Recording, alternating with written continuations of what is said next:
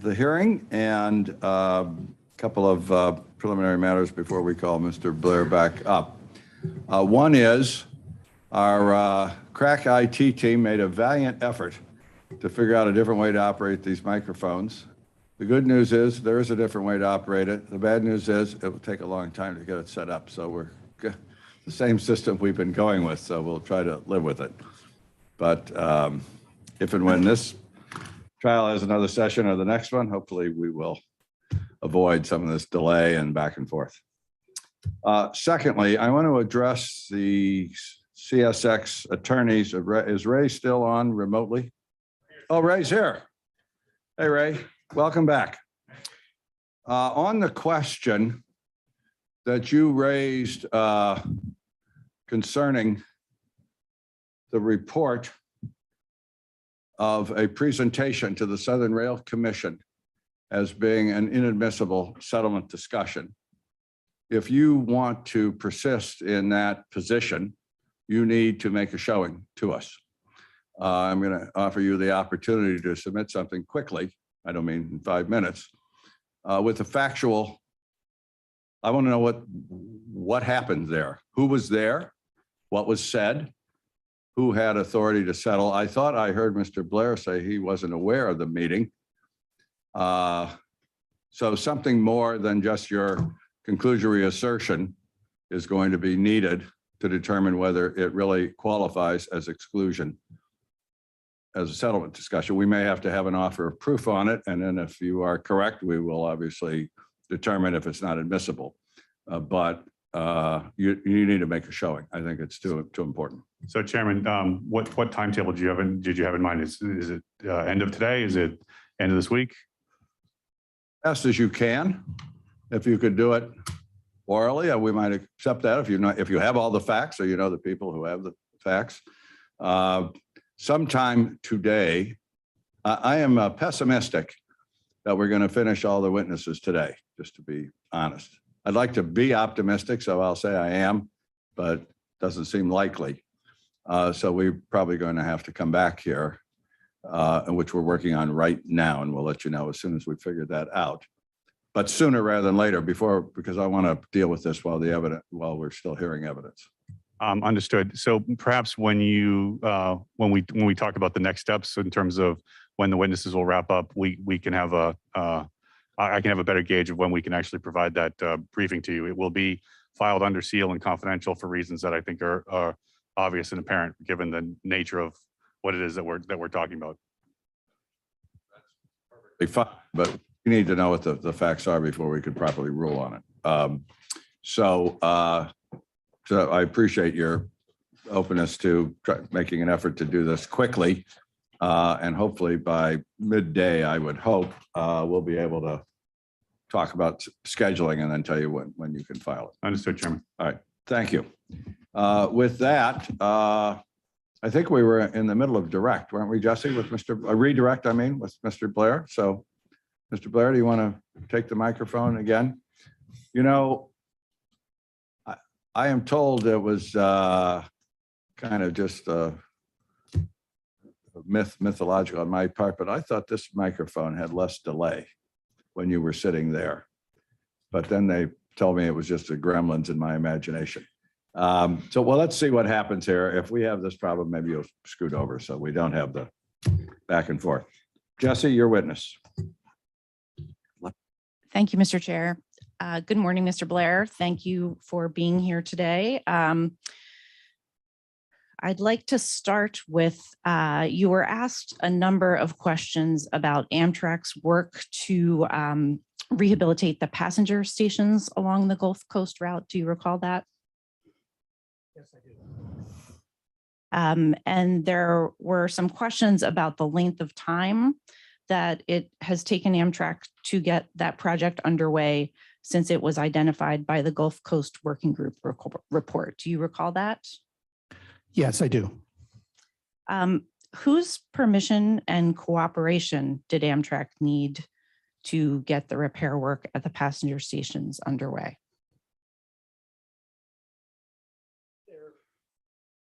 We actually needed permission from multiple parties to do that. We needed to coordinate with the cities on that effort, since there were certain aspects of the rehabilitation that we had to coordinate with them. We worked with the Southern Rail Commission, but ultimately we needed permission from the railroads to get on the property to make the improvements that we were proposing in connection with the restoration of service. And when did Amtrak receive permission from CSX? I believe we received it last week, or probably early last week. And so Amtrak is now getting the work underway with that permission? Yes. Thank you. Mr. Blair, you were also asked a number of questions about layover track in Mobile. Do you recall those? Yes, I do. And I believe you testified that it's your understanding that in this proceeding, CSX and the port have expressed their support for putting a layover track at the downtown Mobile station site. Is that correct? Yes, that's my understanding. Do you understand the support from CSX and the port for the layover track to be a change of position from CSX and the port as compared to prior positions? I think we've had a couple of different positions from the railroad with respect to that. When we had asked to conduct the survey at Choctaw Yard, we invited CSX to identify other sites that they thought might be suitable. And they, at that point, they had suggested that we look at the site that Amtrak had originally proposed at the Legacy Station site. So I think there have just been a couple of different perspectives from CSX on what they thought was the most suitable location. And if CSX and the port now support putting a layover track at Mobile,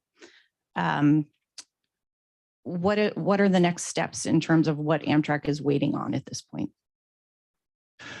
Well, it would be helpful if they would express that support publicly. And I think with that, we will accelerate our discussions with the city for the development of the former station site for both a layover facility and a downtown station. Thank you. And that was going to be my next question. Do you have any knowledge of whether CSX and the port have communicated to the mayor of Mobile or his administration that they now support a layover track at Mobile? I do not have any knowledge of that communication. I'd like to now turn, you were shown a letter from the governor of Alabama. That letter was dated April 1st, 2021. And Mr. Donahue pointed you to a part of that letter stating that without a completed operational modeling study, Alabama will not commit to providing any financial support to new Gulf Coast passenger service. Do you recall that letter? Yes, I do. And was that letter sent before CSX and NS submitted their RTC modeling study in this proceeding? Yes. And does Amtrak have any state-supported corridors that traverse or stop in states that do not contribute financial operating support to the Amtrak service? Yes, we have several locations where a state along the route does not contribute financially to the actual operation of the trains. Thank you. You were also asked a number of questions about whether Amtrak conducts cost-benefit analyses. Do you recall that? Yes, I do. And I believe you testified that typically it is Amtrak's state partners that conduct those analyses. Is that right? Yes, oftentimes with information that Amtrak provides to them about the costs of the operation and the projected ridership. And I'd like to have you take a look at a document that Mr. Donahue showed you, and I hope it's in your pile over there. It was Joint Exhibit 26K, and it was an SRC Alabama briefing PowerPoint presentation dated July 12th, 2019. It has an Exhibit K on the cover page, if that helps. Yes, I have it. Okay.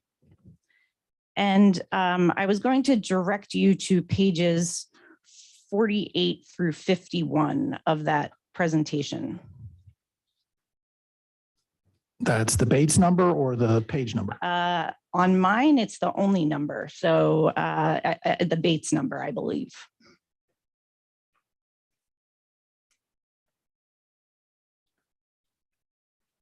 Starting on page 49.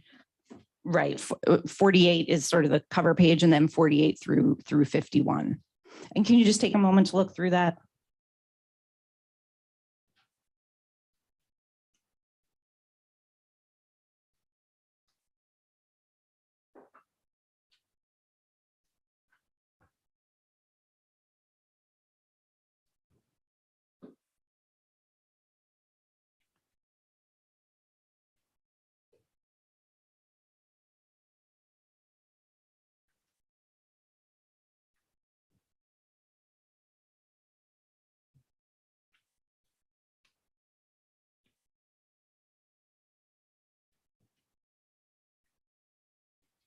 Okay, thank you. I've got a chance. And is this the type of kind of cost benefit or economic impact analysis that you were talking about? Yes, it is, including, direct, indirect, and induced benefits, regional benefits, tourism benefits, et cetera, very much like the other analyses Amtrak supports with other state partners. And this analysis is specifically with respect to Alabama, is that right? Yes. And do you have any knowledge of whether similar analyses were prepared for Louisiana and Mississippi? I don't know whether similar analyses were prepared, but it does look as though since the service covers a number of states, I would presume that SRC did indeed prepare state by state evaluations. And if I could ask you also to look to page 56 of this document and take a moment to familiarize yourself with that.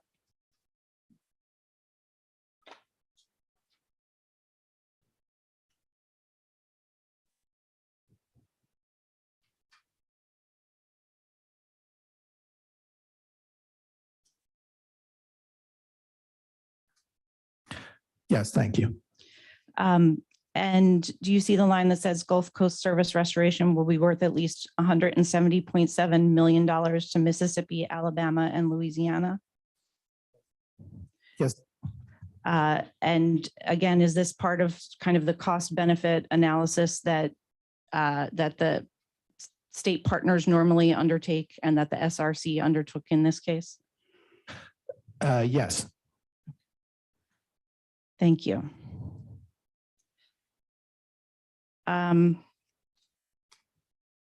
Before you leave Sure. are you ready to leave this document? Yes, I am ready to. I just have a couple of questions if I could interject. Mr. Blair, the 170.7 million, is that annually or forever, or what does that mean?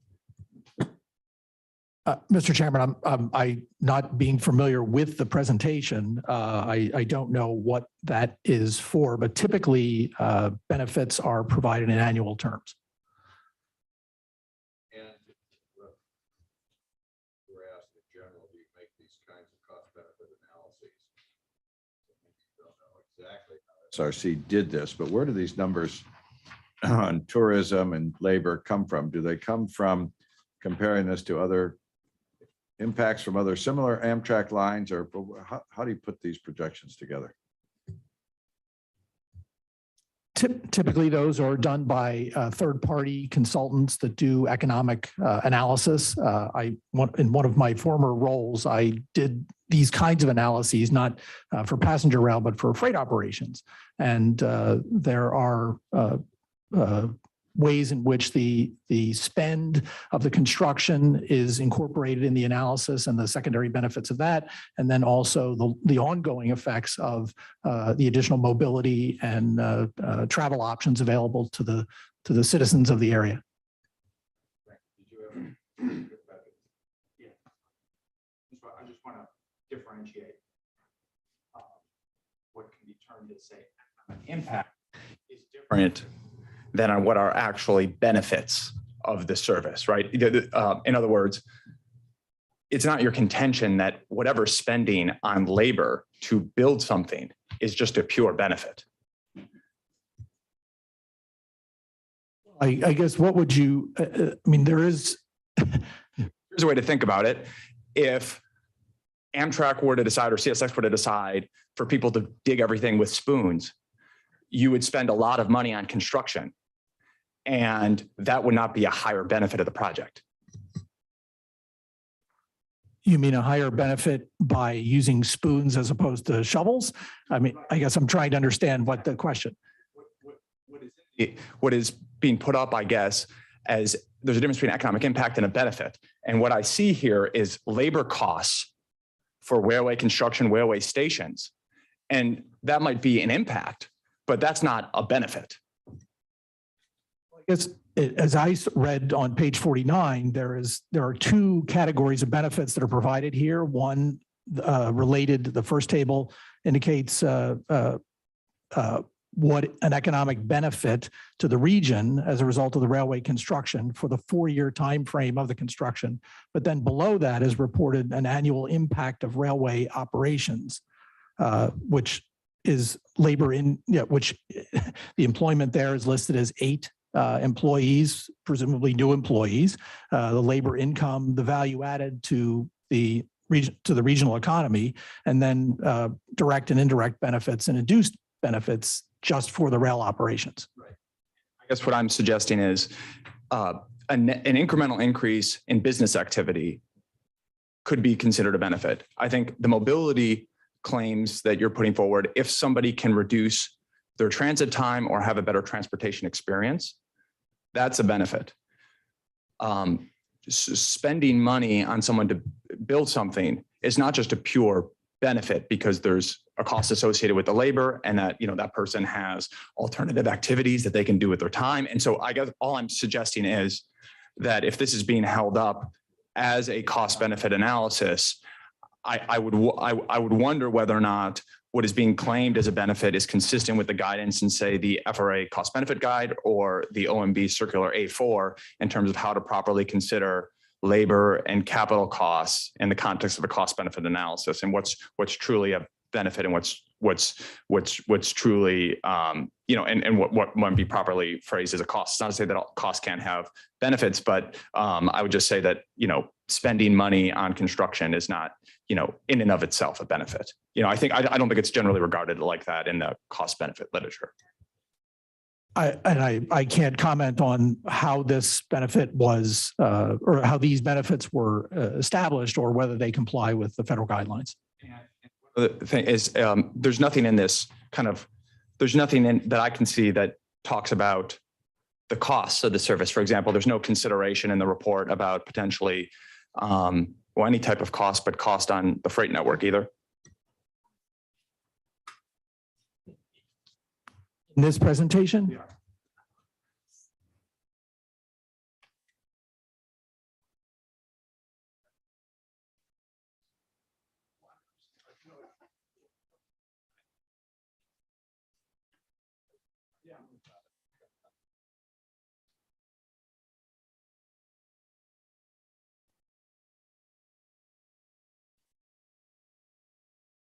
Well, again, not knowing how the numbers were constructed, I don't know what other benefits or costs were incorporated in the analysis. Kind of conclude in saying that I think there is a difference between like regional economic impact studies and then what are traditionally thought of as cost benefit analyses, and they're completely different frameworks. And one is kind of an incremental analysis, and to be fair, without trying to, give an opinion from where I sit, there's also, Jim, you mentioned mobility benefits. There's no mobility benefits in this either. So it's very plausible that there are benefits not captured in, and there's no, as I can tell in this report, no costs included, or at least things that are properly considered costs. And I just want to make sure I'm not missing anything.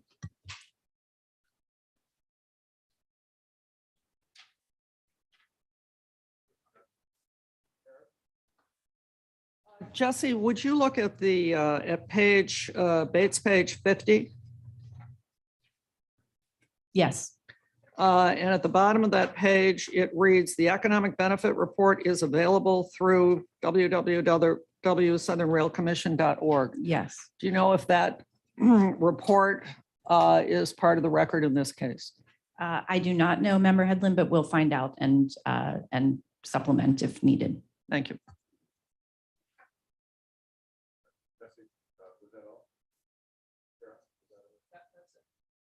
Okay, sure. Mr. Blair, you were also asked a number of questions about the availability of funding for infrastructure projects along the Gulf Coast route. Do you recall that? Yes, I do. And I'm paraphrasing here, but did you understand at least the gist of some of those questions to be that the reason that the Gulf Coast Working Group report recommended phased infrastructure improvements after start of service was because of the availability of funding? Objection leading.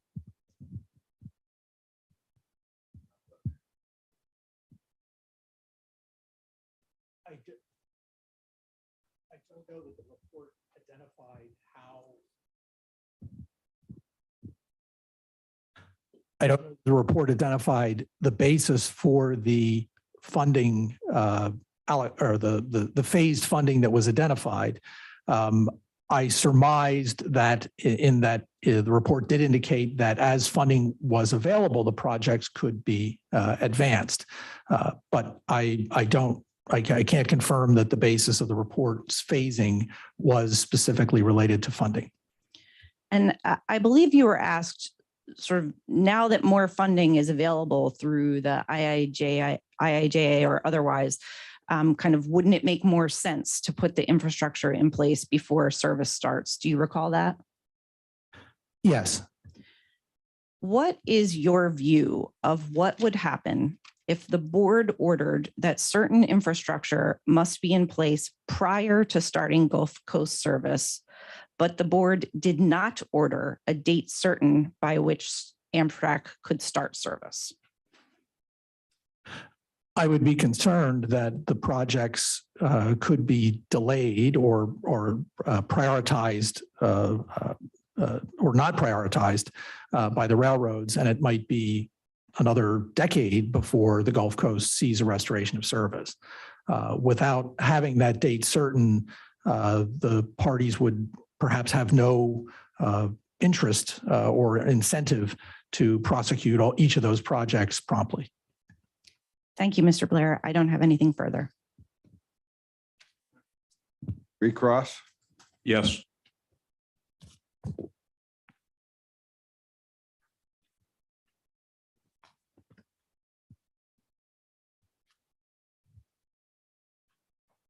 If I can just follow up on a couple issues and I'll be done. Okay, sir? So council was just asking you about the infrastructure in place. And I think we established that the Virginia projects and the North Carolina projects that introduced rail service, they did have the infrastructure in place, correct? It's my understanding that most, if not all, of the infrastructure was in place prior to the start of those services. And those have been considered successful projects. Yes, they've been considered successful projects. I mean, we went through a little bit on some documents where Amtrak was even citing them in their presentations about the success of the North Carolina and Virginia projects. Do you recall that? Yes.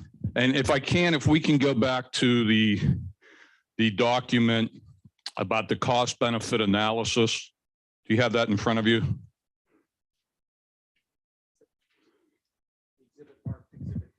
Yeah. I guess my only question here, and it's kind of following up the panel, is that the heading of this on what I have is page 49, the chart that you discussed earlier. Do you see that? Yes. The title of this is Potential Economic Benefits, Daily Mobile to New Orleans Passenger Rail. Do you see that? Yes. So do you still believe this is a cost benefit analysis, or is this merely evidencing what they believe the benefits will be? I don't believe that I represented this as a cost benefit analysis. I said this is typical of the kinds of analyses that Amtrak helps support. But when we apply for federal grants, we follow the guidelines that are provided as a part of those federal grants for submitting a cost benefit analysis in accordance with that process. And on redirect, you mentioned the August 4th letter, I believe, that you sent to Norfolk. I'm sorry, the August 3rd letter, and it's JEO 331L. Do you recall that letter that you sent to Norfolk and CSX?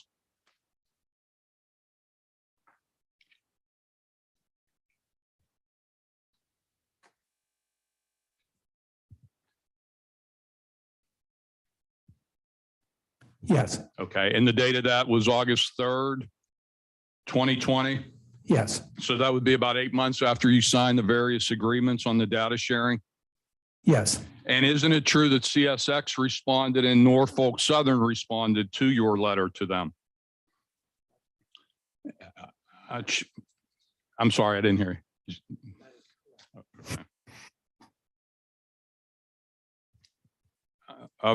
Mr. Chairman, I'd like to introduce Exhibit JE70 and CSX NS 367 as exhibits.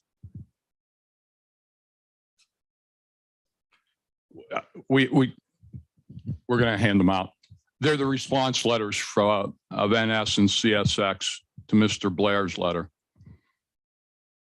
Are you offering them into evidence? I am. Well, let's see if you can lay a foundation for them. Well, I believe I just did. He said he was familiar with those letters. Been looking at them. Let's see what we're looking at here. May I have a copy, please? Yes.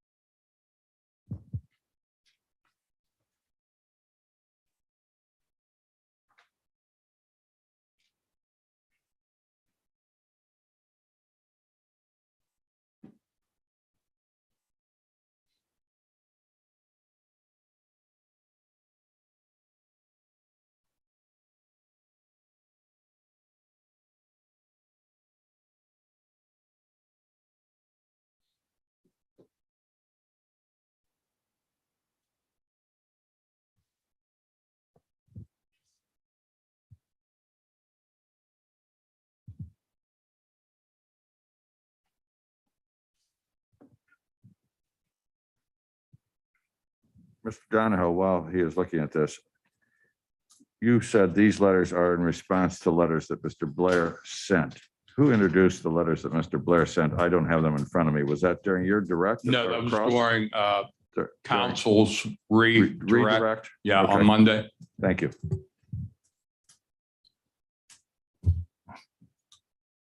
And I believe it was JEO 31L, Chair. Uh,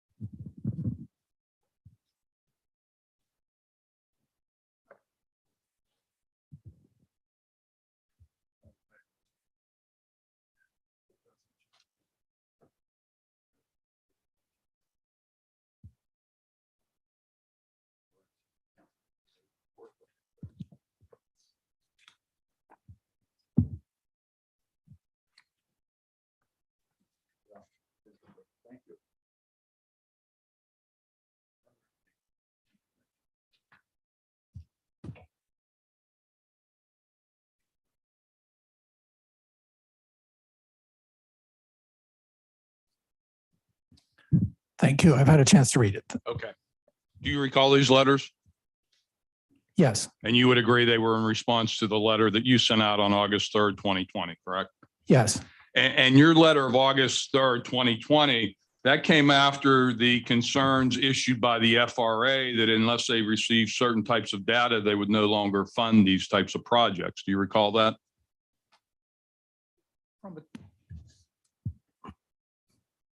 from a timing standpoint, we had those concerns, as expressed in previous communications to the railroads about that data. The August 3rd letter, as I previously stated, reflected a combined set of data, or a combined list of data requests, which the railroads requested that we provide them. And that's why I detailed them in the August 3rd letter. Yes, it was after the FRA had communicated to us, but it also reflected Amtrak's ongoing concerns about the transparency of the analysis and the lack of data that we were provided with by the railroads. My question was simply, isn't it true that this letter was sent after, which was, we referred to earlier, CSX NS 321, the June 29, 2020 correspondence from the FRA's Peter Schwartz to you outlining all the data that the FRA requested? In terms of timing, yes, this was after receiving the correspondence from FRA. And if we can look at under number 1, Amtrak states it requires CSX data. Do you see that heading? You're referring to the CSX letter? Yes, I am. Sorry.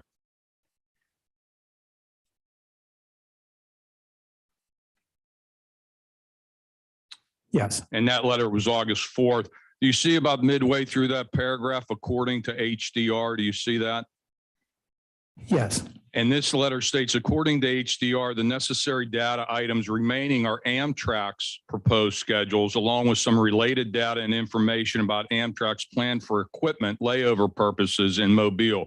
Being without such, CSX data is not preventing Amtrak from providing those inputs. Do you disagree with that? Do I disagree with the statement here? Yes. Yes.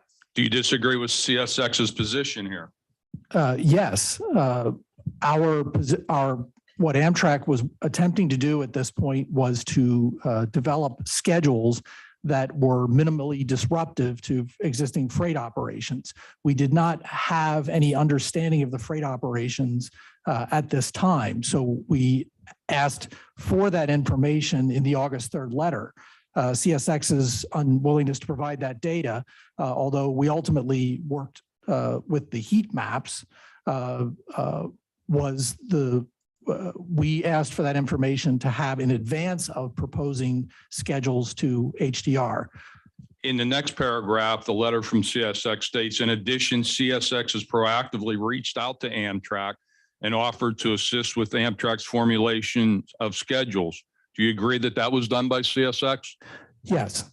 And then under Section 2, Amtrak. I can clarify that. I didn't ask for a clarification. I asked yes or no. I'd like to give the witness a chance to clarify it so we could speed this up. Go ahead. Fair Mr. enough. Blair. So CSX said that they had identified slots during the day when we might be able to operate. And we said, well, that would be interesting, but we'd like to know what the operations are there in context. So the reason we did not take them up on that offer was that we, just knowing what slots they wanted us to operate in didn't let us know what traffic was operating from their perspective, or whether or not that information was actually supported with data. If you can look under heading 2, Amtrak states the base case. Do you see that? Yes. And CSX is responding to Amtrak's request that there is a 2 to 5 year outlook. Do you recall that? Yes. And would you agree with me that a 2 to 5 year outlook was not part of the agreements that Amtrak signed with the freight railroads? We did not propose to run the analysis against a 2 to 5 year outlook. We proposed to run the analysis against the 2019 base case.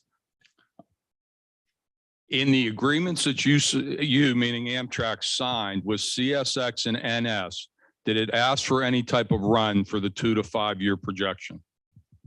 It did not. In fact, the projection was for 20 years. Yes. And you signed those documents. Yes. Okay, if we could go to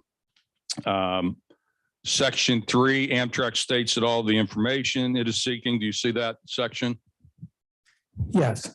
And according to Mr. Daly, he responded that CSX respectfully disagrees that the CSX data Amtrak is now requesting was covered under the agreement. So is it fair to say there was a disagreement between Amtrak and the freights as to what data was to be shared? Yes, I think that's very fair to say. And according to Mr. Daly, the agreement explicitly identifies string line diagrams as confidential. Do you agree with that, that the agreements identified string lines as confidential? String lines are mentioned in the 3 agreements with different criteria for each. Mr. Daly was citing 1 in his letter, not all 3 agreements. And which agreement was he citing? 2. I don't know what he is citing, so I apologize. I believe he is probably referring to the data sharing agreement. And that's what these letters are about, is a data sharing agreement. So your understanding or recollection is that the data sharing agreement did provide that the string lines were confidential? I would disagree. The letter that I sent on August 3rd refers to the three agreements that the parties had executed for completing the study. To respond to only one of those three agreements, I think, doesn't address the full character of those agreements and what data was expected to be shared between the parties as evidenced in all three agreements.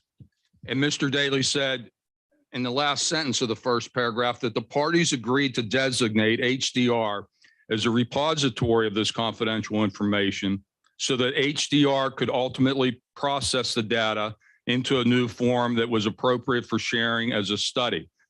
Would you agree that the parties agreed to designate HDR as a repository?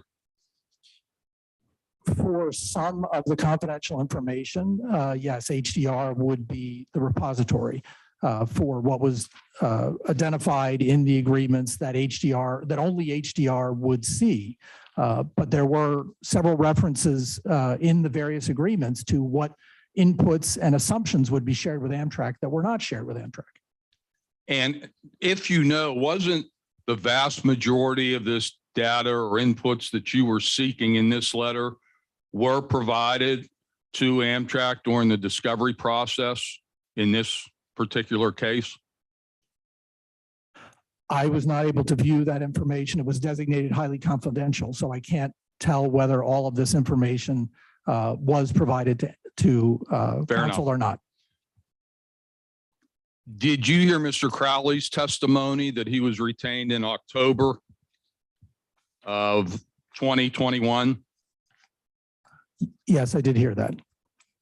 Were you aware that discovery closed in September of 2021? Objection, this is beyond the scope of redirect. Where are you going with this, Mr. Donahoe? That's my last question. Good. I'll let him answer it on the representation. That is his last question. I don't know what the basis of that really is, but let's get it over. I don't recall when discovery closed. Fair enough. Thank you.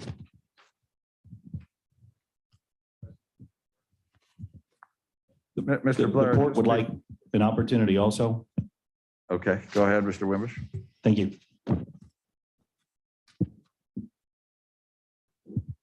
Limited to recross. Yes.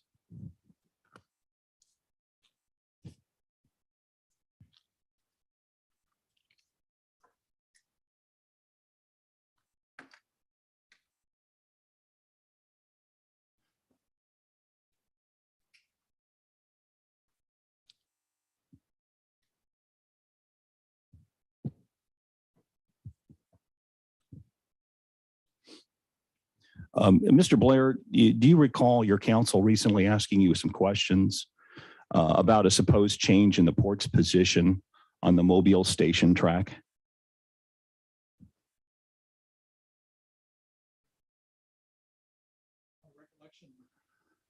My recollection of the question was she asked about CSX's position on the Mobile station track.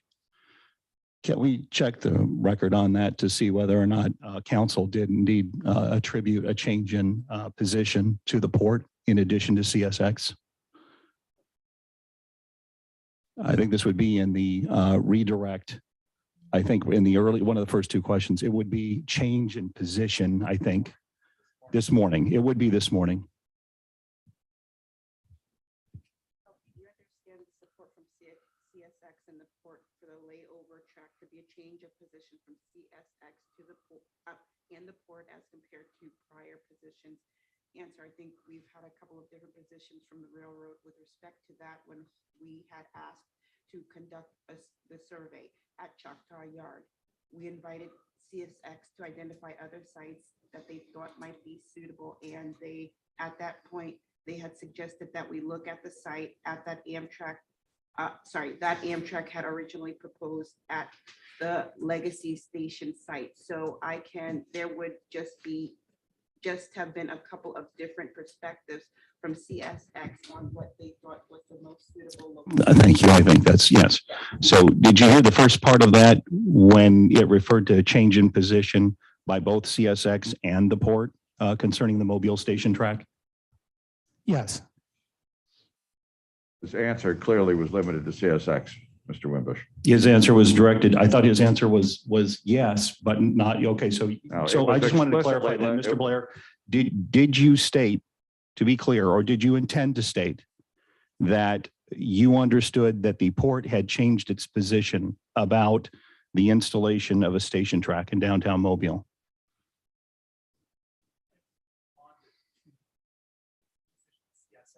Taken in my response. To clarify, is it your understanding that the port does not support the installation of a station track in downtown Mobile? I heard the port express that in their testimony. Okay, thank you. I have no further questions. Any other questions? Mr. Blair, just before we dismiss you to find out if you might have to come back, without going into the substance of it for the moment, I think that Monday, when this subject of the supposed settlement discussion, which Mr. Atkins objected to, I had asked you whether you had any knowledge of it. And I'd just like to know, without your telling us, what the knowledge is.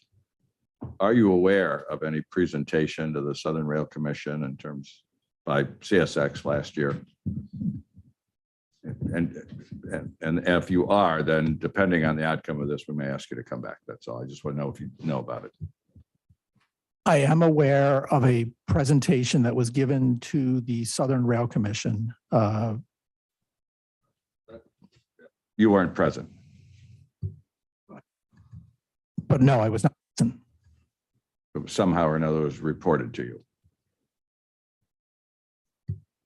Yes, it was reported to me by members of the Southern Rail Commission. You would be in a position to tell us what report you received about what happened there. I received very little information other than, yes, If you can testify to. yes.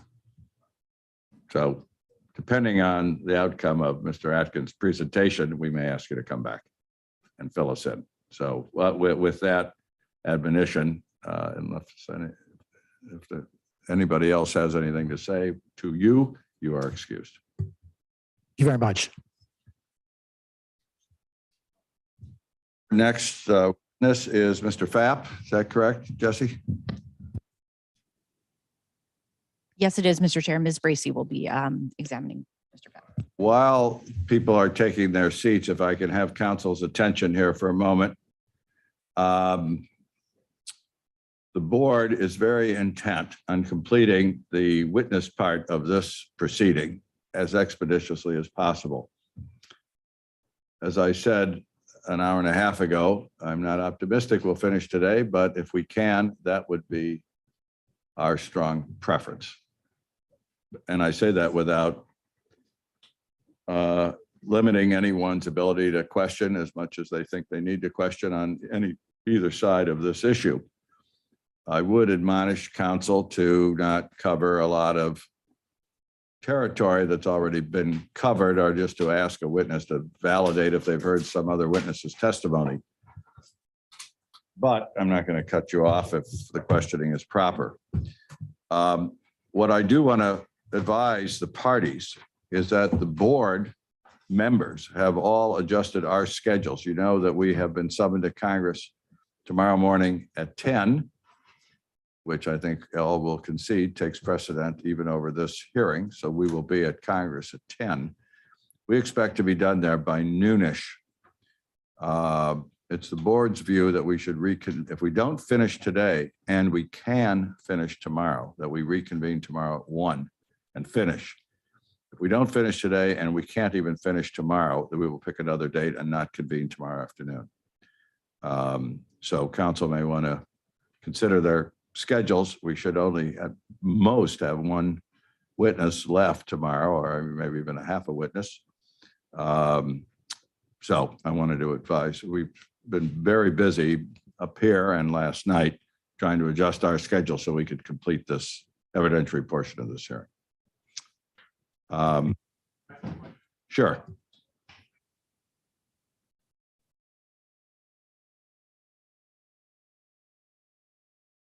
Can you hear me through the mask? Okay. Just clarification, when you say finish by Thursday, do you mean finish the witnesses and the closing testimony of counsel, or just finish the witnesses? Just the witnesses. Is the board in a position to offer any guidance about when it would expect we'd actually complete the closing testimony by counsel?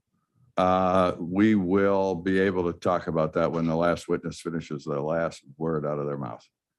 So It depends on how the evidence goes and what other further work may need to be done. okay, thank you. And So but Mr. it Chairman, will be tomorrow, Ray. We won't, no matter when we finish the testimony of witnesses, the closing arguments will not be tomorrow.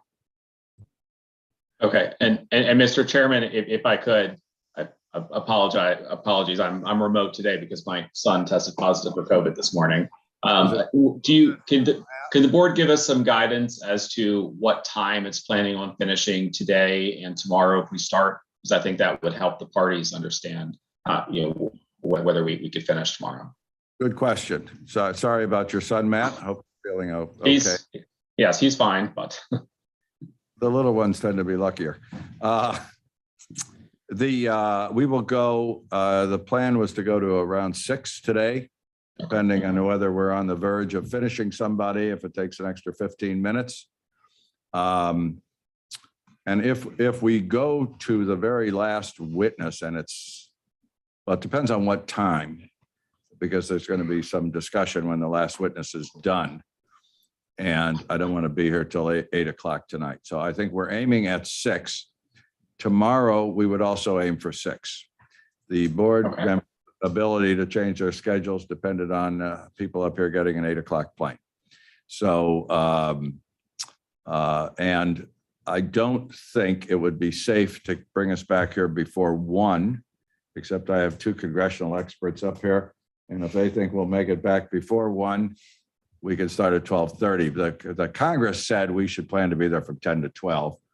But I think whether they actually keep us till 12 depends on 2 things: my verbosity, and that is unpredictable, we know, and 2, whether they get interrupted for votes, which could have us sitting there while we're waiting. But I still think it's safe to say we won't be there past noon. At least that's our intel. So 6 o'clock, Matt, tomorrow night, roughly. okay, that's very helpful. Thank you. The goal is, and it will depend on where we end today, if we don't think we can finish in 5 hours tomorrow, we're not going to start and stop a witness tomorrow. We'll just have to pick another day. So that's our hope. Rob? yes, Mr. Chairman, as you probably know, we also, having traveled out from Chicago, are in a bit of a ticklish situation as well. We could, I think, easily participate and are willing to participate remotely tomorrow if that's permissible. Otherwise, I think just given what we packed and what we planned for, I would probably need to show up in street clothes tomorrow afternoon. It's just what I've got left. I could use my extraordinary clout as chairman of this board to open a haberdasher for you somewhere downtown. But I'm ready to see you exercise that extreme clout right now for that purpose. Go ahead. If it were Chicago, we might have a shot. Well, then let's go move out to Chicago then. I would be fine if you finished off your participation remotely tomorrow, if that's the only way. I appreciate your do it. indulgence. It's just that's the kind of the circumstances that we have. Yeah. Okay. I know it's not ideal having seen that exercise here, but Anticipating this, I brought an extra shirt, so I'm Chicago Bears stuff. That's what. all right. With that, Ms. Bracy, your witness. Thank you, Mr. Chairman. I think Mr. Fapp needs to be sworn in.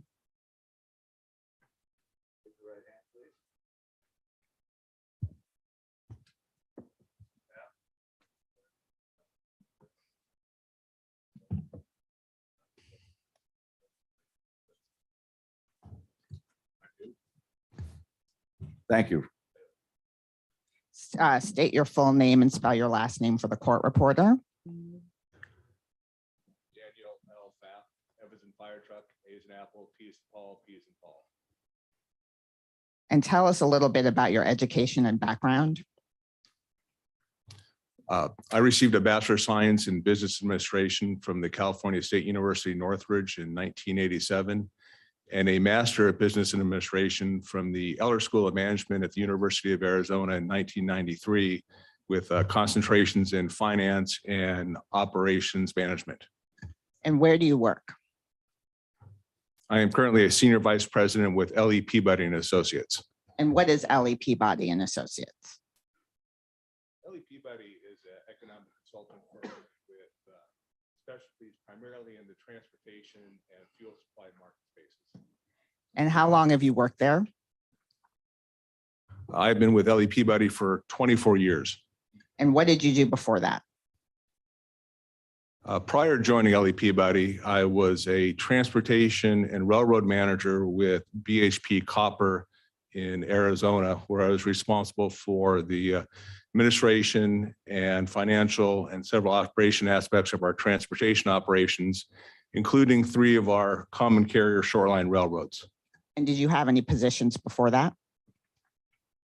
Well, immediately before that, right after graduate school, I spent a little time working for a printing company until myself and the owner of the company realized I was allergic to the chemicals in the printing process. So that's a short-lived printing career. Do your clients at L.E. Peabody include both the freights and Amtrak? Yes, our clients include freight railroads, Amtrak, passenger railroads. Can you tell me which freights? We work with Class 1 railroads, regional railroads, shoreline railroads, terminal carriers. What were you asked to do in this case? We were asked to evaluate and audit the RTC models prepared and verified by Mr. Banks and Mr. Guthrie in this proceeding. And have you reviewed the R.L. Banks and Guthrie model? Yes. And in your expert opinion, what conclusions have you drawn about the Banks and Guthrie model?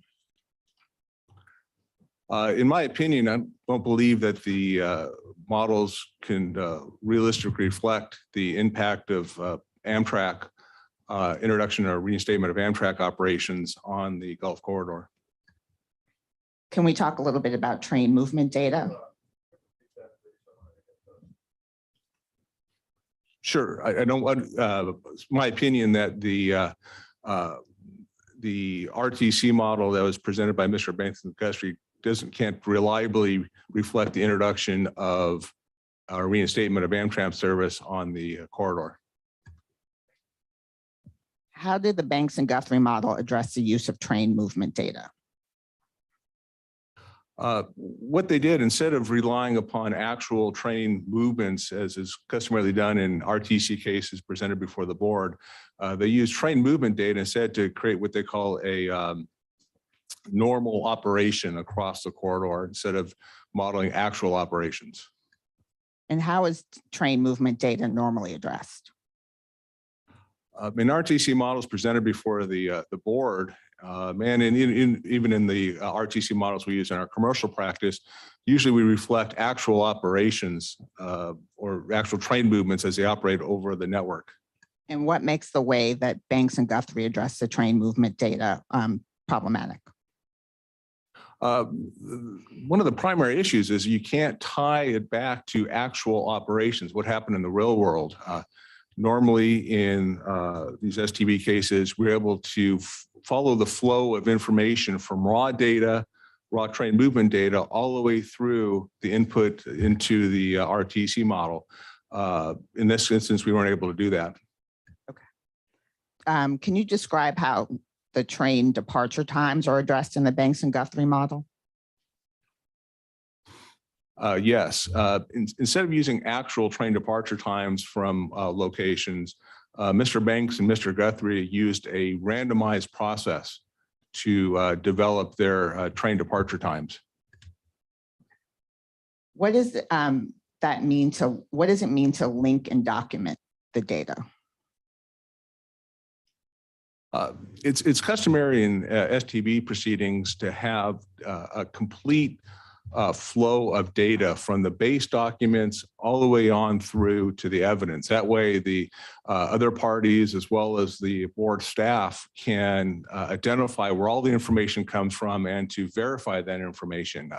Normally, we see, especially when it comes to things such as the RTC model, you'll have detailed flow charts or outlines or statements showing exactly how all the data fits together and flows through the process. What did they provide instead?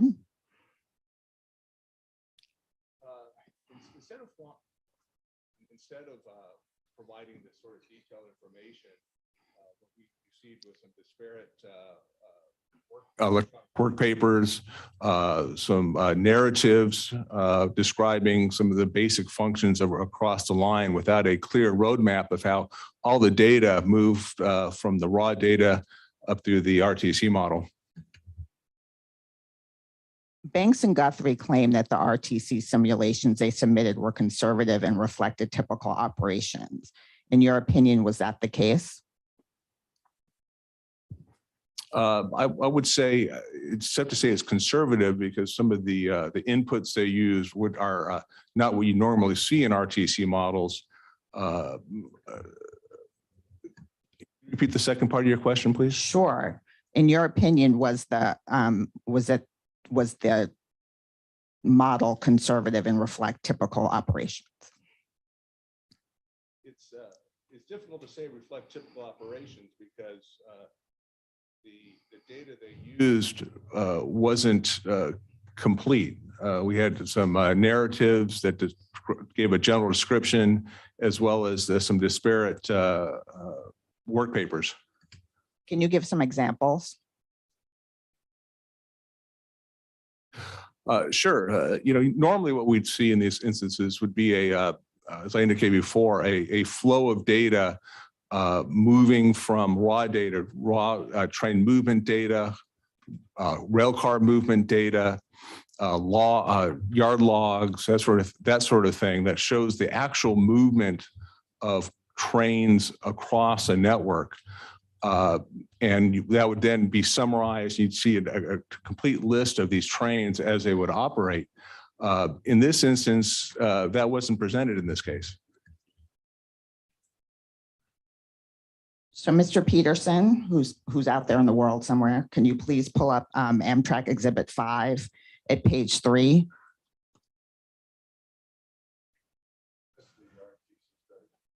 It is not. It's a demonstrative submitted by Amtrak.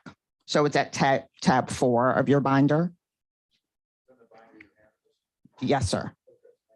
You're welcome.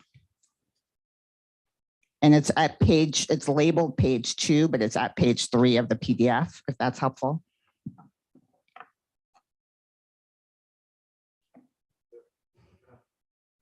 This is marked highly confidential on the bottom. It is, but we have consent from CSX and NS to show it in the public setting. Very good. They gave us that consent last Yes. week. Thank you. Excellent. Proceed. So showing you what has been marked as Amtrak Exhibit 5, what is this? This is the demonstrative we developed for this proceeding based on information received in discovery, as well as information presented by Mr. Banks and Guthrie in their verified statement work papers.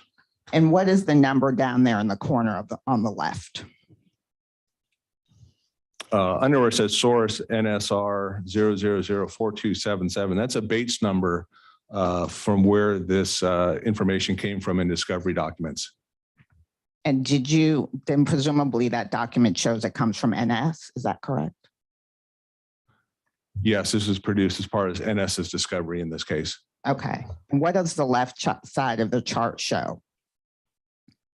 The left side of the chart is information from a comparable file produced by Mr. Banks and Guthrie in their work papers, specifically the 2019 P RTC option file. So can you talk a little bit, I'm sorry, about the left side of the chart? Sure. What this shows is an excerpt from the RTC option file. The option file is one of the input files into the RTC and describes different operating parameters that the RTC model uses. In this instance, what we see here is highlighted in the pale yellow is what's called the crewman walk speed, and it shows 3 miles per hour, which is the default setting for the RTC model. And what is the document on the right show, or the right part of the chart show? The right part of the chart is a comparable file from Mr. Banks and Mr. Guthrie's work papers.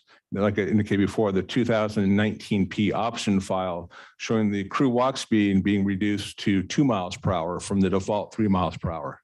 And what is the impact of reducing crew walking speed in the model from 3 miles per hour to 2 miles per hour? Crew walking speed is used by the RTC model when a conductor or someone else has to dismount from the locomotive and to, let's say, throw a switch or maybe take off a EOTD device. What it is used is to reflect the time for that crew person to walk to and from a location. By reducing from 2 to 3 miles per hour, from 3 miles per hour default speed to the 2 miles per hour, that just increases the amount of time a train will be dwelling at a location while the crew member walks. Is the 3 mile per hour walking speed the default in the RTC model? Yes, it is. Okay. Let's talk a bit about conflicts between trains. How is that handled in the Guthrie Banks model? In the RTC, the default setting is that a train, when 2 trains are meeting, the first train will take a siding. That's the default based on operations across different networks as modeled by or indicated by the RTC developers. In Mr. Banks and Mr. Guthrie's model, they changed that default setting to not have the first train take a siding. Instead, it would depend upon different factors. What this ends up doing is that you could have, where in the real world, one train would stop. In the RTC model, you end up having both trains stopping. And what difference does that make in the running of the model? Once again, changing the default setting just slows the network down and basically consumes whatever capacity is on the line. Slowing the trains down and having both trains stop just sucks up additional capacity. So I'm going to object, Chairman, at this stage, and maybe Ms. Brazy can make a proffer. I'm not aware that this was an analysis that was in any of Mr. Pfapp's or an argument that was raised in any of Mr. Pfapp's prior verified statements. Perhaps I'm incorrect about that. But to the extent that he is making a criticism now that he did not make in either of his 2 prior verified statements, I think that's inappropriate under the party stipulation. You want to respond, Ms. Bracy? Yes, it's our understanding that he did discuss conflicts between trains. I will have to look up the page number, but I do not believe this is new analysis. Let's proceed with Mr. Pfapp's testimony. And we'll call it in the nature of an offer of proof for the moment. And then when you have a chance to cite a responsive argument to Matt's point, we'll decide whether it gets included in the record. So proceed. Thank you, sir. You stated in your report that the Banks-Guthrie RTC model is forced to handle more than twice the number of trains than it accommodates in the real world, not including the proposed Amtrak passenger train service. Why is that the case? Well, it's due to a number of factors. First of all, there's a large number of the trains that are in their RTC model are just not supported in the evidence that was provided, specifically in the train movement data or that sort of data. Additionally, the way that Mr. Banks and Guthrie modeled or put trains into the RTC model led them to overstating the number of trains that actually work in yards on the system. And you also mentioned in your report that there was underutilized track in the simulations. Is that right? Yes, we saw instances where there was a track that was included in the network but not being used by any of the trains. Mr. Peterson, please pull up Amtrak Exhibit 5, which is at tab 4 for the board members. And it's slides 6 of 8 and 7 of 8. They're the pictures. Unfortunately, they're not numbered, but they're titled Unused Track in the Railroad's RTC Models and Unused Track. That's what they're titled.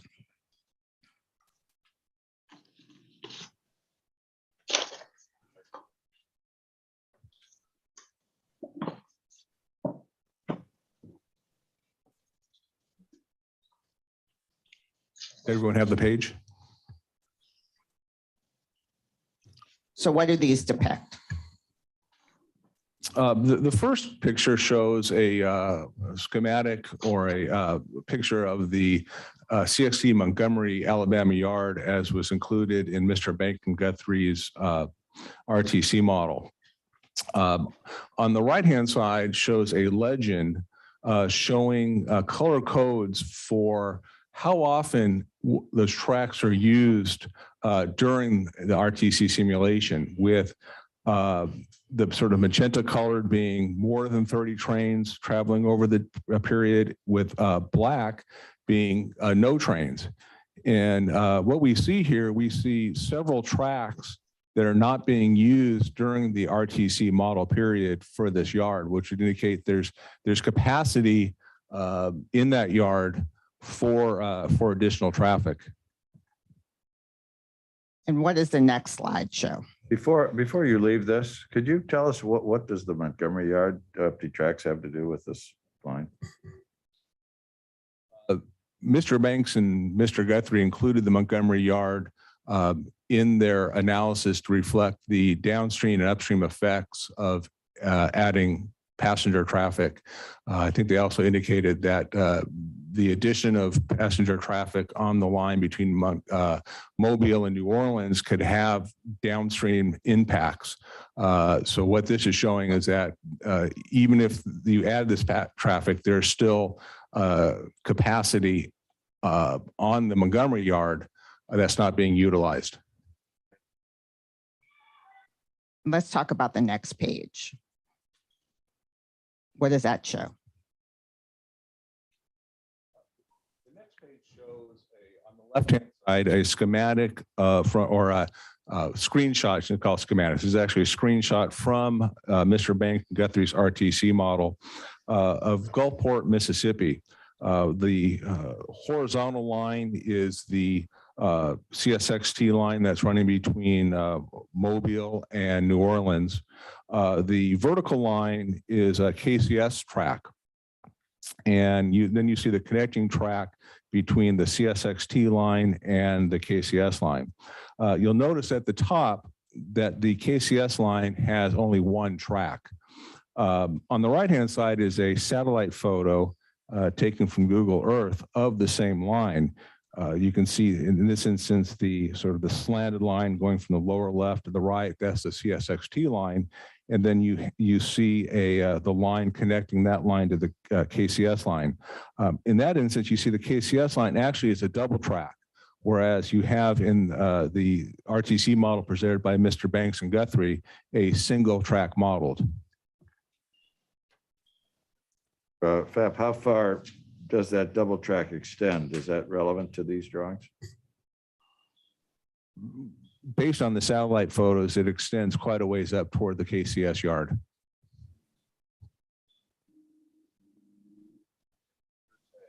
The model didn't include double track for any part of this line? Yes, that is correct. The only part of the line we see is that section going north. We have the single track.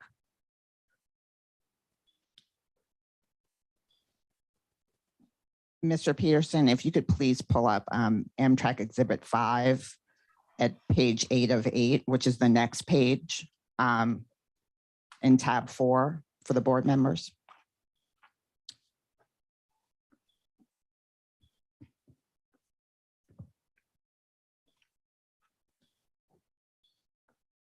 It's the one with the arrows. I don't know if everyone's there.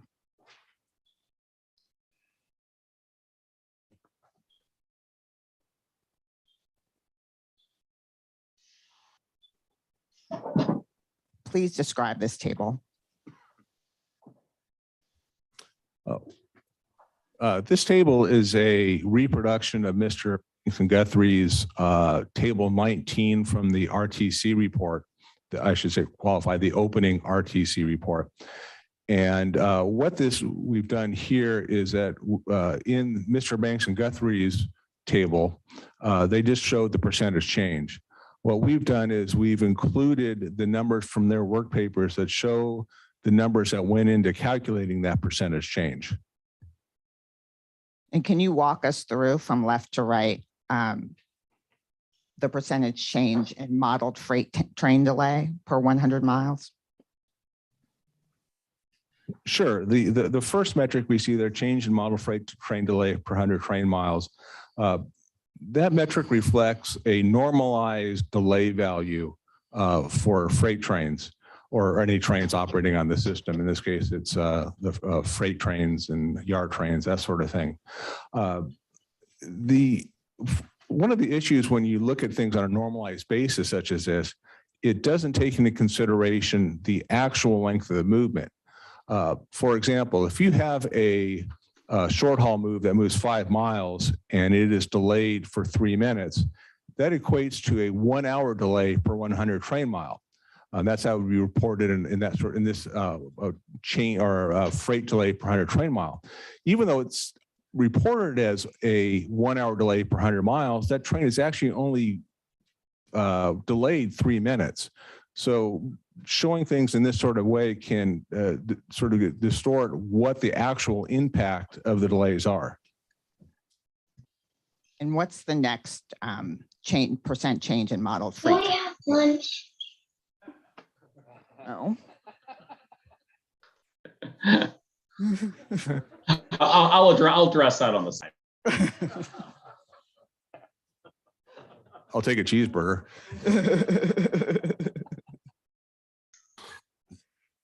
The next one, the change in model freight train speed shows the average, the train speed from the 2019 F case and the 2019 P case. And what we show here is Mr. Banks and Guthrie showed there was a decline in train speed of 4.5%.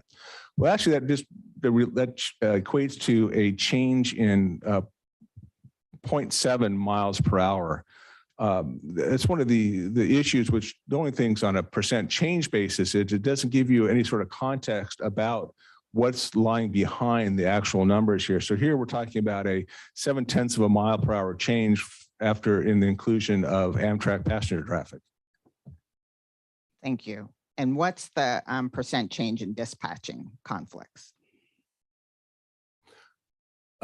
Mr. Banks and Mr. Guthrie calculated the average number of gross conflicts for the 2019 P and the 2019 F RTC cases. In this case, it's gross conflicts. The RTC model presents 2 types of conflicts and reports 2 types of conflicts: gross conflicts and net conflicts. Gross conflicts occur as the RTC model tries to figure out how to route trains across the network. So the RTC model will try different solutions, different ways to route a train. But once it finds a solution, it will discard the gross conflicts and just report the net conflict. So what we're seeing here, so the impact of that is a gross conflict can be impacted. You get in a short, small area where you might get in sort of a Gordian knot sort of thing. We have maybe a unique instance of trains that have a lot of conflicts, but once it finds a solution, the actual number of conflicts declines. That's why the RTC model, instead of just reporting gross conflicts, reports net conflicts, and a statistic called dispatch difficulty, which does compares those 2 numbers, gives some idea what's the actual difficulty of dispatching a RTC case. And Is the net conflict anywhere in this chart? I don't see it. No, sir, that was not reported by Mr. Banks or Guthrie. It's not anywhere in any of their 2 RTC reports that are filed in this case? It's not stated in their report. It is you can derive it from their RTC work papers if you rerun the cases. We did as much as we could.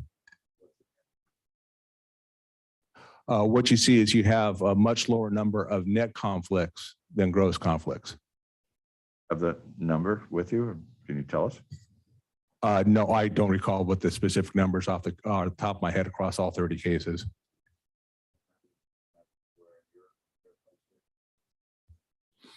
I don't recall if we put that in there. It was like I indicated, it's in their work papers. can we go back for a minute to percent change in freight train speed? Have you heard the testimony about how this would mean, the percent change in freight train speed would mean 13 hours of delay per day? Yes. And do you agree with that? Oh, once again, I don't disagree with, pardon me, I don't disagree with the calculation, but I would say it's presented in a way that distorts the actual impact on train operations. And why is that? Mr. Banks and Mr. Guthrie calculated that number by summing the total delay across the 2019 and 2000 F cases, and then determining based on the number of cases, the number of hours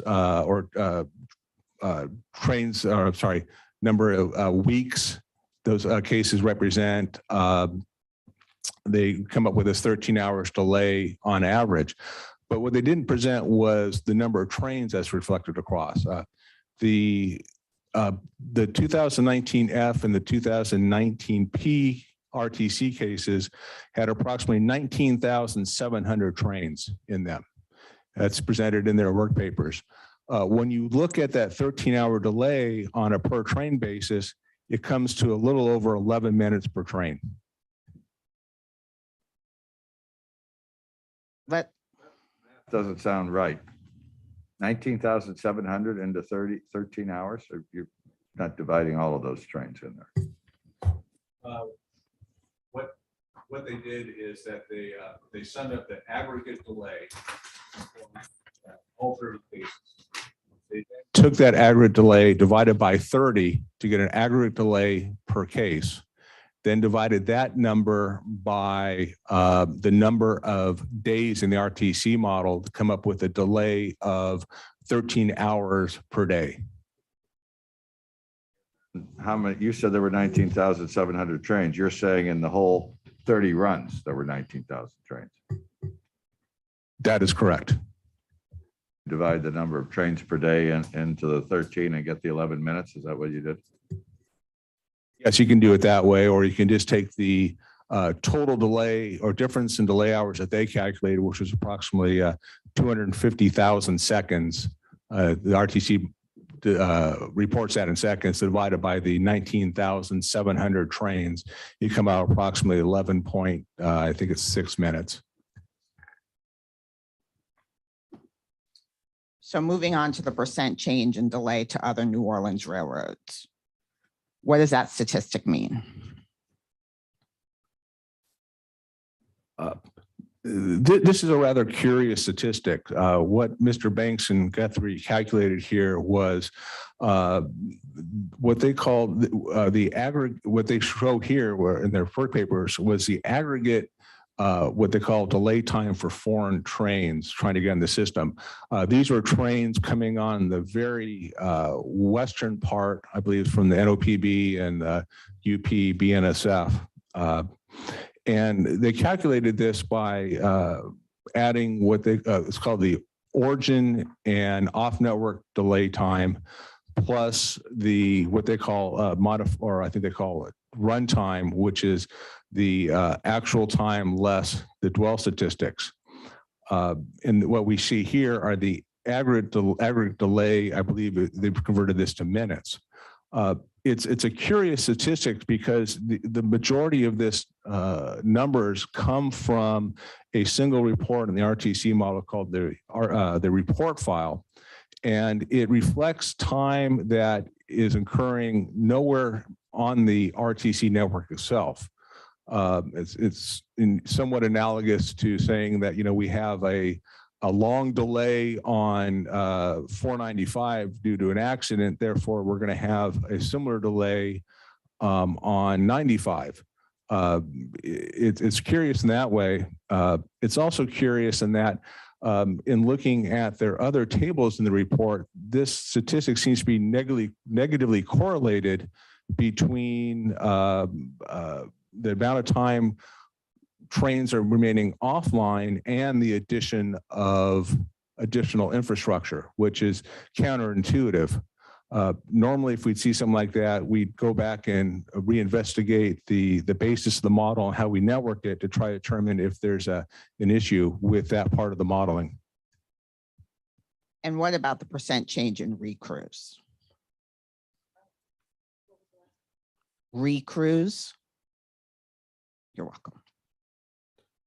RECREWS. Thank you, Mr. Fattler.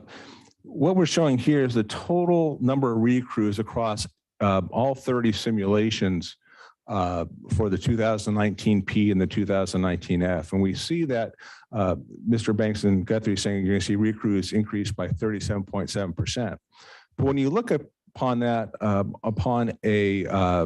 what that means in actual operations, effectively that means because this is across all 30 simulations, it really comes down to you having one additional recrew every 3 days across your entire network. So, you have the network going from New Orleans up to Mobile onto Montgomery. Over that time period, you're going to have one additional crew required every 3 days. And is that a significant change? One additional crew every 3 days? In my opinion, it's not. Recrew rates is a statistic that is not normally presented. It's something that it's not reported to the STB in the current filings the railroads are doing, and it's not something that is you normally see reported in railroad financial statements or in a sort of filings that way. But based on my experience, that's not a significant number. Thank you. If we could turn to, it's tab 5 at page 47 of 49.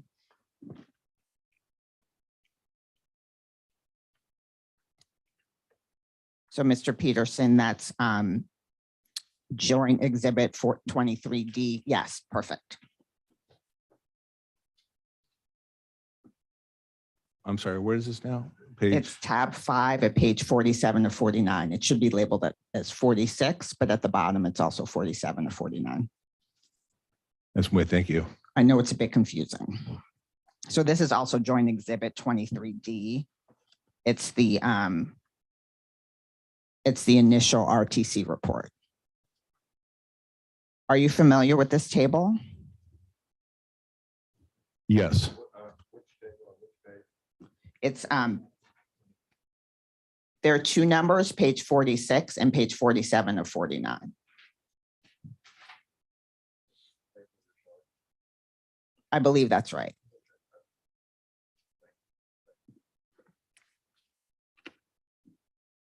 Are you familiar with this table? Yes. What is depicted on this table? This is a table prepared by Mr. Banks and Guthrie in their RTC report that breaks down several statistics that were reported in table 19, plus the addition of another statistic that wasn't reported in table 19, specifically what they call change in variability. This is broken down by train profile from CSXT local trains, through trains, and NS trains. And what is the impact of showing percentages? Once again, showing a percentage change. Showing a percentage change can hide the actual impact or what the real world impact of the metric is actually being measured. This doesn't give it, showing a percentage change just doesn't show the context in which the statistic is actually occurs. Okay. If you could turn to, it's tab 6. And Mr. Peterson, it's Amtrak's Exhibit 14 at the first page, page 1. So it's labeled Table 20 from Dingler-Guthrie report with detailed data for the board members. And what is this table? This is a reproduction of Mr. Well, we call it Dingler-Guthrie report, the RTC report that was amended to Mr. Banks and Guthrie's verified statement. What we've done here is that we have shown the columns that were included in Mr. Dingler and Guthrie's table 20. We've added in the data that was in their work papers that developed these percentage changes. And let's turn to page 2. So just flip over to the next page.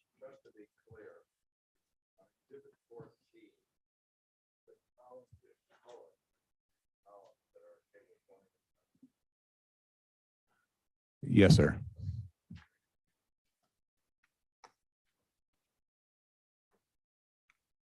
Can you describe this table? Yes, this is an excerpt from the expanded table 20, and what we show here in the working from the far right. This is the numbers, percentage change numbers that were included in the Dingler-Guthrie report table 20. Next to it, we see the change in delay per 100. That is simply the difference between the numbers showed in the 2019 passenger delay per 100 miles and the 2019 with passenger delay. The train profile reflect the different trains as they operate over the CSXT and NS systems, whether they're local through trains or the NS trains. And what does train delay per 100 miles mean?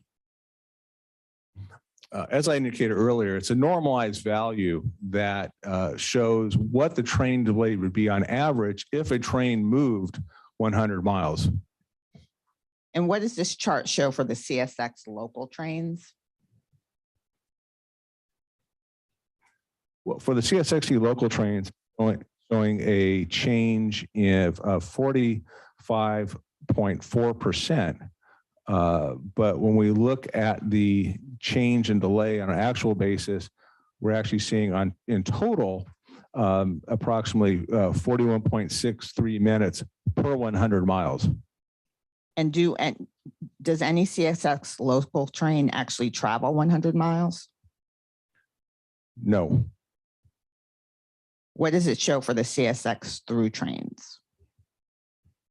Once again, we're showing a 25.9% change in total for through trains.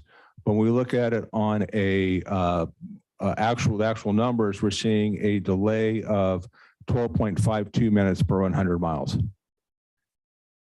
And what does it show for the NS trains? Once again, we're seeing a 7.4% change in total for this train.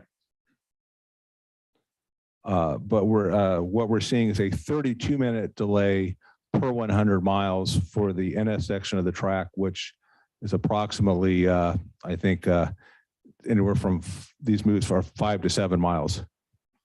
And where did you get these numbers? These numbers were included in Mr. Banks and Mr. Guthrie's work papers. Okay. Just flipping to the next page that talks about speed. What does this document show? Once again, this is a reproduction of. Just try to understand this chart. I'm sorry to interrupt. we look at the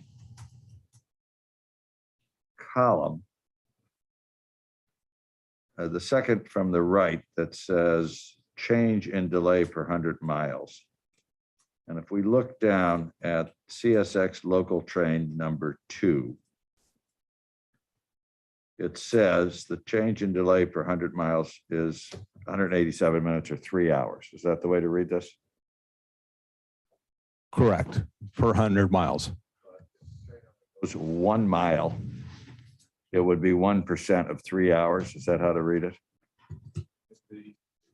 If train only went 1 mile, the delay would be 1.87 minutes. Is there any data that is either in your work or that you found in the Dingler work, which tells us how many actual minutes each of the trains are delayed?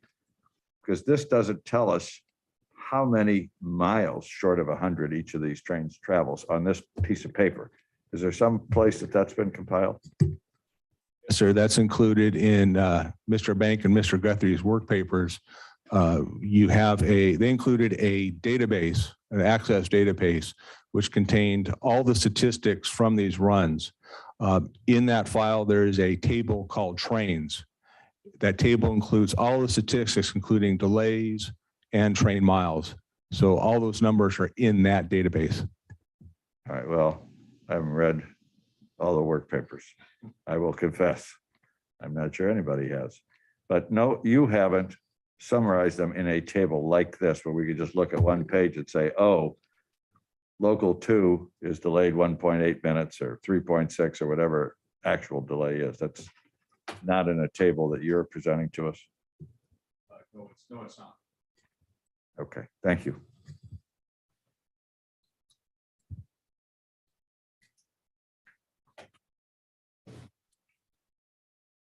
Moving on to the next chart, having to do with speed. What does this chart show? Once again, this is an expansion of Mr. Dingler Guthrie's RTC report, table 20. And what we show here are the, starting on the right, the percentage changes calculated by Mr. Banks and, the percentage change in speed as calculated by, in this case, in the Dingler Guthrie RTC report. Next to it shows the actual change in speed. Then we have the difference between the 2019 passenger case and the average speed from the 2019 passenger and the 2019 freight. And then once again, the train, same train that were reflected for CSX through local and NS trains. And where did these numbers come from? Once again, these came from Mr. Banks and Guthrie's work papers. And what does this show for the CSX through trains? It shows for the through trains that on average, the actual speed is going to decline by 0.95 miles per hour. And what about the CSX local trains? Those local trains are going to decline by an average of 0.71% miles per hour. I'm sorry, 0.71 miles per hour, not percent. And finally, the NS trains. This is showing on average that the NS trains are going to decline by 1/10 of a mile per hour.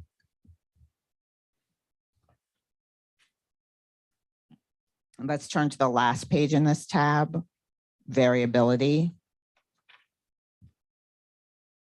What does this depict? Once again, this is a depiction of Mr. We call him Dingler Guthrie's RTC report, table 20. On the right, it shows the change in variability. And then we have the change, the actual change in variability, change in the variability with the passenger case, then without passengers, and then once again, the same trains. Can we turn for a second to tab 4 at page 3, which is exhibit 5?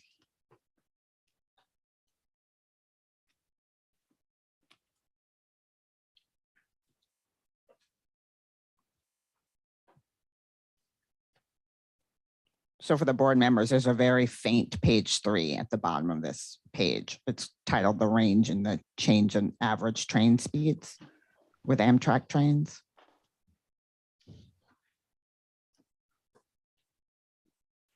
What does this chart show? I think the chart on the screen is different than what we're talking about here. Oh, you're correct. Mr. Peterson, can we go to page 4 of the PDF?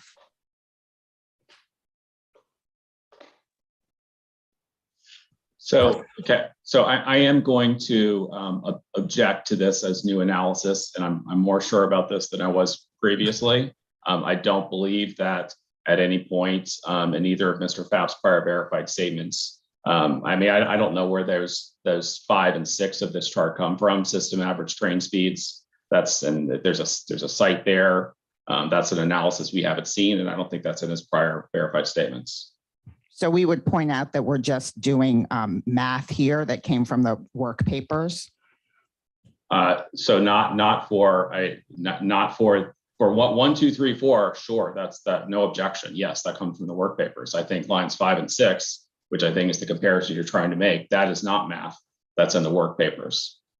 It came from the STB consolidated ex parte monthly train speeds, and we think that's a public document that we can draw a comparison from. Where did that? But that calculation is not in the work papers. I mean, we haven't seen that calculation. I don't know where those numbers come from. I mean, you say they're from 724. I mean, I take you at your word, but we haven't actually seen that analysis.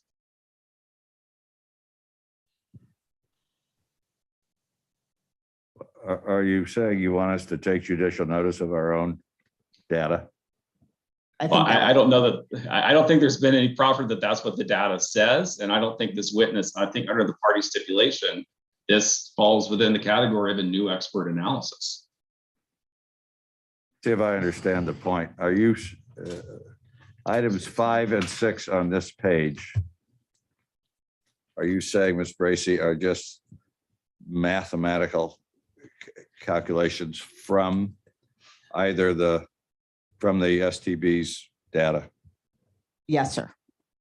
Those calculations that anybody could make by just looking at the data? It's right between lines 1 and 4, and Mr. Pfaff might be a better person to explain this than I am, but 1 and 4 is from the work papers, and 5 and 6 is a comparison between the average reported train speeds versus the range of train speeds in the work papers.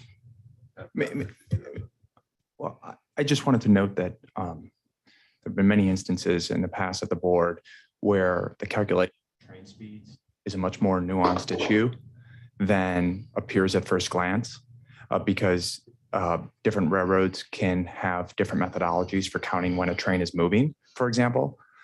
I'm sort of wondering if these numbers are backed by a specific methodology that the board could take a look at.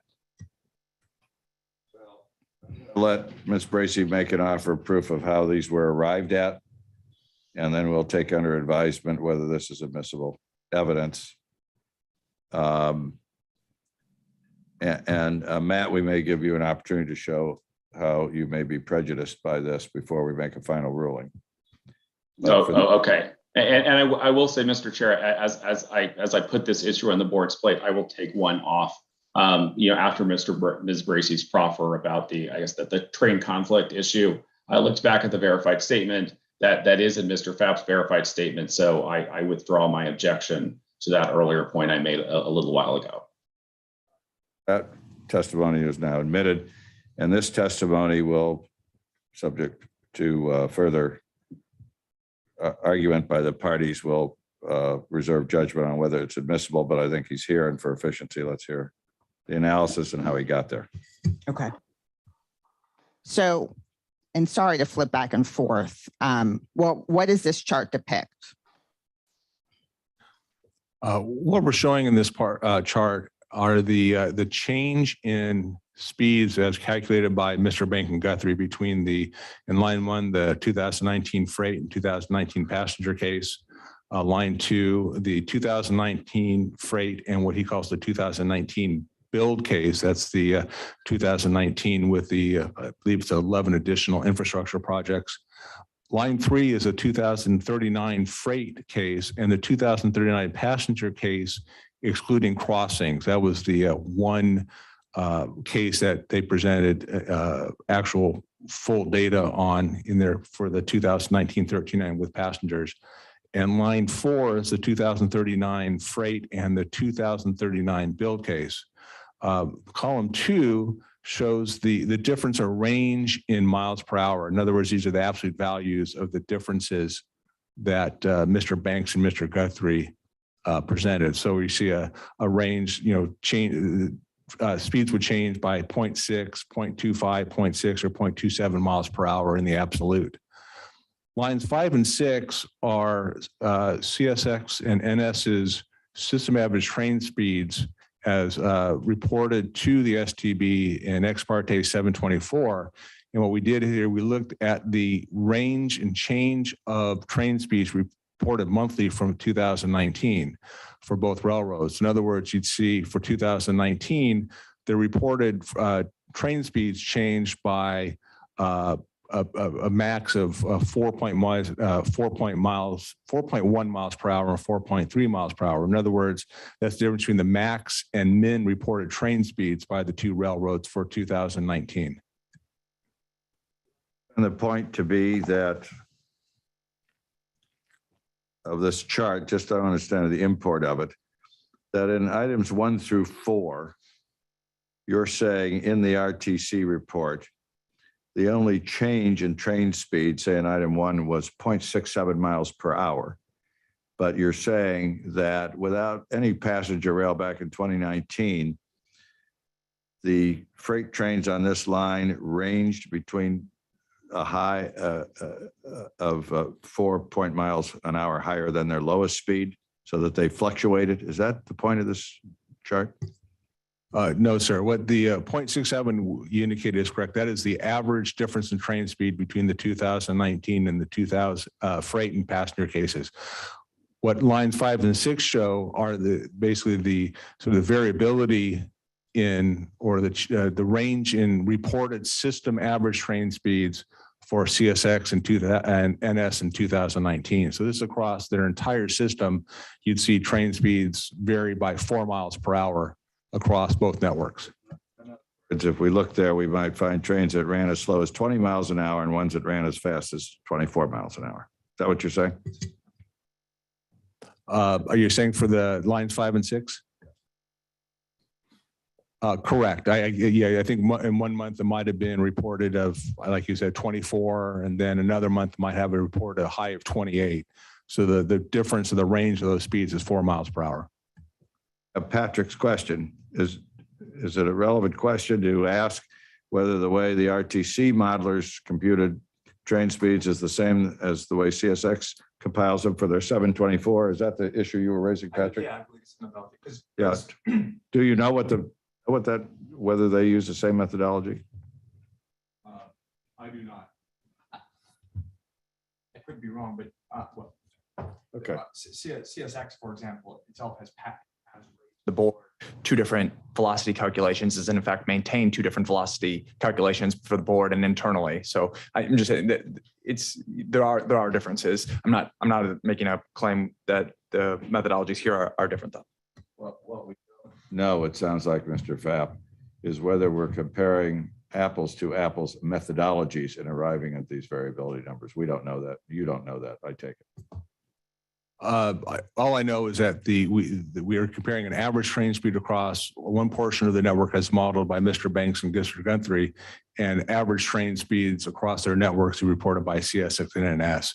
How they calculate that average, I don't recall how they calculate that for this filing with the board.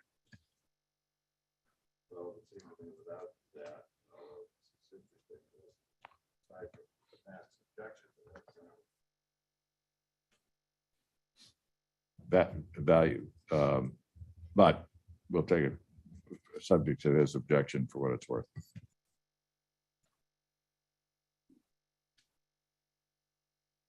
If we could flip back to tab 6 at the document about speed, just page 3. how does the document we just discussed, tab 4 at page 3, relate to this document? The document we showed in before, we showed a change in train speed between the 2019 and 2000 freight case, an overall change speed of approximately, it was rounded to 0.7 miles per hour. The bottom line here shows that same number. It's in this case 0.67 rounds to 0.7 miles per hour. What we're seeing is the actual change in speeds for the different trains across between New Orleans and Mobile as modeled by Mr. Banks. So moving on to the last page in this tab.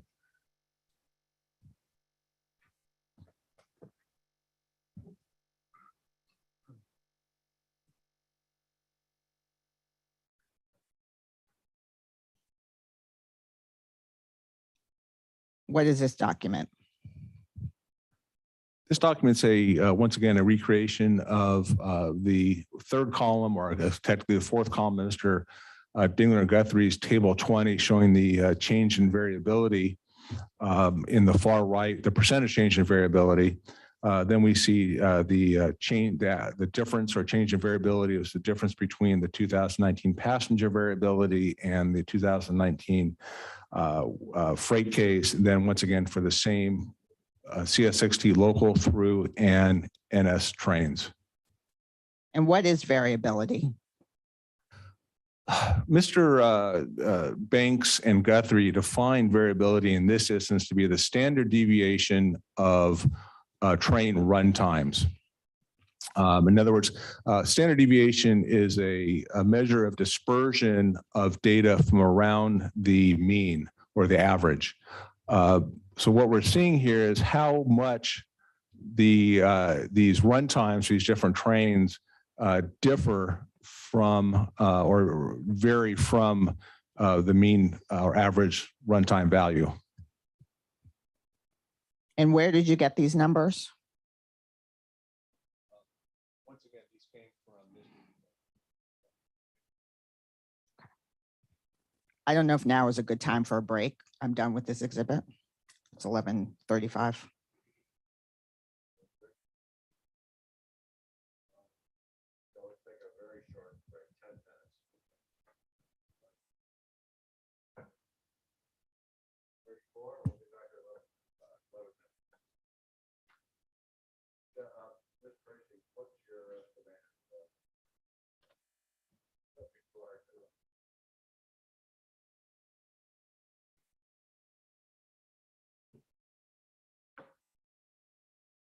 I'm horrible with time estimates, I must say.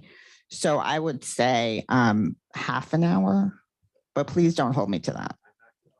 Okay. Okay.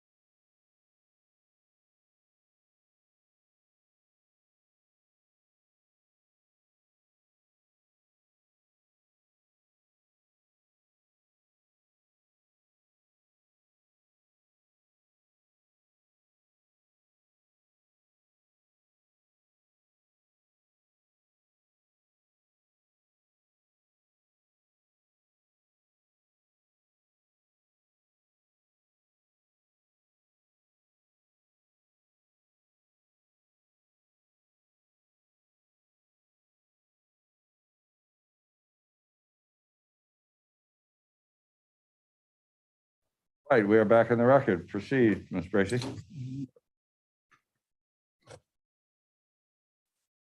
How did Banks and Guthrie model preference for Amtrak trains?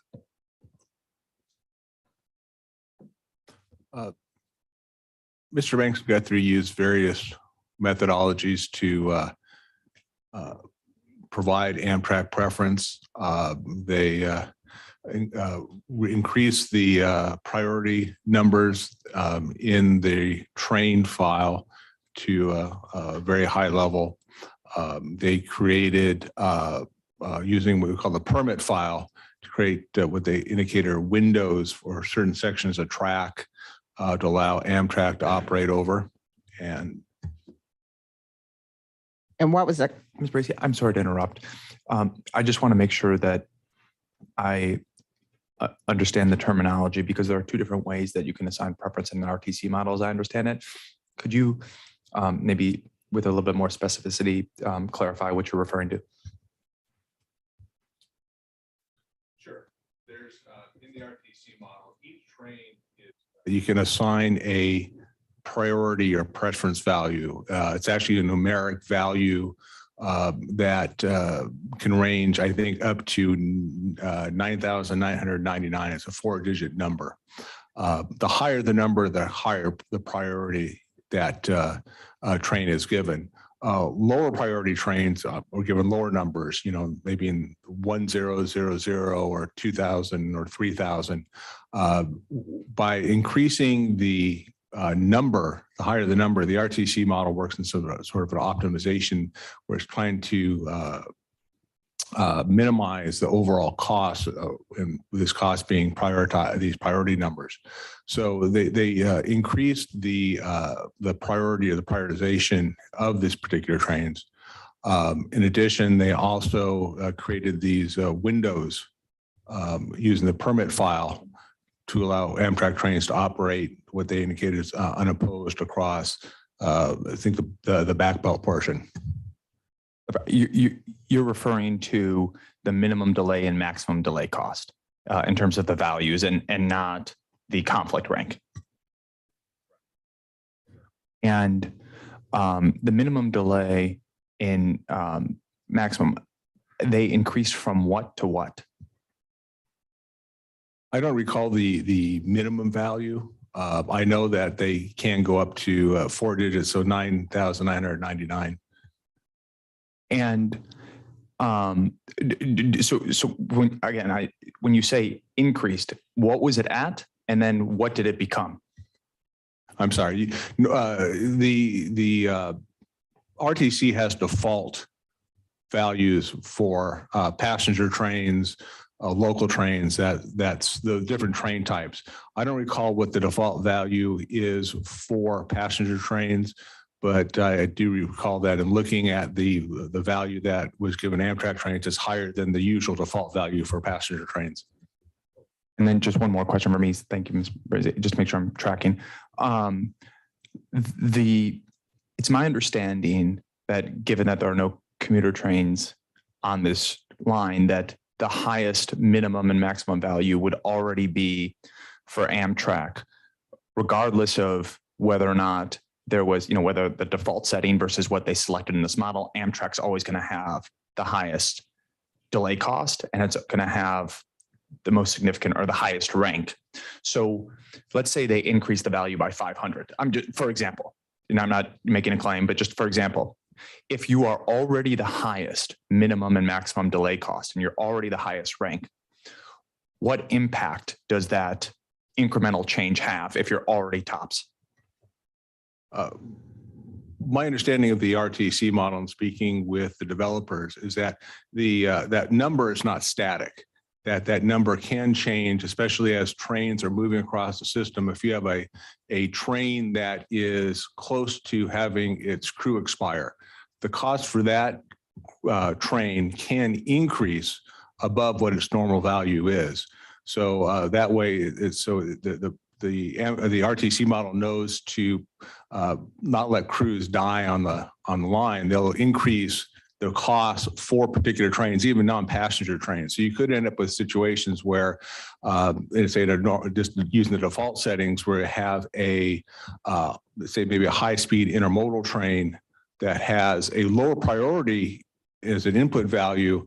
As that train gets closer and closer, maybe to its hours of service, that value may go higher than a typical passenger train. Is it your observation from the RTC model that any of the maximum values for an intermodal train exceeded the minimum value for a passenger train? Not in this case. I didn't see that, but I don't recall seeing that.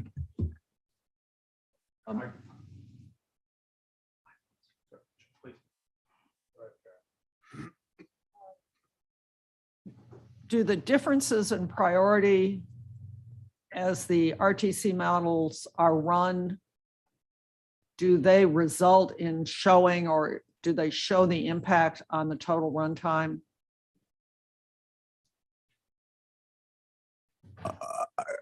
I'm sorry, can you rephrase the question? I don't think I understand.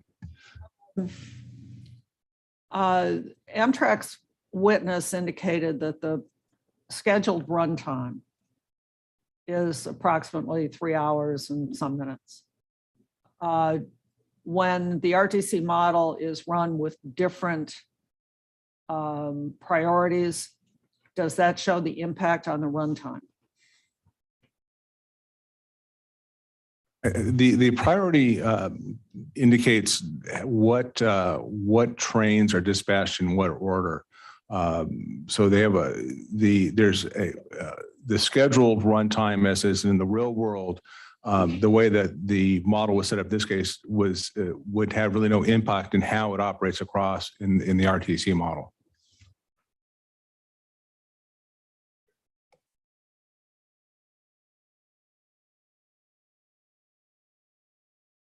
In other words, because I think it's a significant point, whether or not something is unique about the preference assigned in this case.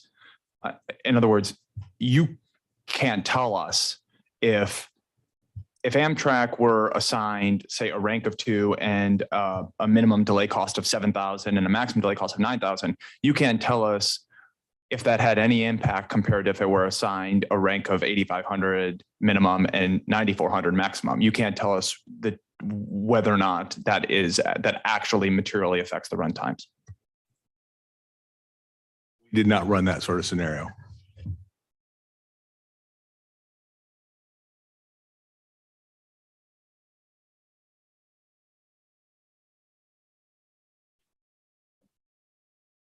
How did the effect of how, and this may have been covered by the board members, so I apologize. What was the effect of how Banks and Guthrie modeled preference on the speed of the model?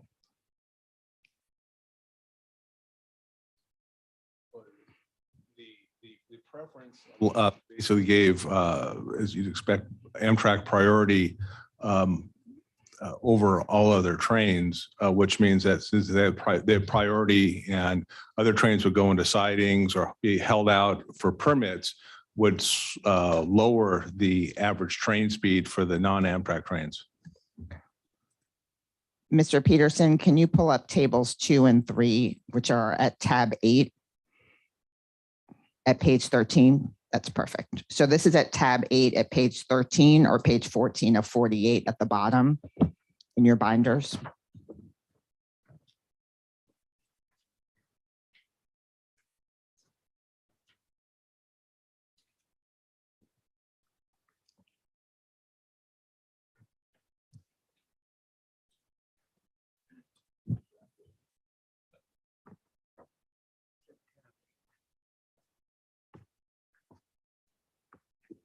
What does table 2 here show? We're on page, we're at tab 8, page 13 or page 14 of 48 at the bottom. Tables 2 and 3. You're welcome. So what does table 2 show? Table 2 is prepared by Mr. Banks and Guthrie in their rebuttal RTC report. The first column shows under metrics, shows the first four cases. Those are the Amtrak trains, OTP as they're described, or Amtrak train by number. The four trains are moving between New Orleans and Mobile, the OTP. Then the passenger minutes of delay per 100 train miles, and then the sightings per passenger train, no matter how often the passenger trains go into sighting. The original passenger case is the reference to the 2019 P RTC runs. And the first four lines show the OTP values for those trains. And then the minutes of delay per 100 train miles of 9.1, and then sightings of 0.7 sightings per train. The equal preference case is the analysis that Mr. Banks and Guthrie ran in the rebuttal, where they relaxed various preferences that the Amtrak trains were given, including the removal of the window on the back belt NS, the adjusting of the preference values, the cost values to the Amtrak trains, the resetting of the conflict to the default setting of first train moving into sidings, and then also some adjustments to the electric locks and other adjustments to the network to remove the preference shown given to Amtrak trains. Thank you. And what does table 3 demonstrate? Table 3, I believe, is their way of trying to display the impact of removing the equal preference. Under metric, they talk about CSXT local trains delay, overall change in train delay, and change in intertraffic train delay. These are, even though they say delay, these are actually their statistics for delay per 100 train miles. So we have the same issues we talked about earlier when talking about delays per 100 train miles on a normalized basis. The original passenger case came from, I think it was maybe their table 20, as I recall. And then the equal preference case shows the percent change in these delay per 100 miles when you remove the Amtrak preferences. Do these tables show the addition of infrastructure? No, these do not. Okay. And is the OTP depicted there consistent with current operations? The original passenger case and the equal preference case, those OTP values are consistent with what you see the OTP values reported by Amtrak to the FRA, or stated differently, what the FRA shows in their reports for Amtrak. And Sorry, I didn't follow your question, Ms. Bracy. When you said, is the OTP related to current operations? I don't understand it. There is no passenger on the current operations now.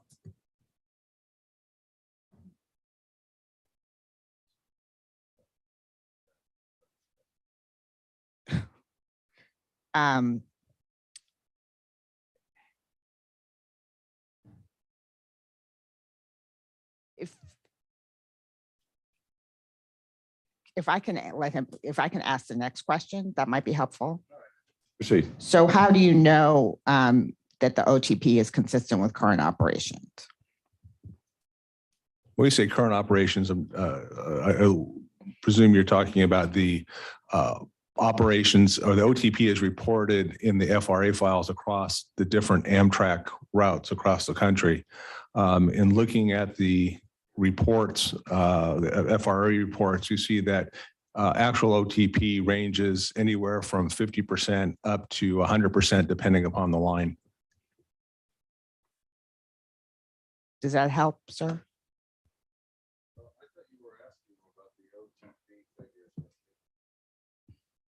Right. We're asking whether, my question was whether or not it was consistent with OTP on other CSX and NS lines. That was a question I should have been asking. You're saying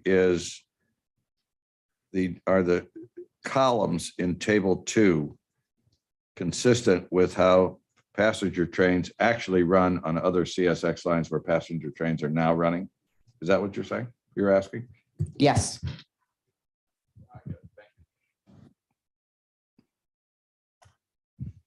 So I think, Mr. Peterson, I think that's our final demonstrative. I believe. Okay. Can we talk about track outages and dwell times? Let's start with track outages. What are track outages? Track outages in the RTC model reflect times that part of the network is unavailable for train operations. That could be due to maintenance windows. It could be to, in this case, movable bridges, or as Mr. Banks and Guthrie used them to what they claim was to provide a window for Amtrak trains over the back belt. And how are they modeled? In this proceeding, what Mr. Banks and Guthrie did, instead of using actual outages as reported for maintenance times or for bridge openings, they used a random process to come up with their train outage times for, like say, bridge openings and maintenance operations. And how did that affect the model? Well, what that does is it removes it from sort of actual removes it from the real world operations. Instead of looking at what actually occurred in the real world using this randomized process, it reflects something that's not, tied. You can't tie back to what actually happened. And regarding train dwell times, how do you normally account for train dwell times? Well, train dwell times are usually an input into the RTC model. Train will put in a dwell time, say, for example, to change crews, to work at an industry, something where you're telling the train it's going to stop for a specific amount of time. That's distinct from a delay time, which a delay time is something that is generated by the RTC models and tries to flow trains across the network. And what did Banks and Guthrie do to account for train dwells? Well, in most cases, they included a randomized dwell time at different locations instead of using the actual dwell times as they appear in whatever records were presented. And what effect did this have on the output of the model? Well, anytime you randomize something, you're moving it away from the real world operations. So it could increase the amount of capacity or decrease the amount of capacity that's available on the line. Okay, thank you. So what does it mean when an RTC case does not run to completion? What it means is that the RTC model could not find a viable dispatch solution. It couldn't find, in other words, it couldn't find a way to route trains across the network given the inputs and settings included in the model.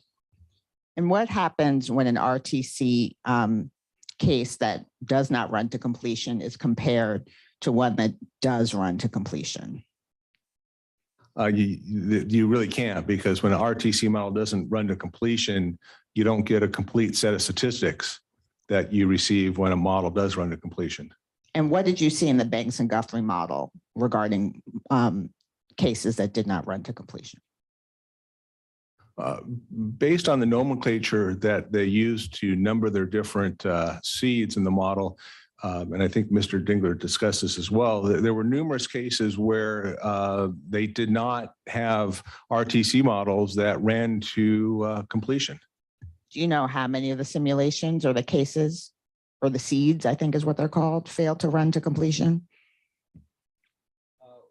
Yeah, but looking at in their work papers. In their work papers, they had included database, access database that included the max seeds.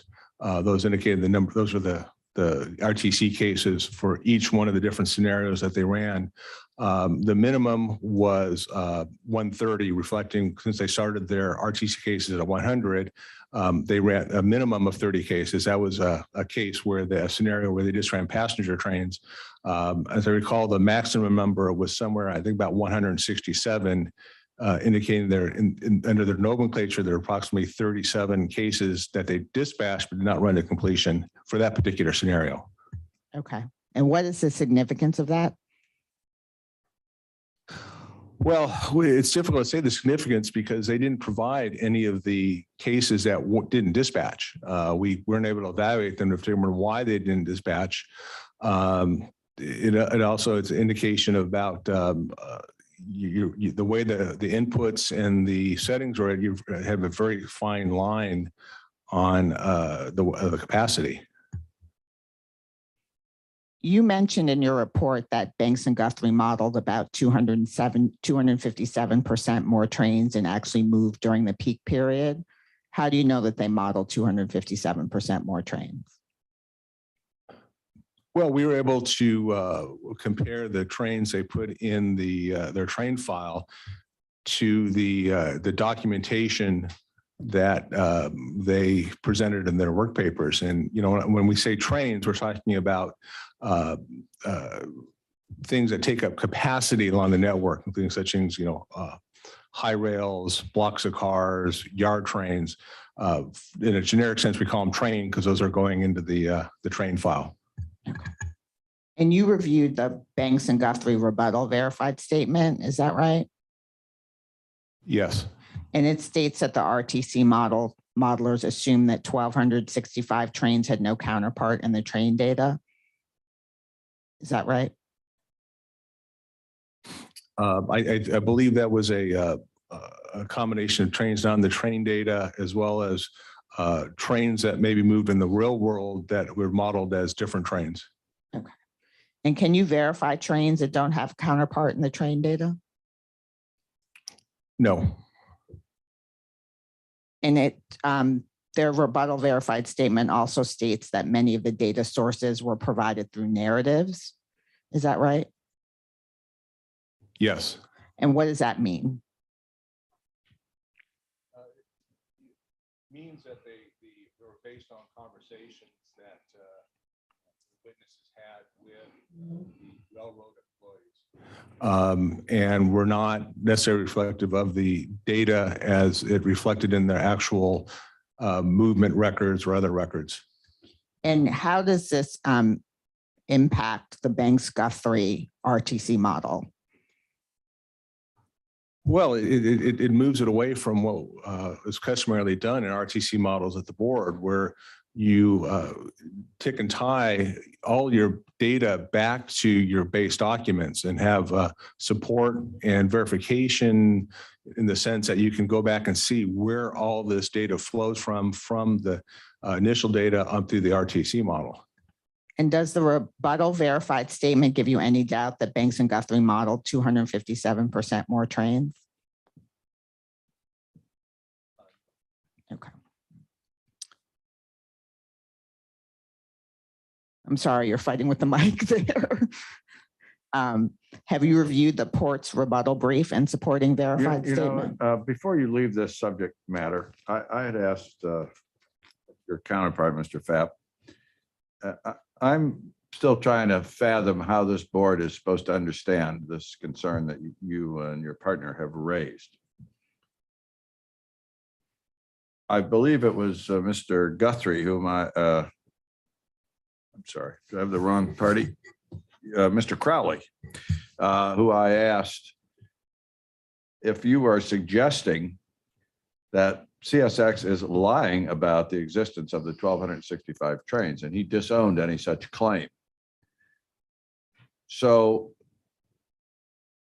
would it be accurate to understand that the Banks Guthrie folks and their witnesses say there are 1,265 more, quote, trains, movements that are occupying the track?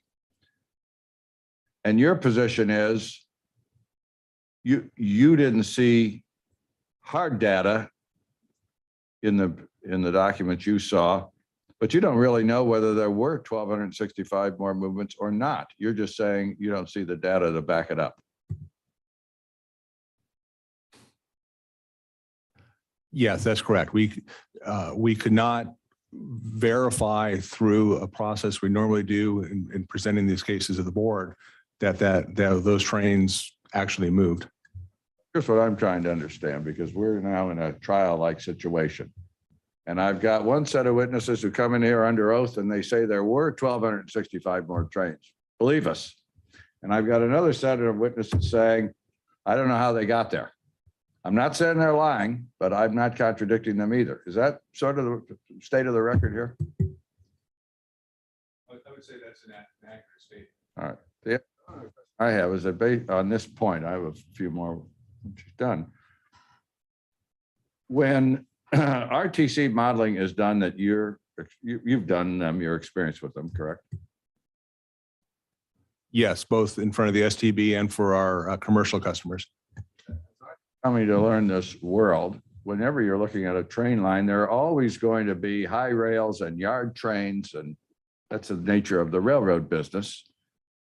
How do you how do you measure those, and how do you account for them when you're doing a study?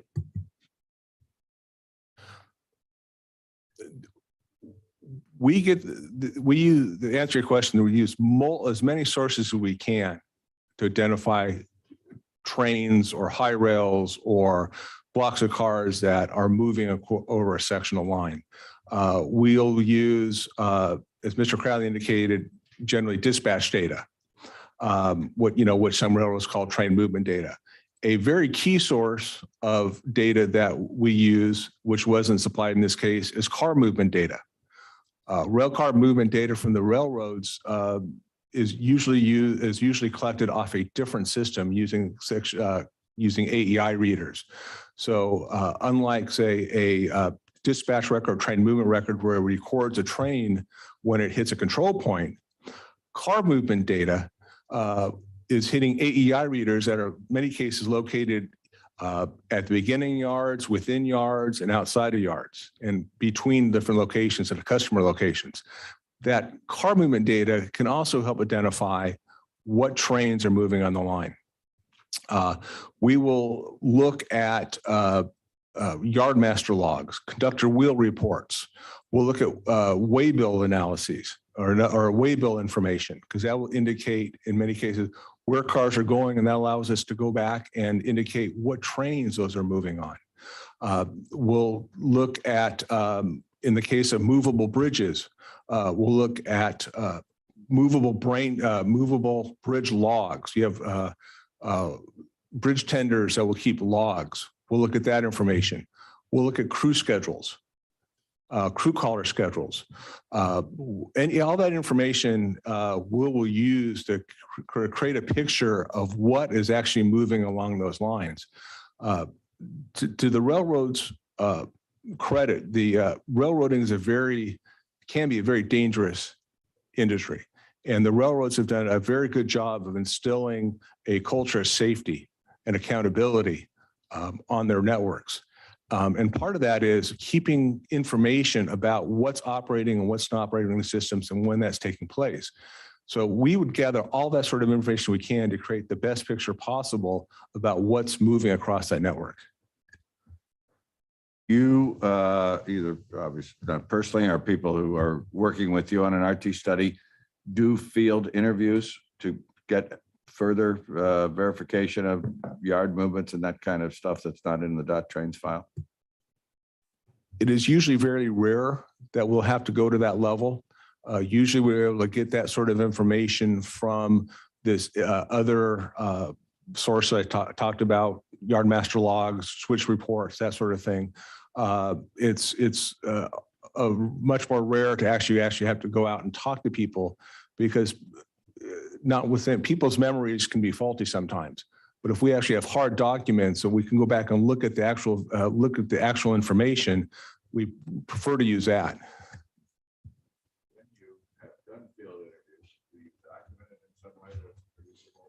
Anybody else reviewing your work?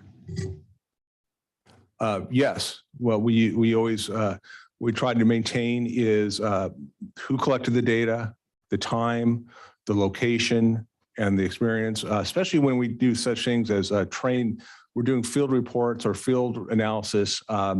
we always note what trains we see, what are the locomotive numbers on this train. So we can always tie back our observations to some sort of document that's we might be able to receive either from a customer or in the case of a litigation or regulatory hearing like this as through discovery. I don't have a photographic memory of all the testimony of Ms. Rossi and Ms. Sincannon. Did you hear their testimony? Yes, I did. I think the impression was being given, I don't want to, if they didn't say this, I don't want to, that their manner of gathering this data was consistent with the way they normally, or the way these studies are normally done, or some concept to that effect. I don't recall exactly. From your perspective, your experience with RTC modeling, have you ever seen an RTC model in any context in which data was gathered, just talking about these 1,265 trains, the way Ms. Rossi and Ms. Sincannon described the way they gathered the data? No, not exclusively. What do you mean exclusively? Where they relied just upon some sort of undocumented conversation. Usually what we'd see is, like I said, we'd see detailed notes about who was spoken to when, what trains were observed, that sort of thing. Okay, thank you. Appreciate that.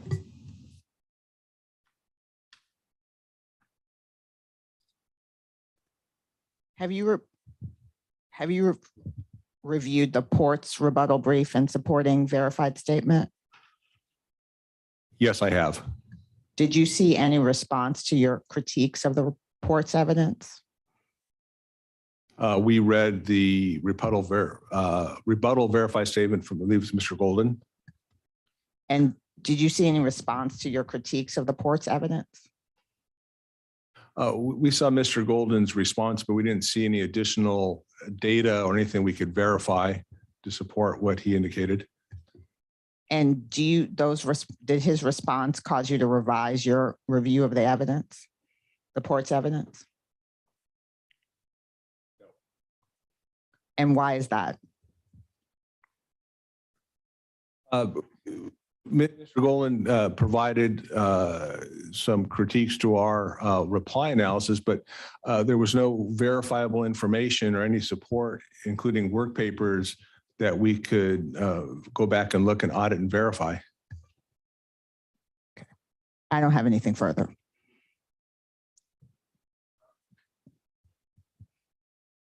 Matt?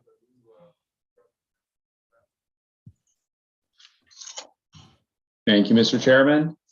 Mr. Fapp, can you hear me okay? Yes, sir. Okay, well, I apologize for having to do this remotely. Let me know if you don't understand the question or it's hard to hear me. I know this isn't ideal. So Mr. Fapp, Mr. Crowley testified that LE Peabody generally had access to the documents and data that CSX and NS produced in Discovery. Is that right? We received a large amount of Discovery data. Whether that was all the data, I don't know. We didn't receive any sort of listing of what was asked for. Okay. So you didn't see, when you say you didn't receive any listing of what was asked for, do you mean that you didn't see the actual Discovery requests? Yes. Okay. I'm sorry. Yeah. No, we did not see the Discovery request. Okay. And so you didn't see the written Discovery responses?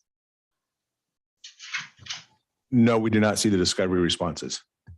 Okay. Well, turning to what you did have, the Discovery production that you received included track charts for the CSX lines over which Amtrak proposes to operate, right?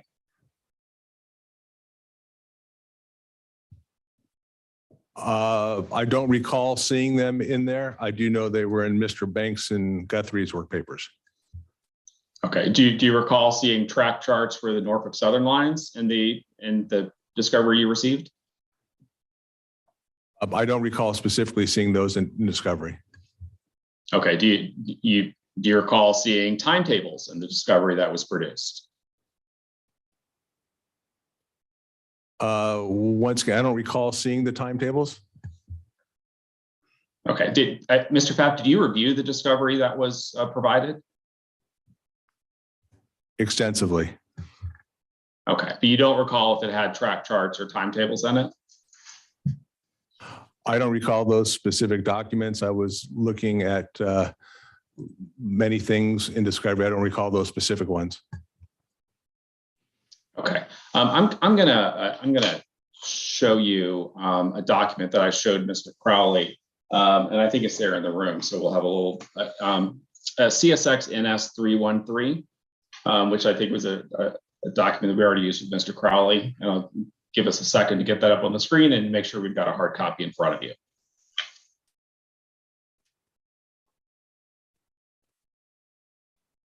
And just let me know once you have it, Mr. Pfaff, if you want to take a second to look it over, just tell me when you're ready.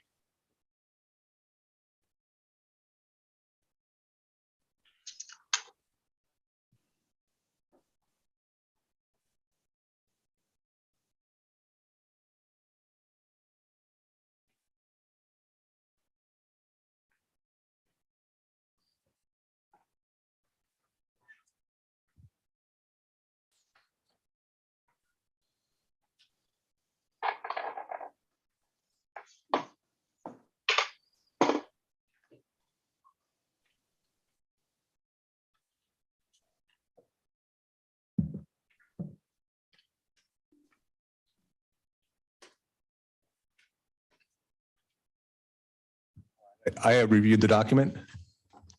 Okay, thank you. Have you seen this document before? No. Okay. Were you, when you were retained, maybe I should first ask, is it your recollection that you were retained in October of 2021? Yes. Okay. When you were retained, were you provided any descriptions of the discovery that had been produced? Not that I recall. Okay, not like any index showing you where the relevant documents were? No. At one point, we were just provided access to some discovery database. Okay. All right. So just directing your attention to the bottom of that first page 1 of 4. I'm just going to read it. Today, September 13th, CSXT produced the Rail Traffic Controller RTC files in its possession, custody, or control associated with the incomplete 2020-2021 RTC study performed by HDR. Were you aware that that was in the discovery that you received? I'm just going to object because this document is not in evidence and counsel cannot lay an appropriate foundation given that he said he hasn't seen it. It could be used for cross-examination. You're not offering it into evidence, are you? I'm not offering it into evidence at this time, Mr. Chair, but I may, given that the witnesses seem to not remember what was produced in discovery. Well, there are 3 options. On the stand, or Ms. Bracey has to get on the stand, or you could have asked for a request to admit. So I don't know how you're going to get it in if you haven't yet. We'll deal with that if you offer it, but I'm going to allow its use for cross-examination. I'm sorry, can you repeat the question again? Sure. Were you aware that the discovery that you had access to included the RTC files in CSX's possession associated with the incomplete joint RTC study that was being performed by HDR? Yes, we saw some of those files in discovery documents. Okay, all right. Okay, thank you. And we could turn to the next page, please. And I'm going to direct your attention to that first paragraph under interrogatory 8. And in particular, I'd note that second sentence, starting on the 4th line, beginning on September 2nd, 2021, CSX produced track charts covering its rail lines between New Orleans, Louisiana, and Mobile, Alabama for the years 2015 and 2021. Does Mr. Pfaff, does that refresh your recollection that you had track charts of the discovery? No. Okay. Okay, you don't remember? Were you at any point given any, I understand you didn't see this letter, I understand you said you didn't have an index. Were you given any kind of an indication pointing you in the right direction towards where the relevant documents were in the discovery record? I'm just going to object on the grounds that it's communications between an expert and counsel. Those are admissible, but the railroads took the position that that couldn't be disclosed, so I'm going to sustain the objection. Okay. Mr. Pfaff, how many documents were in did CSX produce a discovery? Do you have a ballpark? No. It's 33,000 pages and files. Sound about right? I really couldn't say. We were given access to discovery through a electronic internet interface. So I really don't know how many documents were actually produced in that database. Okay. All right. Well, and so in addition to, and I know you don't remember if there were track charts and you don't remember if there were timetables. Do you remember there were bridge tender logs in that discovery that you had access to? I couldn't quite hear you. Did you say no? I'm sorry. No, I did not. So I'm sorry. You did. No, you don't remember, or no, you didn't. I don't recall seeing those in the discovery produced. Okay. You do recall seeing RTC studies, right? There were various RTC files produced that we saw. Okay, and some of those were files that were produced that had been created in conjunction with the 2020-2021 HDR study, right? Based on the description, that is correct. Okay, and there were also files related to the 2016 HDR study of the line, right? I don't specifically recall the 2016 files. Try that again. I do not recall seeing any 2016 RTC files. Okay. So it's fair, but you do recall seeing multiple RTC files, correct? Right? Yes. Yes. Okay, and that included .infra files, right?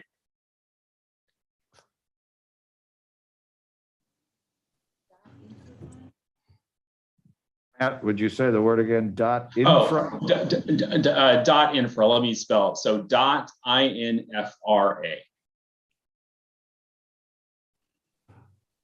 No, I did not see any .infra files produced in discovery. Okay. How much time did you spend reviewing the RTC files that were produced at discovery? Well, we first retained in October, and we sent a letter indicating some missing information in mid-October, so about 2 weeks. Okay, well, this might refresh your recollection. Just give me a moment to make sure I've got the right. I'm going to object because he hasn't said that his recollection needs to be refreshed. Sustained. Okay. So I'm going to show you a letter, Mr. Pfaff. You just referenced a letter that you think that was sent. I'm gonna show you a letter and see if we're talking about the same thing. I'm going to ask us to show Mr. Pfaff CSX NS 072. This was previously used with Mr. Crowley, and we should have copies there in the room.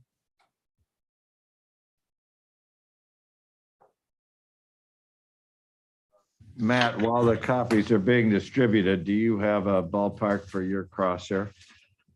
I probably am going to, I probably have about another 90 minutes. So I have to admit that we're going a lot slower at the beginning than I thought we were going to be going.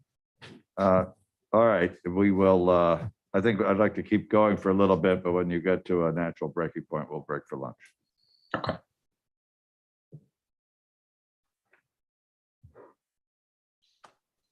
Mr. Fab, let me know when you've got that in front of you.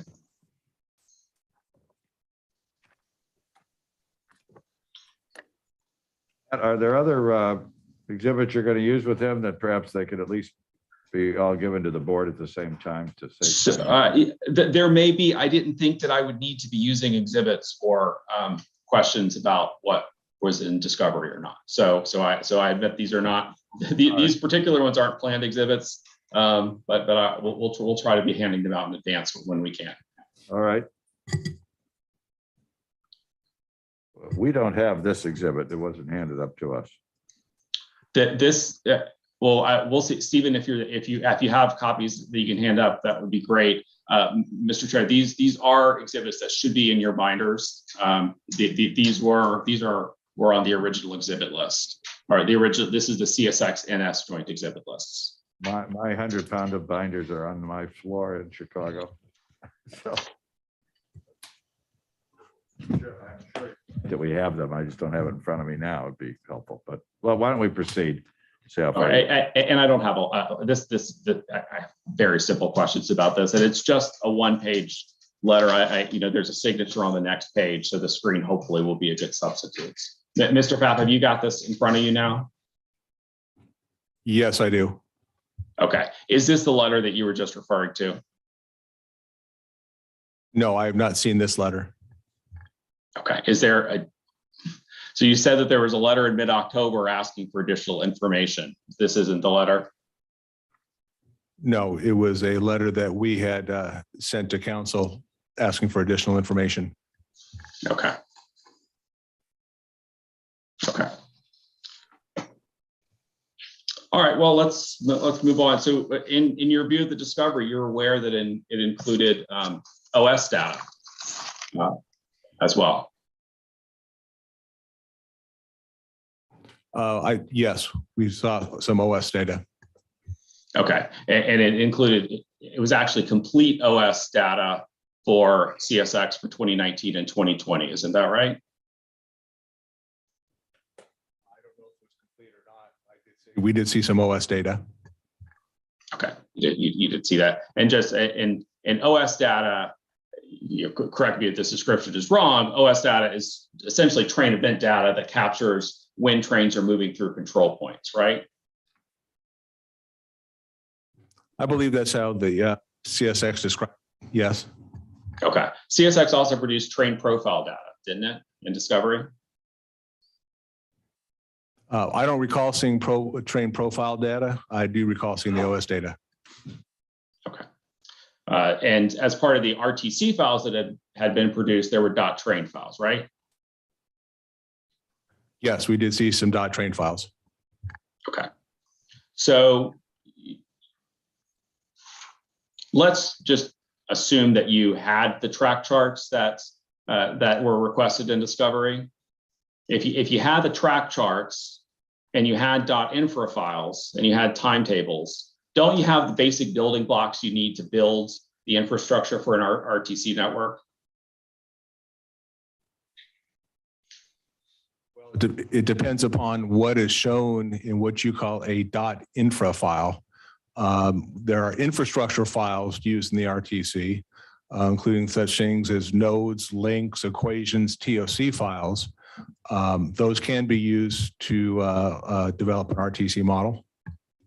All right. So, Mr. Pfaff, did you watch the testimony of Mr. Crowley? No, I was out of the country when Mr. Crowley testified. Okay. All right. So you don't know what I'm talking about when I'm talking about a .infra file? As I indicated, I've never seen a .infra file produced in this case. It may be an old RTC terminology, but the current RTC doesn't use the .infra file. They use different infrastructure files. Maybe we should talk to Mr. Crowley about that.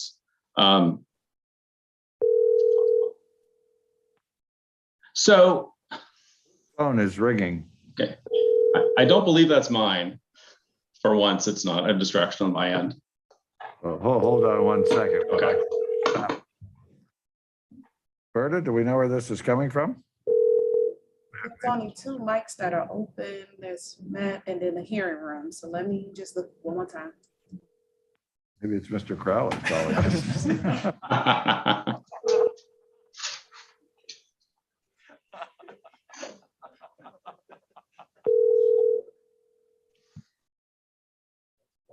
I'm gonna mute everyone and then unmute again.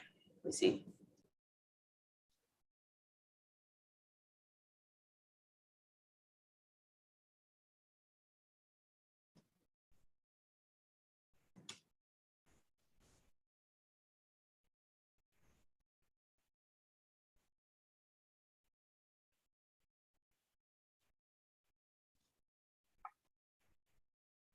Okay.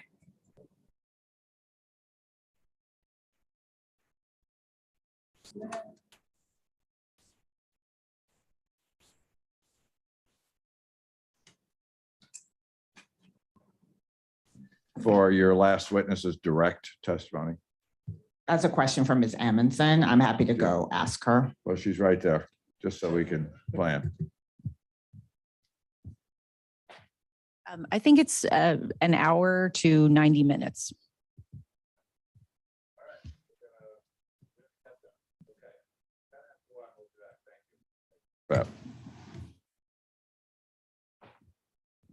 Matt, I'm not sure if you could hear, but we're going to take a break for lunch. We'll come back at 10 after 1.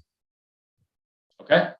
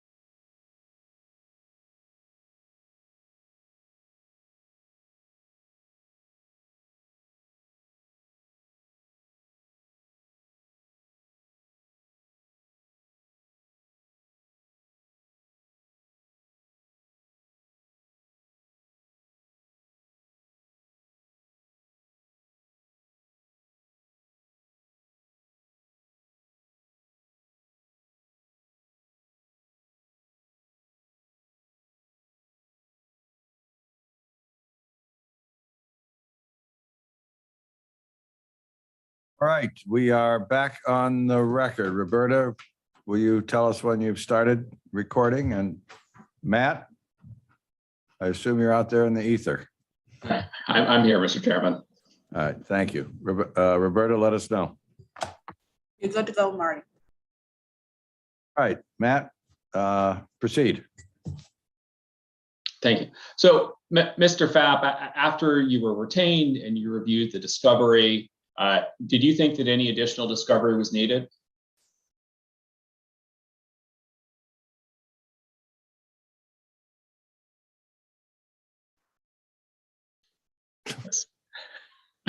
I think if you could just hold yours down, because I don't think you exclude the Zoom mic. So maybe if your finger doesn't get tired, you could just put it down and hold it down.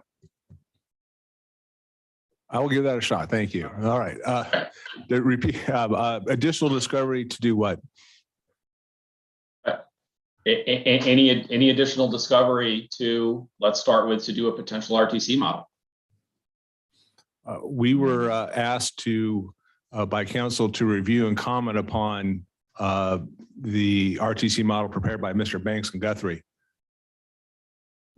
So if that's all you were doing, why did you review the discovery? Well, you see what's in there. You want to know what's available, what's not, to see what they may use, what they potentially use in their case. Did you think there was anything in there that you didn't see that you would have liked to see to do your work? To evaluate Mr. Bank and Guthrie's model? No. No. Okay. Did you think that any deposition should be taken? In my experience in working in front of the board, I've never heard of a deposition being taken in the 24 years I've been working for the board. Okay. Did you want to visit any parts of the line to observe operations? I don't recall asking for that. Okay. So you didn't want to high rail the line, for example? I don't know if it was necessary to evaluate Mr. Bank and Guthrie's model before the fact. Okay. Have you ever high railed any part of the CSX and NS lines that we've been talking about in this case? No. Okay. Have you ever observed operations on the back belt in New Orleans? Yes. When was that? Oh, it must have been 15 years ago. Okay. Have you ever been to CSX's Gentilly Yard? Yes, 15 years ago. Okay. Have you been to NS's Oliver Yard? I think about the same time frame. Okay. Busy trip 15 years ago? To say the least. Yes. Have you ever been to Choctaw Yard? No. Okay. How about Seward Yard? No. Okay. So when CSX and NS filed their opening evidence on November 3rd, were you provided with the work papers for that evidence? Yes, work papers were provided. Okay. All right. So I'm going to show you what has been previously marked as CSX NS 102, and we'll get that up on the screen. We should have a hard copy there for you.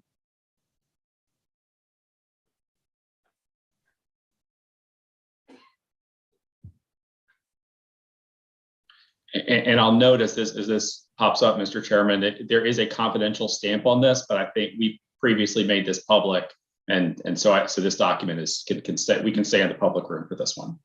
Thank you.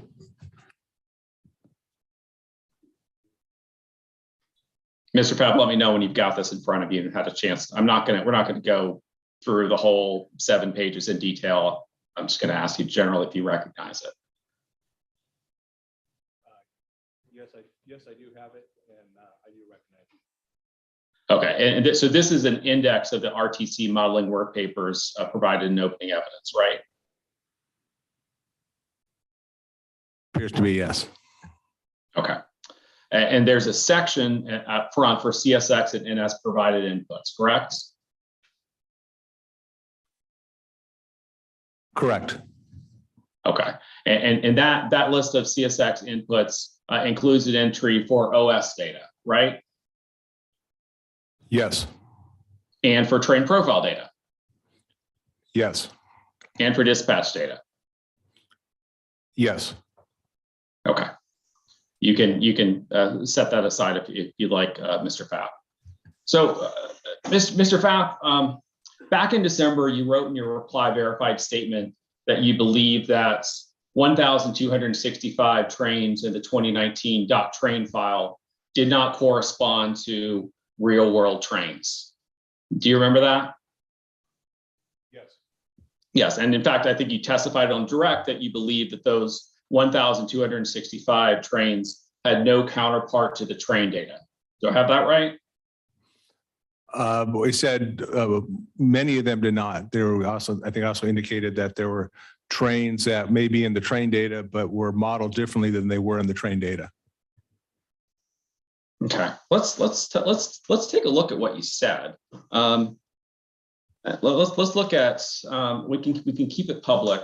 So I'm going to ask maybe for some help from the room, because I have a highly confidential version of your evidence, which is JE31X, but I think we can just use the public version.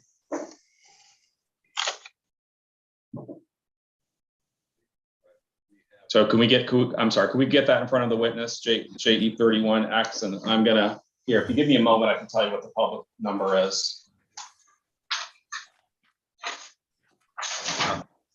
Matt, we have it in the booklet that Amtrak was using with Mr. Pfaff. Okay, excellent. Okay, good. That's JE32X, I believe.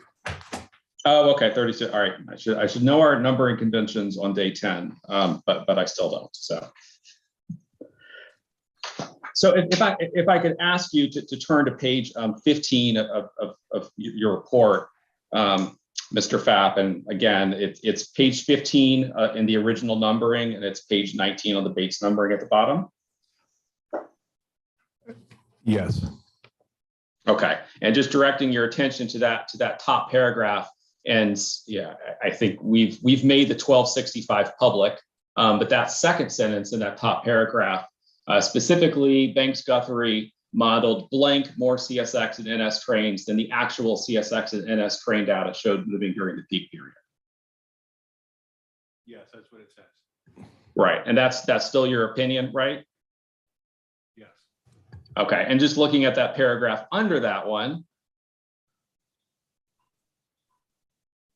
and I'm, if I may, I'm just going to make those the blank. I could make the blanks in that public. You can see, if somebody looking at the highly confidential version can tell that I'm doing it accurately. In total, the RTC simulations submitted by Banks Guthrie include that blank is 1758 simulated trains in place of the 493 real world peak period trains provided by CSX and NS. Without explanation, Banks Guthrie's increased the amount of real world freight trains provided to them as supporting evidence by 257%. That's still your opinion, right, Mr. Pfaff? Yes. Okay. So when you did that analysis, the analysis described on this page in this paragraph that purported to compare, identify 1,265 trains in the model that quote, that were more than the quote actual NS CSXT and NS train data showed moving during the peak period. Again, quoting from that top paragraph. When you did that analysis, the only thing you did was you compared the .train file for the 2019 base case with train profile data, right? Yes. Okay. So if it wasn't in the train profile data, you assumed that it was not in the train data, right? If it wasn't in the profile data, which Mr. Banks and Guthrie's used, we didn't believe it was in the data, correct? Okay, and you did that even if the train was in the OS data, right? We relied upon the data that Mr. Banks and Guthrie's used to develop, as we could tell from their work papers, the train file. Okay, so I'm going to ask again because I don't think you answered me. If it wasn't in the train, if the train was in the OS data, but not in the train profile data, you didn't count it, right? Correct. Okay. And if the train was represented in the dispatch data, but not the train profile data, you also said that wasn't a real train, right? If it wasn't in the work paper that used, we did not include it. Correct. Okay, but as we just saw, the work papers had train profile data and OS data and dispatch data, right? That was included in the work papers, but we didn't see where they were using that to develop the train file. Okay. So, Mr. Pfapp, I know you were out of the country, so you didn't get to see it. But previously, Mr. Crowley testified that he believed that there should be only 8-yard trains included in the 2-week RTC model period. Is that your opinion as well? Depending upon how you define 8 trains, yes. Okay, well, can we take this? Let's actually step back one page in your, well, I guess, I'm going to ask you if you could explain your last answers. I'm not sure I understood it, depending on how you define 8 trains. Sure. The yard trains usually operate under a single train symbol. In this case, for example, Y190 or that sort of thing. And that train symbol or train may operate every day, all day, but it is a single train. So depending upon, you may have that train, that Y190 operating continuously over a month. And so you say that's a train that's operating. Oh, okay. So, Mr. Chairman, at this time, we're going to look at some work papers. So I'm going to ask to move into the highly confidential room. Going to go back and forth, or can we do it all in one? We are going to do it all in one. My one caveat is that I'm going to start highly confidential, and then I have a little bit that's just confidential, and then we'll be back to public. But I'm going to try to keep it all together so that we don't have to go back and forth. All right. So we're going to shift to the confidential breakout room again. We're going to start, okay, with highly confidential. And I'm going to again rely on counsel to assure that only the people who are allowed in are in this room or on Zoom. So you're on your own to protect yourselves. We don't know who those people are. So, and Matt, you'll tell us when we get there, right? Yep. Give me 1 second, Marty. You said highly confidential, correct? Yes. All right. Give me 1 second.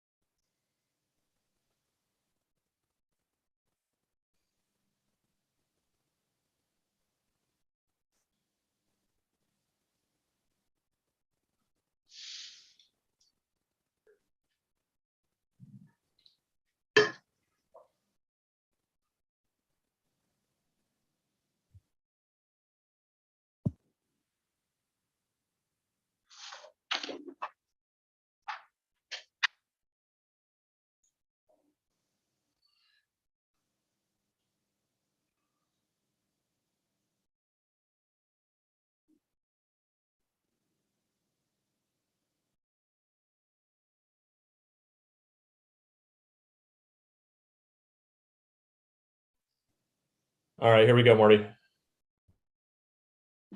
All right, Matt, proceed. Neither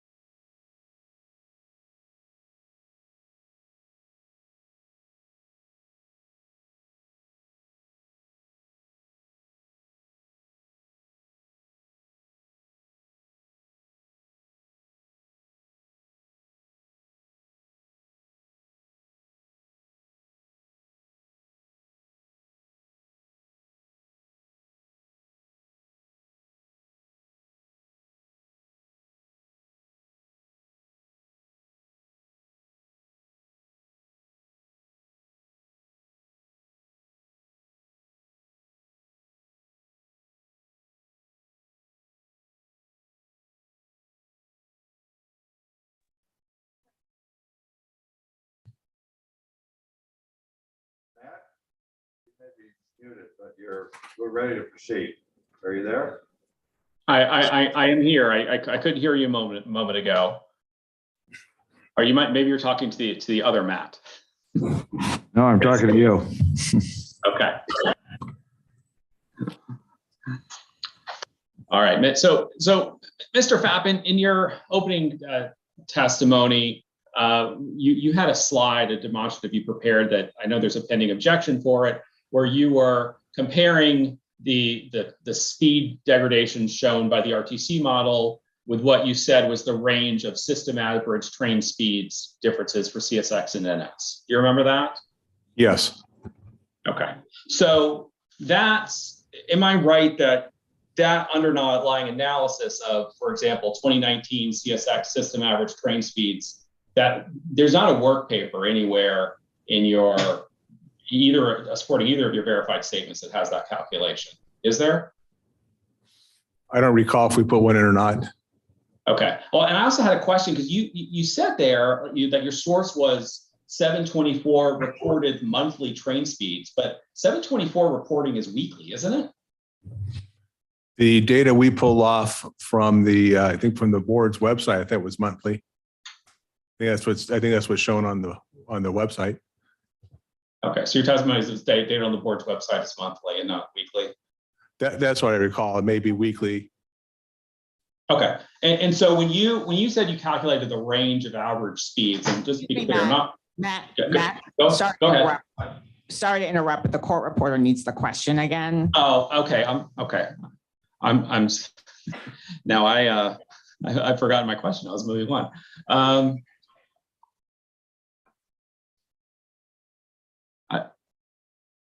I'm sorry. We had a bit of delay then. If the court reporter could tell me where we lost the thread?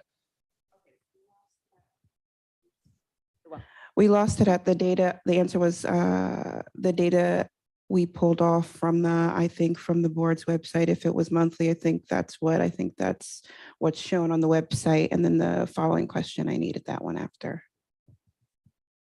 Okay. Well, I think. Yeah. Okay. Well, let me move on. You think it's monthly. So for 2019. You had a calculation here, a range for 2019 CSXT system average train speeds. And my question is that just the difference between the lowest month or week and the highest month or week? Yes. Okay. So what was the lowest month or week for CSX in 2019? I don't recall the specific month at the top of my head. Okay. So then I can't ask you what was happening on the network in that particular week.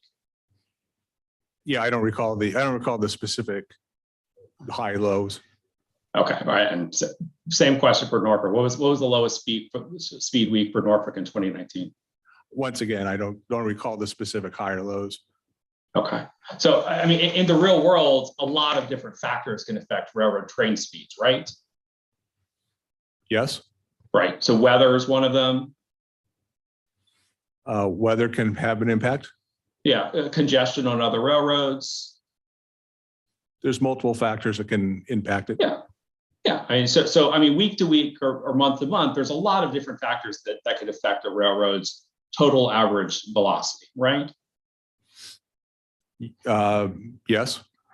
Right. But when you're running an RTC simulation, the only difference between, for example, the 2019 base case and the 2019 passenger case is adding passenger trains, right? In this case, not necessarily. What do you mean not necessarily in this case? Well, because Mr. Banks and Guthrie used a randomized process, you're going to have different dispatch times, different dwell times in the different models. So to compare one model to the other model, they may have different factors coming into play. So it's just not a simple addition of passenger trains. It's passenger trains plus the whole randomized process. So you don't think, I mean, at any point in your verified statement, did you argue that there wasn't a proper comparison between the 2019 base case, the 2019 passenger case because of this? Just the fact that you are running different seeds to run an RTC model? No, we're just pointing out the fact that there are differences between the cases. You have different dispatch times, different dwell times. So it's not a, you look in the 2019 P case, a train may not have the same dispatch time as in the 2019 F case. Right. Well, I mean, because the whole point is that you're running different seeds and then you're taking the average of the 30 seeds, right? As compared to using real world data as normally that, yes. Right. Well, but fundamentally, there's not going to be an assumption. You have the 2019 base case and the 2019 passenger case. There's not different assumptions in the passenger case about what trains are in the model, or there's not different weather assumptions. There's not different assumptions about other train congestion. None of the things that actually change things in the real world. That's the whole point of using the RTC simulation, right? It is to develop, the capacity of the line. So if you're not changing, you may not be changing the assumptions, but you're changing the inputs. Right. Well, but the input, the major input that changed between the 2019 base case, the 2019 passenger case, is adding the 4 passenger trains, right? That is the major change. Okay. So you also asserted on your direct testimony that you didn't think that the increase in recrews shown by the RTC model was significant, right? Yes. All right. And now recrew happens when a train is delayed to the point that the crew is exceeding lawful hours of service, right? Matt, you're breaking up a bit. You just broke up. I'm sorry. My question. Okay. Maybe I need to slow down too. So I'll do my question again. So a recrew happens when a train is delayed to the point that the crew has exceeded lawful hours of service, right? Or they may recrew before they exceed the hours of service, but yes, generally. Yeah, fair enough. So at that point, the train has to park. You got to taxi in a new crew, taxi out the old one before the train can move, right? Generally, that's how it works. Okay. Yeah. So I mean, a recrew is a situation where the train is first delayed enough to exceed the hours of service, and then massively delayed again during the recrew process, right? Not necessarily. I've seen situations where a dispatcher will know a crew is going to die, so they will have a recrew positioned. Yeah, I mean, sometimes the network might be able to handle it efficiently. But my question is just, a recrew is a situation that has a substantial impact on the fluidity of the line, right? Oh, yeah, it depends. It may not. Okay. So for if there's a local train that gets a recrew, it almost guarantees that there's going to be a missed or delayed switch, right? Once again, no. So you think that there's, could you explain that, please? I know that's one of the questions I'm not supposed to ask on cross, but I'm curious. Sure. You could have a local crew working out of a yard going to switch industries, and maybe there was a delayed industry or something. It's finished its switches, but before it could get back to the yard, they may determine it might die out there. So they may recrew after doing all the switches. Correct. But you'd agree that in most situations, if a local train crew exceeds hours of service, there's going to be a missed or delayed switch involved, right? Objection asked and answered.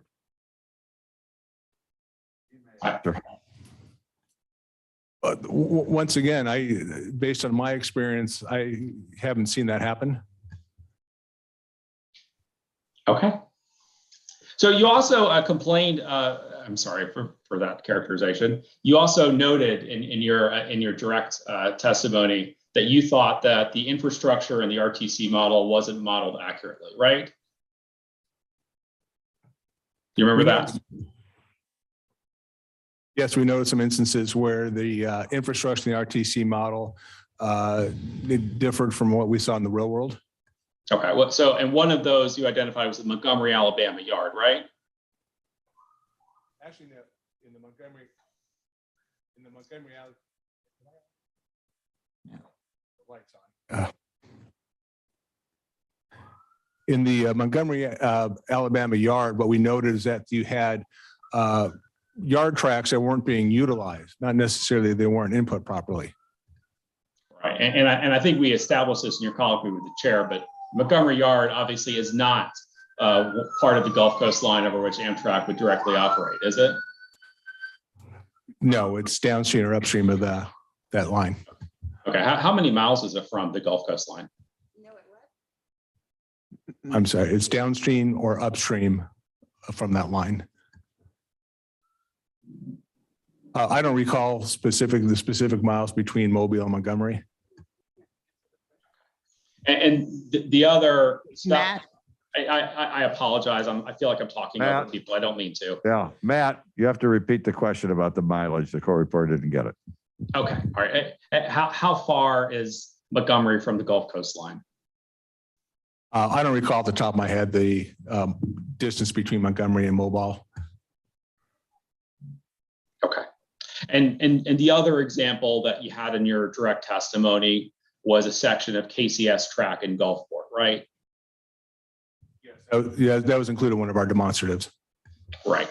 And Amtrak doesn't propose to operate over that KCS line in this case, right?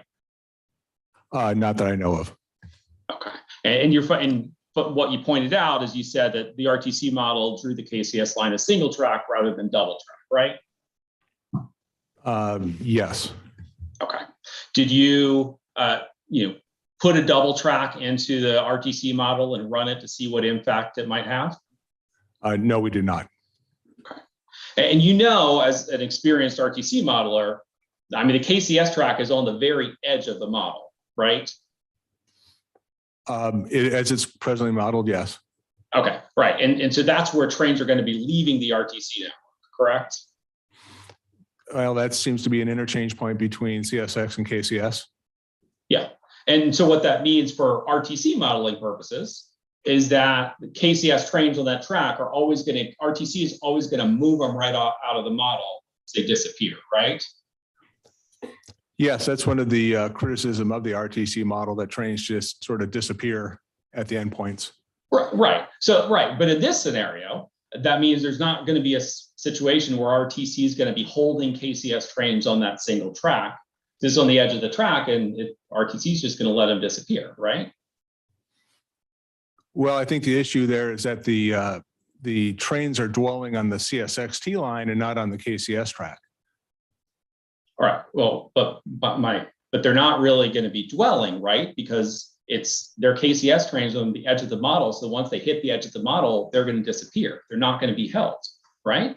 The KCS trains are not, but I believe the CSXT trains dwell on that CSXT line at that location. Yeah, that's true. But your criticism is about the modeling of KCS track, right?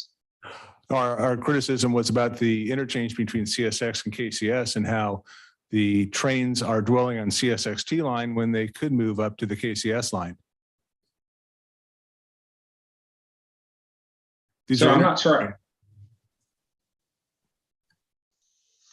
So, but for a case, so your criticism, I'm sorry, this is your demonstrative. I just don't recall it from verified statement that you thought that the CSX train should be moving onto the KCS line. There's an interchange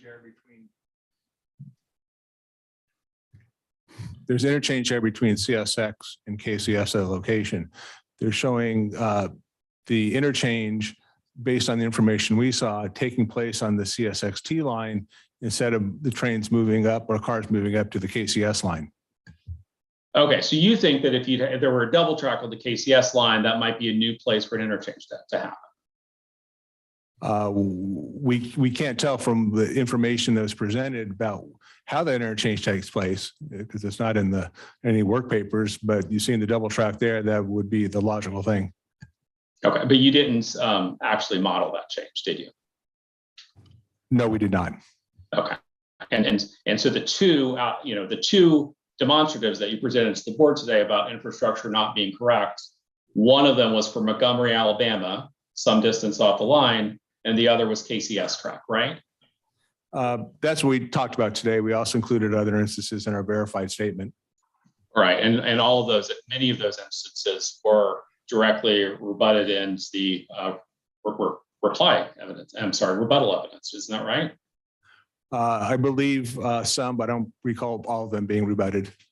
Okay, you didn't go back and complain about any of them. I'm sorry for that language. You didn't go back and say that you disagreed with any of that in your rebuttal, did you? No.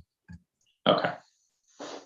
All right. You also you had one of your demonstratives was a slide where I think you represented something from the Dingler report that had percentages, and you put the raw numbers next to that, right?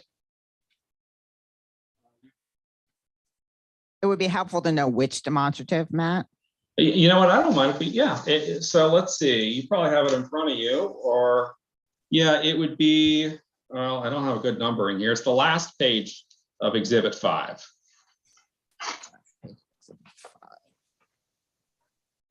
At the top, it's titled Restated Table 19.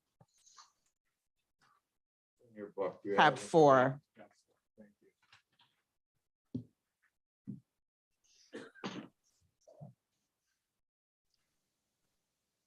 Yes, thank you.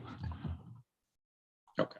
And am I right that the main point of this slide was that you thought that the actual numbers were more informative than percentages, right?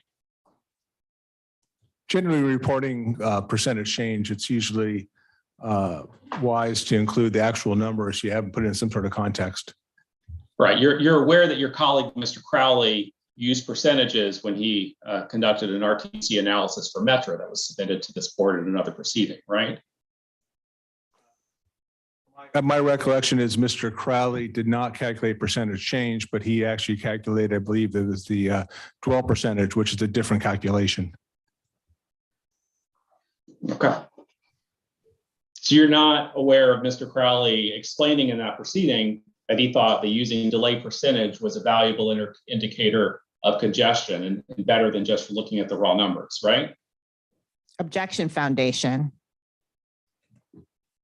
I think he said he didn't hear Mr. Crowley's testimony, Matt, so let's proceed. Okay, have you read Mr. Crowley's verified statement that he filed for Metro?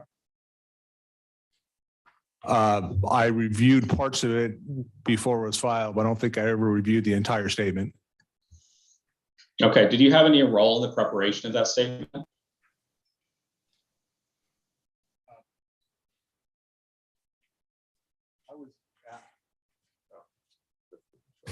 I was asked by Mr. Mulholland, Mr. Crowley to do some small research on the KCS CP capacity model. But other than that, I was not involved in the Metro proceeding. Okay. And so is it fair to say that that research you did contributed to the findings that, or the discussion that Mr. Crowley, Mr. Mulholland had in their verified statement about the what you I think described as the CP KCS capacity model? I don't recall what was eventually put in there. They just asked me to look at the simple spreadsheet model that CP and KCS had presented. Okay. Did you contribute anything to the criticisms about that capacity model as being the kind of mathematical model that the board typically views as inferior to RTC? I don't recall if any criticisms were put in there. I was asked to just evaluate what were the inputs into the model and what were the calculations. I don't recall doing any sort of criticism.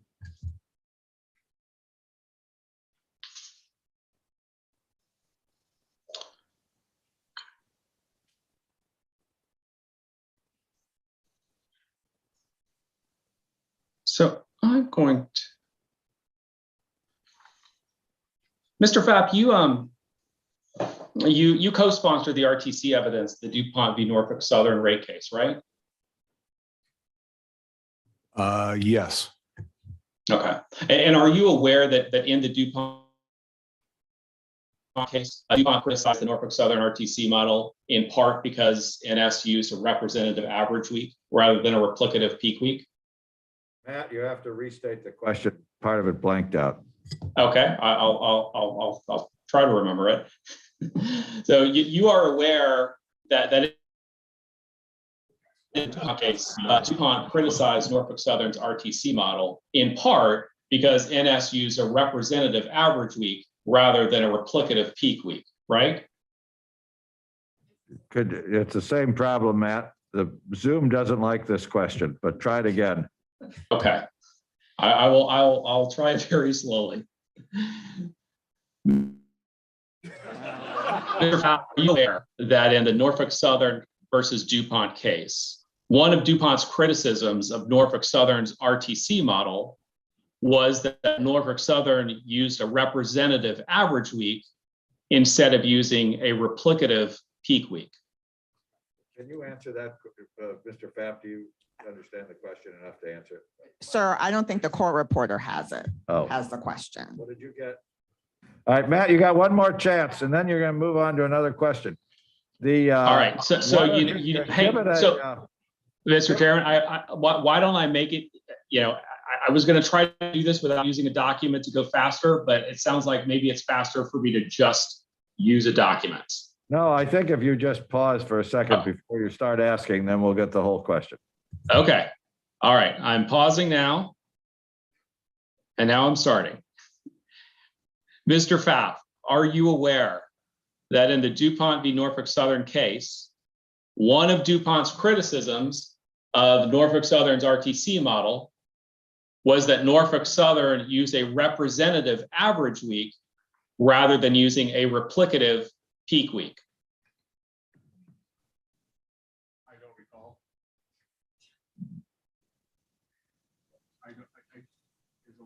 I don't recall that specific part.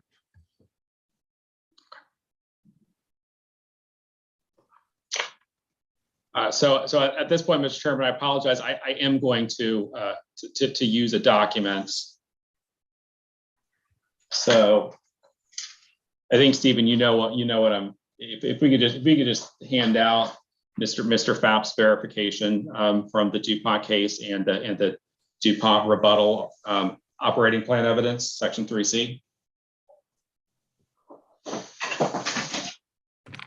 And just for the record, this is marked as one of these documents is going to be CSX NS 371, just a one pager.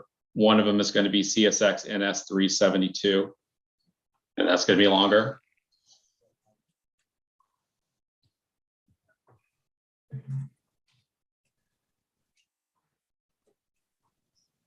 I'll put this here. Okay, thank you.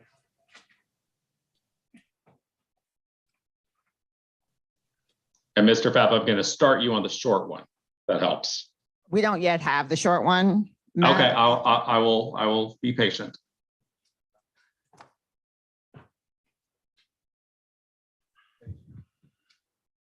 Thank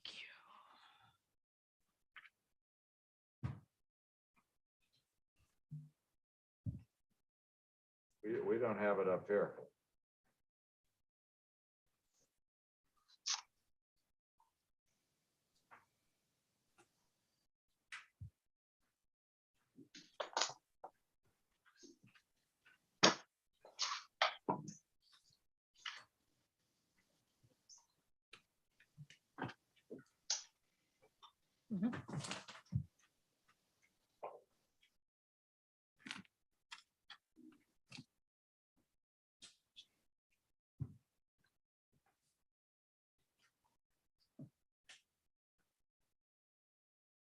Proceed, Matt.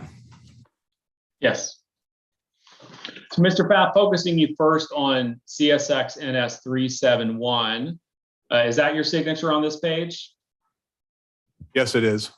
Okay, and this is a the verification from, well, this is this a typical verification in a standalone cost case of portions of the evidence? Yes. Okay, and I apologize. I now realize that this page doesn't say Oh, it does say DuPont on it. There you go. I was concerned it didn't say DuPont on it, but this is the verification you sign in conjunction with DuPont's rebuttal evidence. Yes.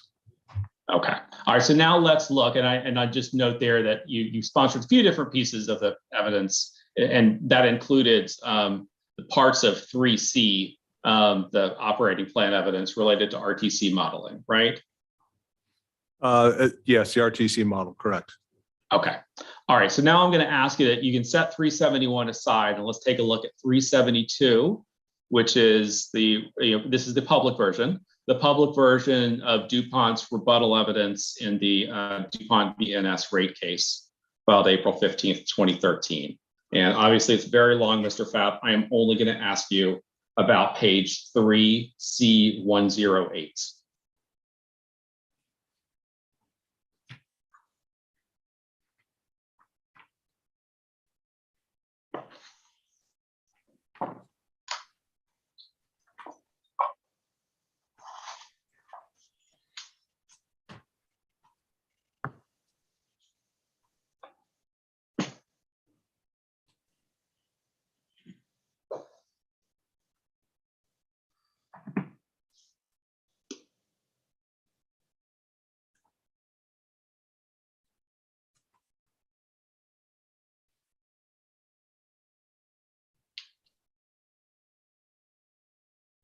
Yes, I have it. Thank you. Okay. And my first question, Mr. Pfaff, does this refresh your recollection that in the DuPont case, DuPont criticized Norfolk Southern for using an average week in their RTC modeling rather than a replicative peak week? Yes. Right. In fact, you said that this decision alone invalidates NS's RTC model, right? That's what the document says. Right. Well, this is the evidence that this is the part of the evidence that you sponsored, right? Yes. Okay. And the STB ended up accepting Norfolk Southern's RTC model, right? I think they accepted their operating plan. Therefore, I think they used their RTC model. Right.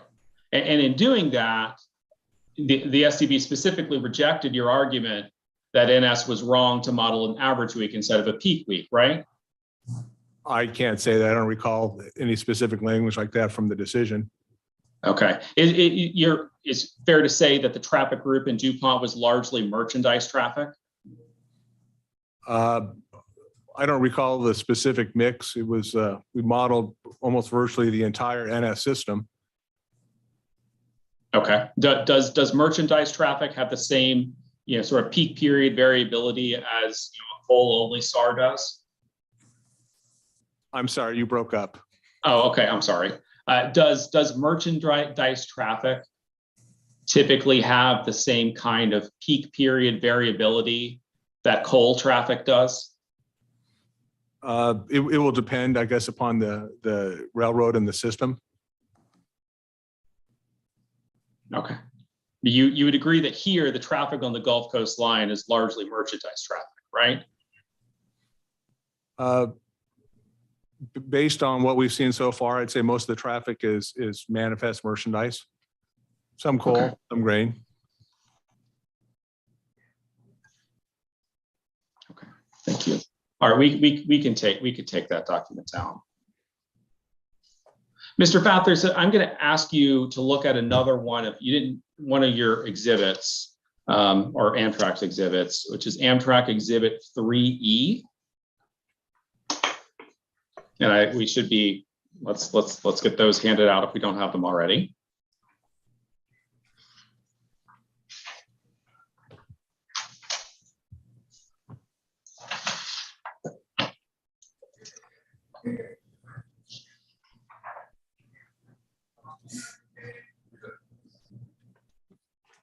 And just let me know when you're ready.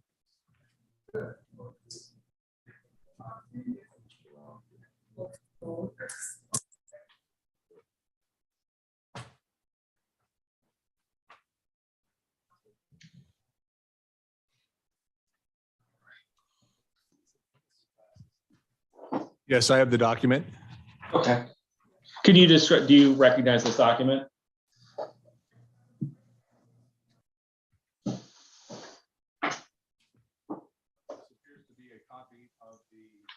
Transportation sector key indicators forecast from the EIA's AEO 2021 reference case. Okay, I'm sorry. I think I lost the first sentence of your response.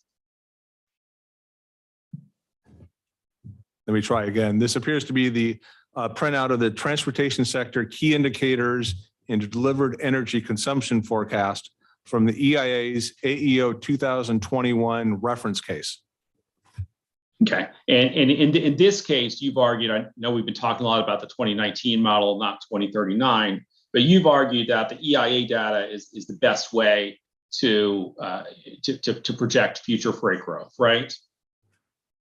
I believe we argued it was that it was the document that supported that versus the forecast that were, well, there were no forecasts produced that we could audit from the bank's Guthrie model.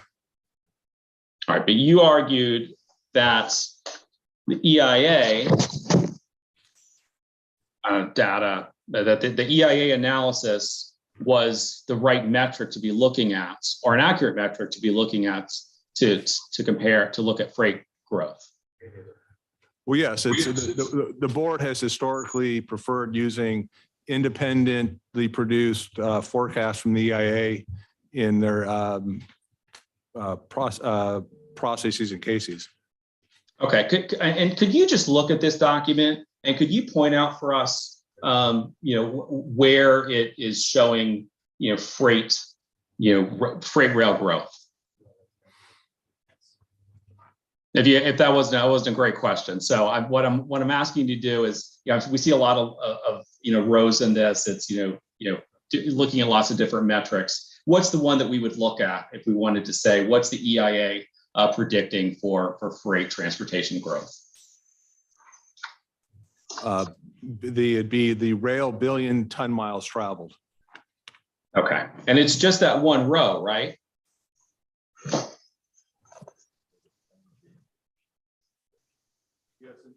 In this printout, it is one row. Okay, so there's no breakdown here by different kinds of commodities, right? Correct, this is rail. Okay, so it's which row are we looking at, please? I'll let Mr. Pfaff say it, but I think it's that first highlighted one, right? It's the rail line. Is that right, Mr. Pfaff? If you look on runner, you see number 7, transportation sector key indicators delivered energy consumption. It's on the first page with the table. Yeah.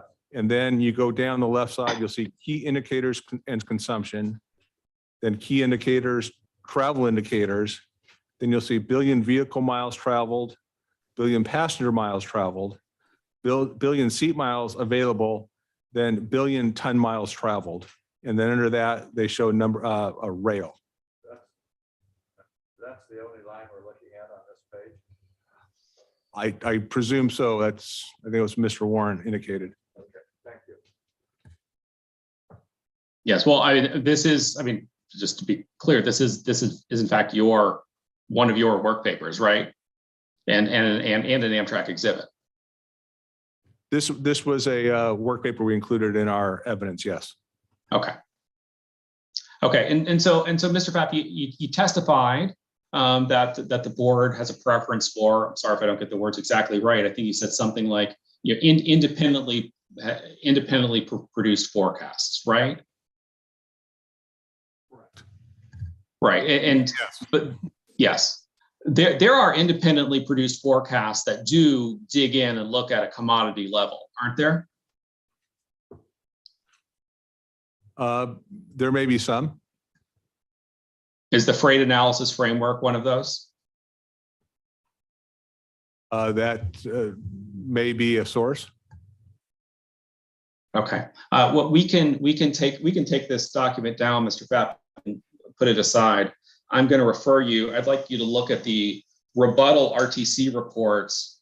This is joint exhibit 40B.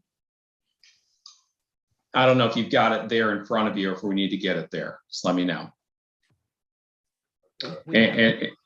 And once you have it, Mr. Fapp, I'm going to ask you to turn to page 21 of the original document and then page 22 of the Bates number.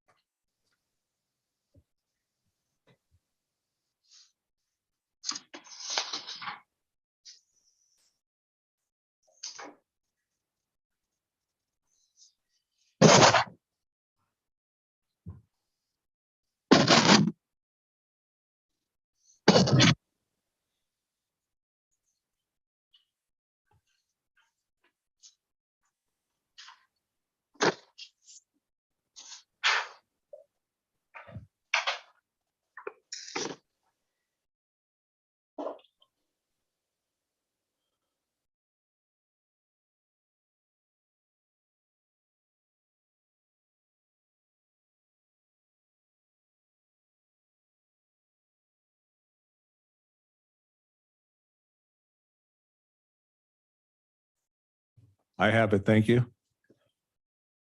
Okay, and this table, compares the, FAF, growth forecast to the EIA growth forecast, right?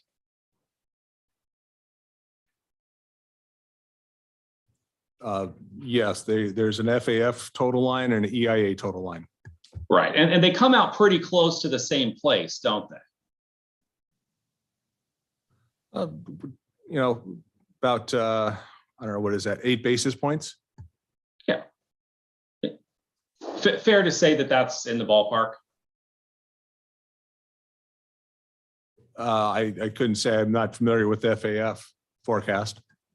Okay, but as by FAF, you mean you understand that to be the freight analysis forecast, right? I misspoke. I apologize. I think it's the freight analysis framework. Yes, that's how they have it denoted. Okay. And if you look at the freight analysis, I'm sorry, was someone speaking? Oh, go ahead. Okay.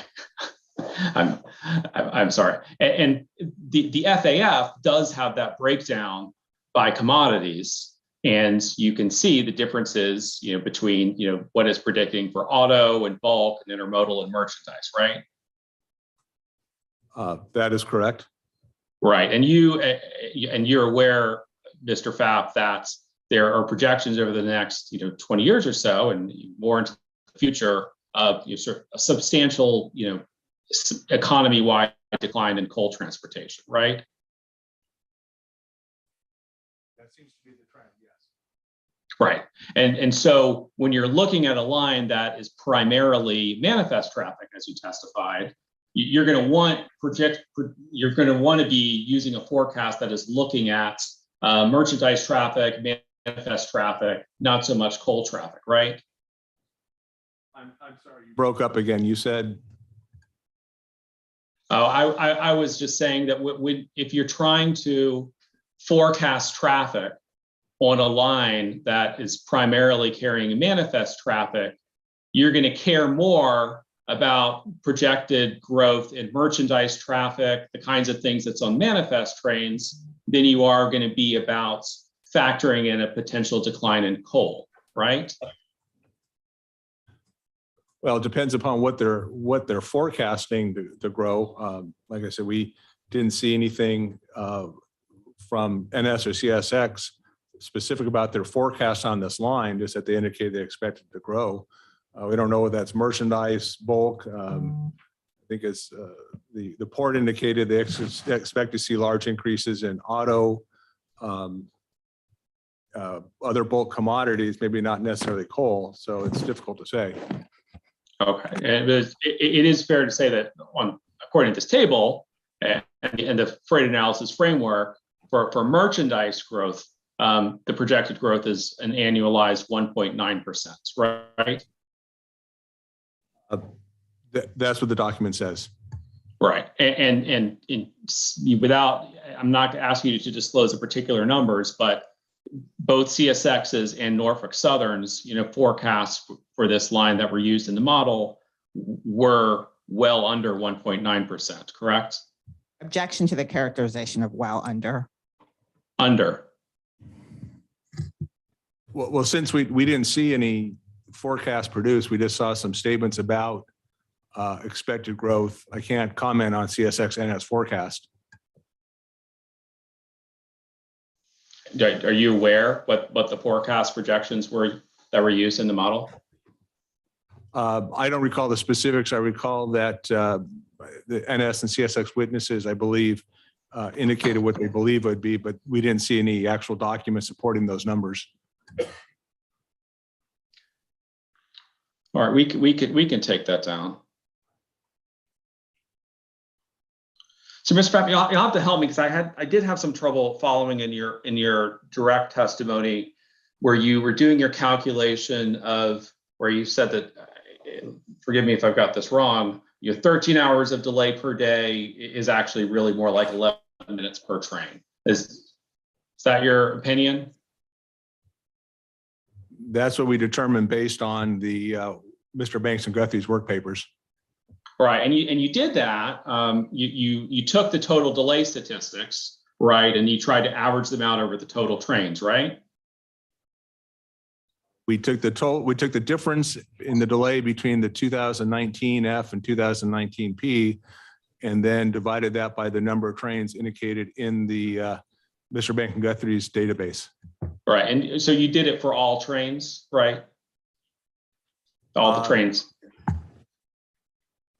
It was all the 2019 P and 2019 F trains that were included in their 13-hour calculation. Right. Are you aware that the delay statistics that were produced in the RTC model excluded yard trains? I don't recall. Okay.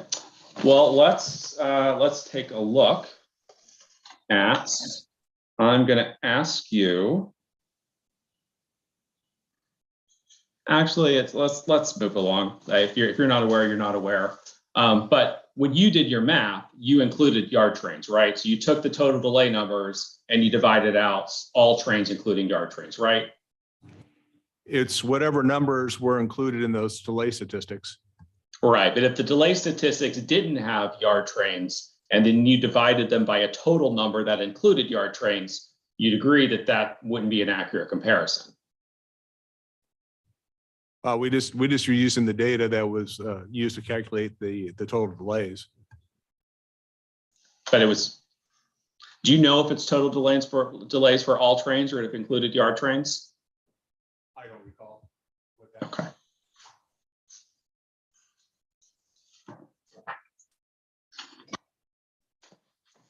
All right, so Mr. Pfaff, we covered earlier that you obviously worked on the DuPont standalone cost case. It's fair to say that was a very large and complicated standalone cost case, right?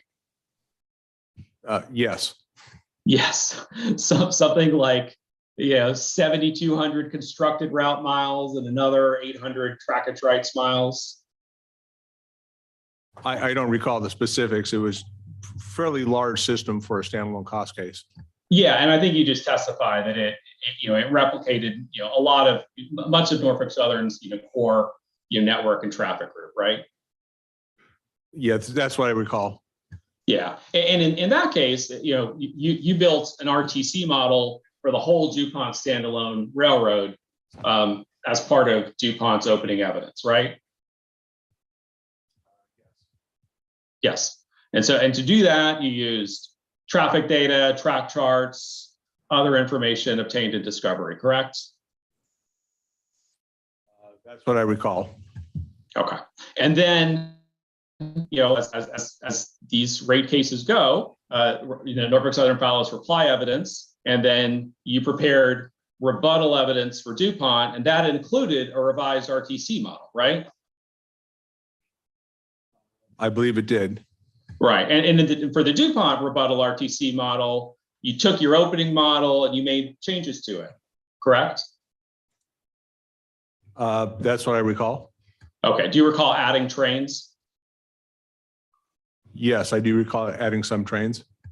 Okay. So you have experience both building a large and complex RTC model from scratch, as you did for DuPont's opening, and experience with modifying an RTC model to reflect changed assumptions, as you did for DuPont's rebuttal.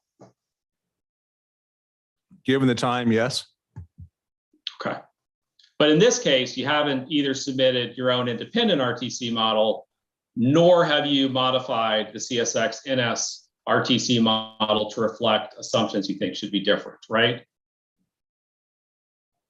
That is correct based on the time and information we had. Okay.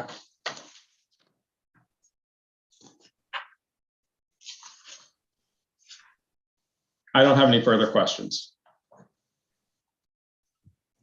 It is 3:11. What? Yeah, that's what I'm about to do. We're going to take a 10 minutes enough, Mr. Reporter? 10-minute break. We'll come back at 3:21. We really have to move this if we're going to try to get this done by tomorrow. And I know the board has some questions. Rob, do you have questions? Yes, sir, we do. Yeah. Do you know how long? Inside of an hour.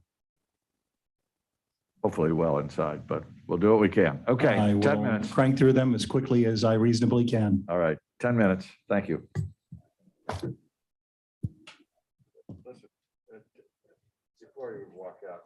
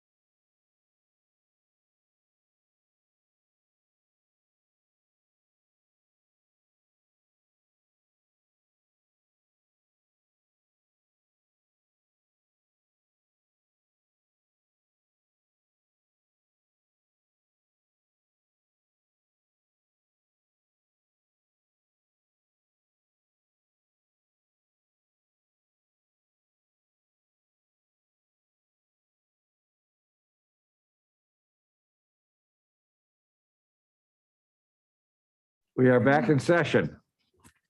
Mr. Wimbush, your witness to cross-examine. Thank you.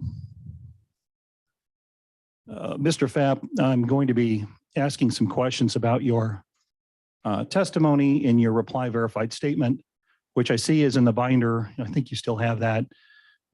Tab number 2, the portion of the testimony addressing the evidence of the port. And am I correct to see that the testimony that you have responsive to the port in your written verified statement begins on page 56 of the reply verified statement and extends midway to page 62 of your reply verified statement? Yes, that's correct. It's roughly 6.5 pages. Roughly that.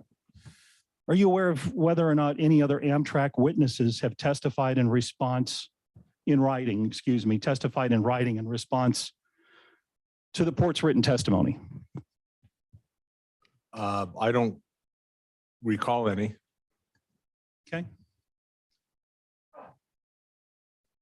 Let me ask you a little bit about your experience, professional experience. I know you touched upon this at the beginning of your opening. You have a statement of qualifications appended to your reply verified statement. You state that you managed the San Manuel Arizona Railroad and BHP Arizona Railroad dispatchers and railroad dispatching functions. Is that correct? Yes, that's correct. How do these two short lines, were there any other short lines, by the way, that you managed? Yes, eventually it was the BHP Nevada Railroad. How do these short line railroads that you managed compare to TASD in terms of annual carloads handled? I don't recall. Can you give me the annual carloads for TASD? I'm afraid I can't right now. I don't recall. I don't recall the number of carloads TASD said they moved.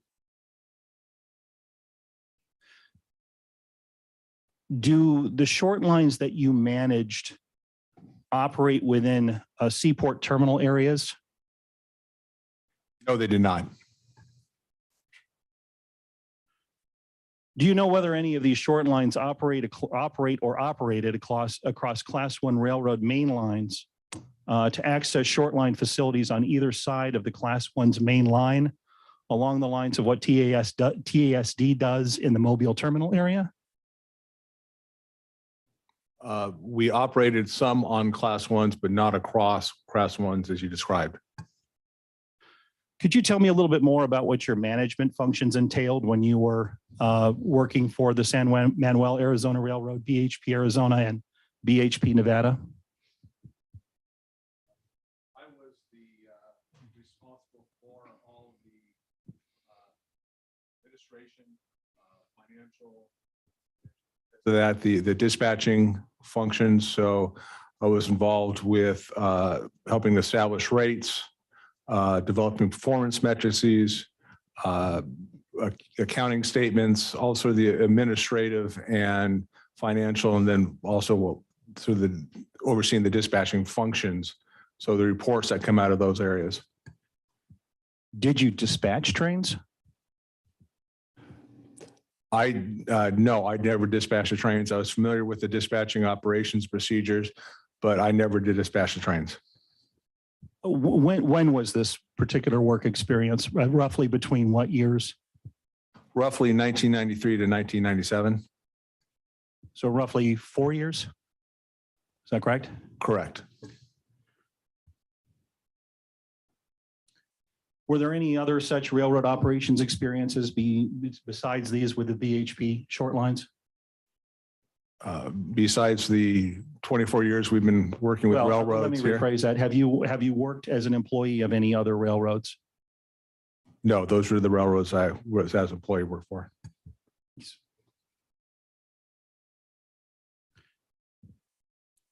Did you read Mr. Robert Golden's written testimony on annual cross-corridor carloads handled by TASD? If it's in his opening verified statement, I did. Did you observe Mr. Golden's oral testimony earlier in this hearing? Yes, I did. Have you read the port's original, that is their November 3rd, 2021, and updated railroad traffic forecasts?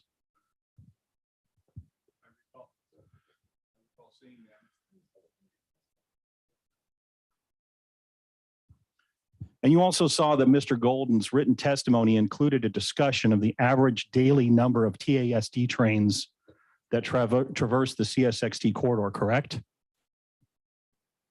Yes, he had a discussion, but we didn't see any work papers. Yes.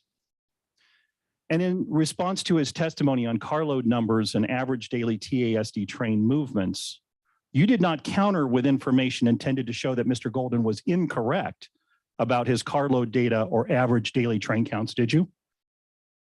No, we just noted that there was no support in the record for the numbers.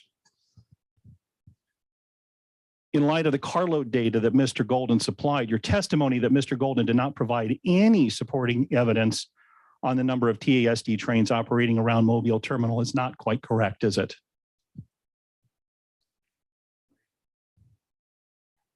I believe we are correct, like I indicated. Didn't see any sort of verifying numbers,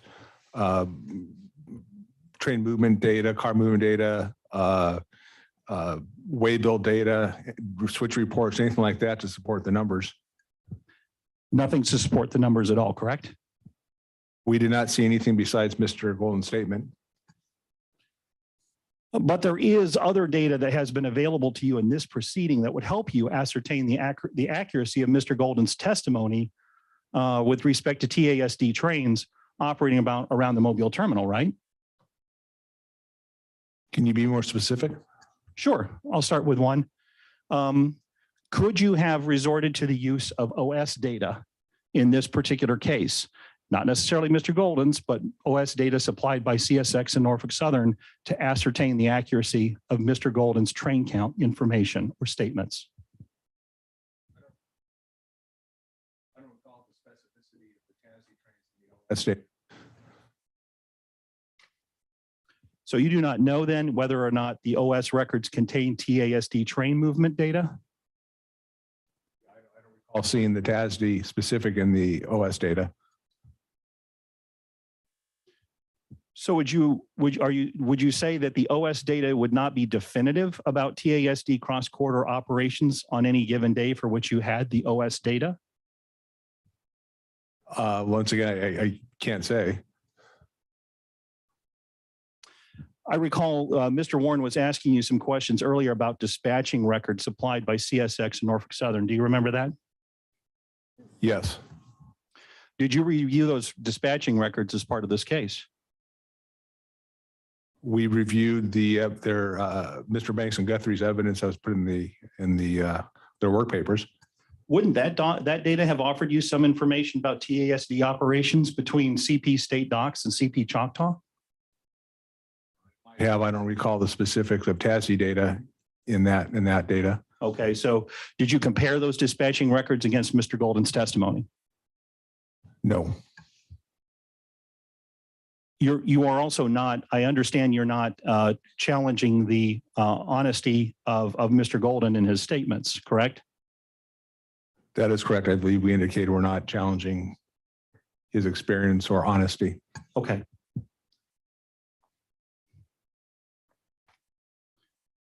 On page 58 of your reply verified statement, you have a section that is entitled, Mr. Golden overstates the complexity of rail operations in the Mobile Terminal. Do you see that? And that discussion begins on page 58 and extends to page 61, correct? Yes. Okay.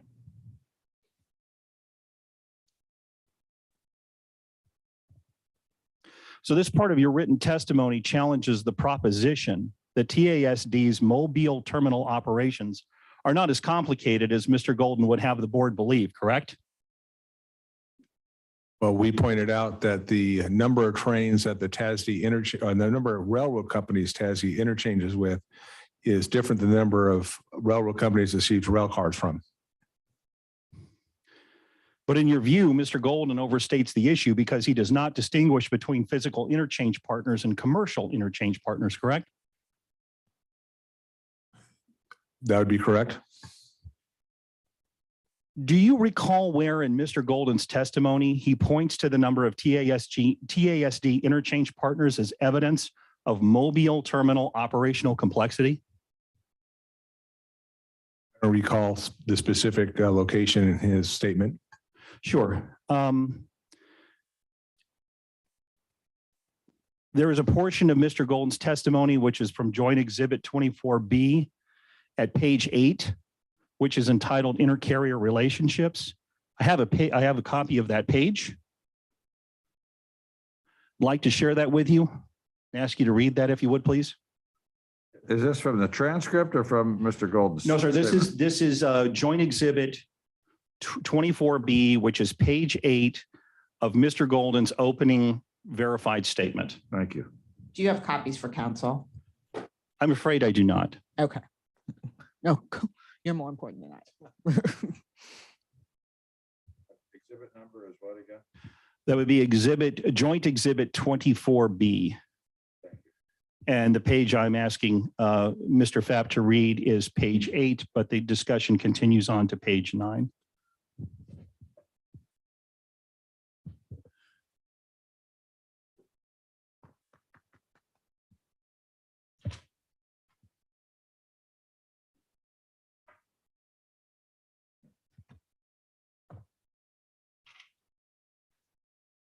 Okay.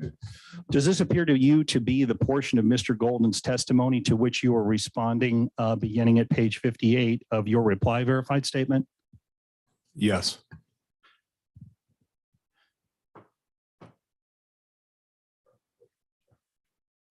Nowhere in Mr. Golden's testimony that you've just read does he ever refer to operations in major terminals such as Chicago, Memphis, or St. Louis, does he?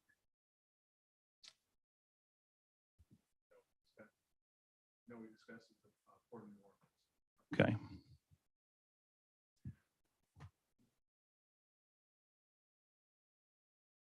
Did you know that most of TASD's interchange operations occur to the west of the CSXT corridor entirely, and the actual interchanges do not depend upon cross-corridor movements?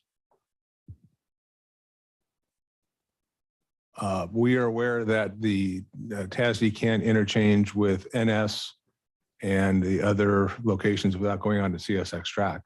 Is that what you're saying? No, that's not what I'm saying. What I'm asking is whether or not you understand that the interchange operations, the predominant interchange operations that TASD undertakes do not require cross-corridor operations. We didn't see any evidence in the record about where the interchanges took place.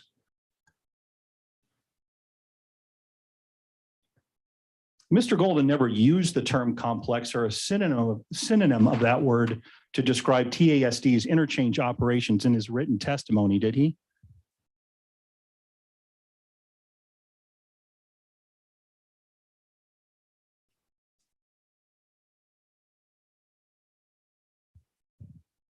Are you going to give him an opportunity to read the written testimony? I see that he is. I'll allow him to do that.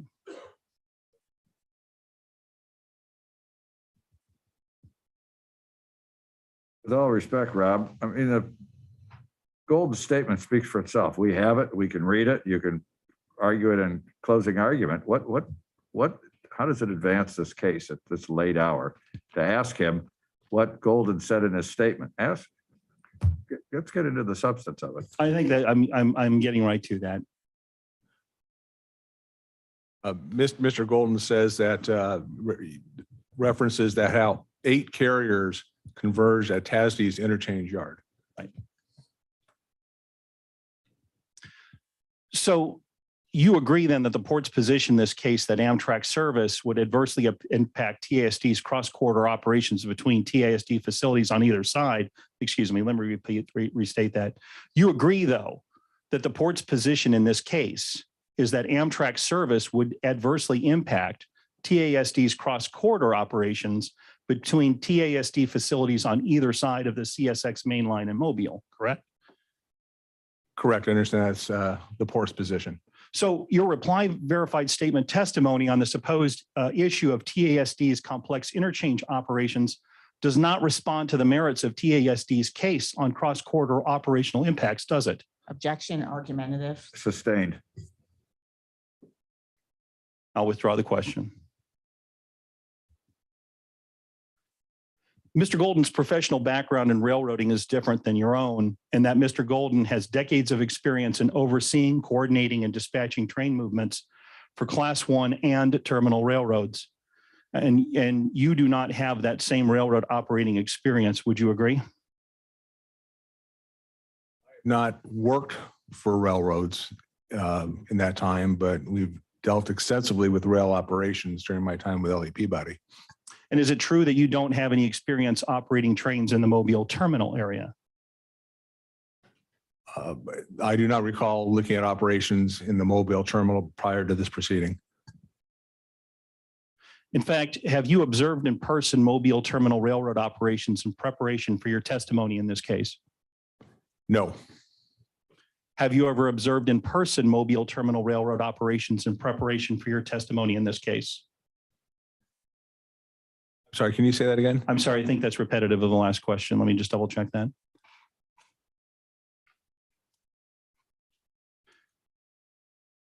Wouldn't you agree that given his real life work experience and intimate familiarity with port operations, Mr. Golden is far better qualified than you are to discuss Amtrak train service impacts upon TASD freight service? Objection, foundation.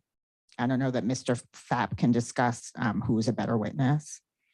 I think that's for the board to determine. Can I hear the question again? Said, would you agree that given his real life work experience and intimate familiarity with port operations, Mr. Golden is far better qualified than you are to discuss Amtrak train service impacts upon TASD freight service? I sustain the objection. Would you agree, given his real life work experience and intimate familiarity with port operations, that Mr. Golden is far better qualified than you are to discuss TASD operations? Same objection. Sustained. I have no more questions. All right. I have a few questions.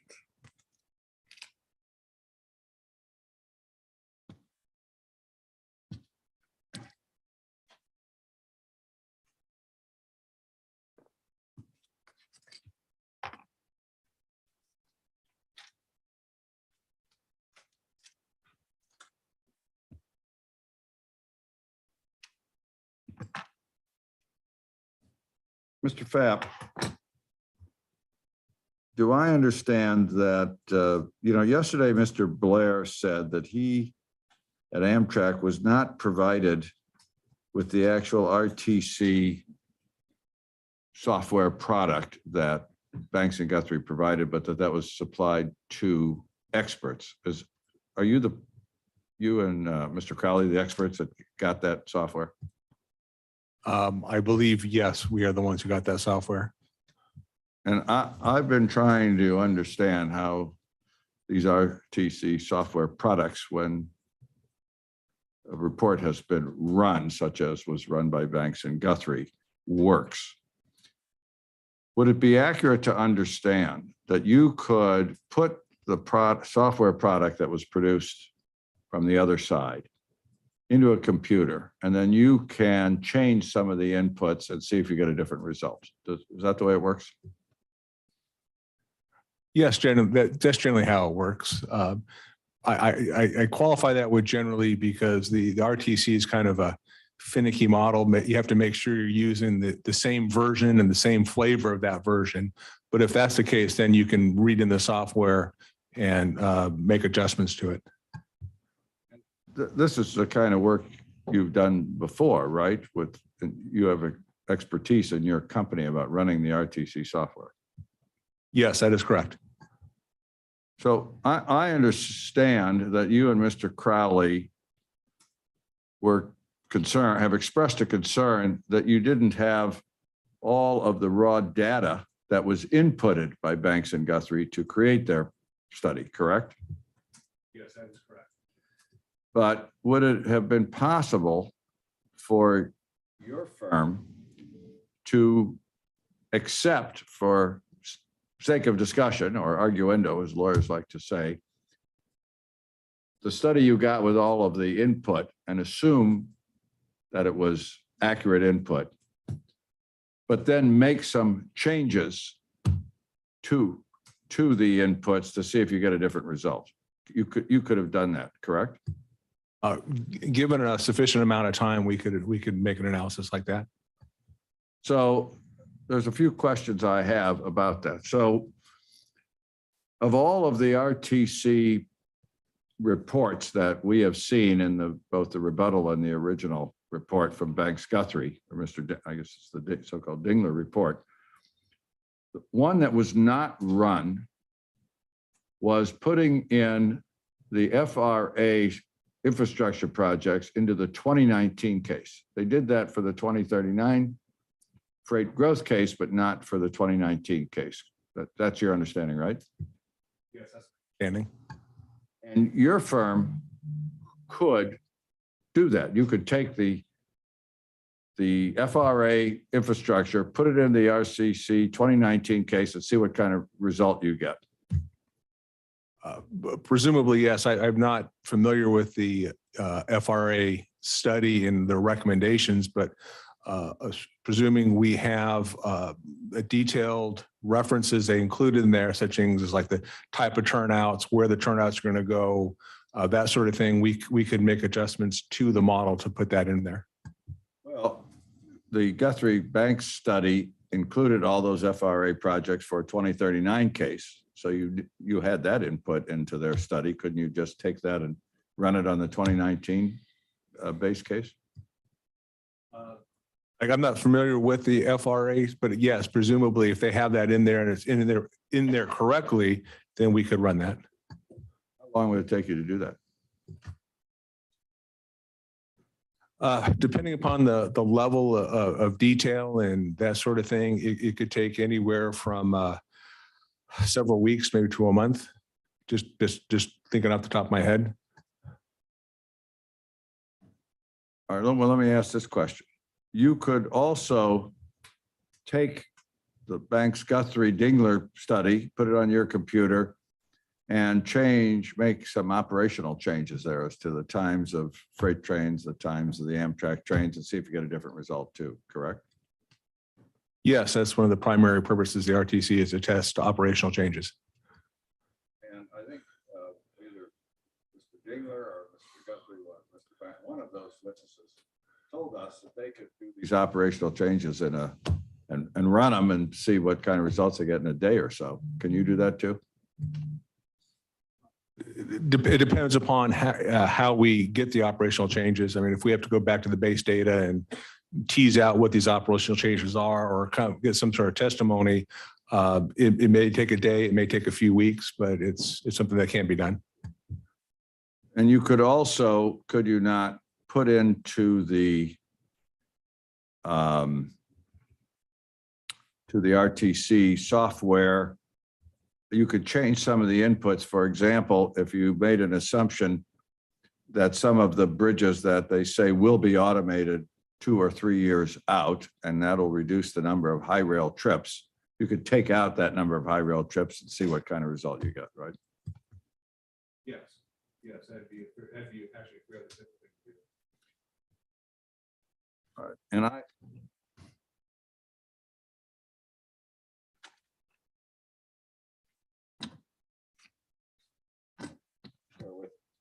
bear with me 1 minute.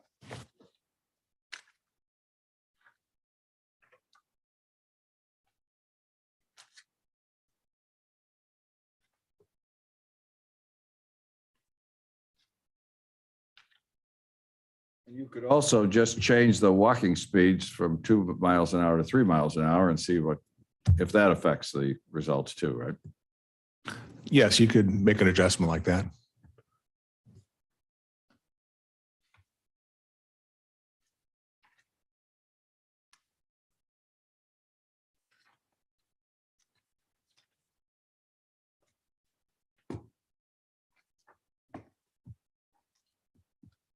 one of the things we have heard here from Amtrak, from Mr. Blair particularly, was the idea that Amtrak supported generally the FRA projects listed in the Gulf Coast Working Group, the so-called FRA projects. You're aware of that testimony, right? Yes. And he also talked about phasing it in after the trains began running. No one has told us here phased in when, year 1, year 2, so forth. But you could take those projects once assuming you've identified the inputs from the 2039 FRA study, and then you could input some of those projects, say in 1 year, and see what kind of result you get, and then more projects in year 2. So you could make some assumptions as to when the projects would be built and see what kind of effect that would have on the freight service by running different RTC studies, correct? Yes, but just to clarify, you mentioned, put projects in 1 year, then more in another year. All we'd have right now in the record is 2019, 20, and 2039. If we were to try to run, let's say 1 or 2 years out now, you'd have to adjust the train list for the different growth rates between year 1 and 2 and say now in 2039. But yes, that could be done. Well, you could take the growth rates that the railroads project, whatever it was, 1.5% a year, I think, something like that, and do it for 2 years, put in a couple more of the FRA sightings, run the RTC study, and see what happens, see what kind of result you get. That's all done on a computer, right? Yes, it'd be a matter of trying to go back and take their approach for growth trains and trying to adjust that for a 20-year approach down to a 2-year approach, 3-year approach, 4-year approach, whatever phrase you're talking about. That would be possible, presuming we had the data. So you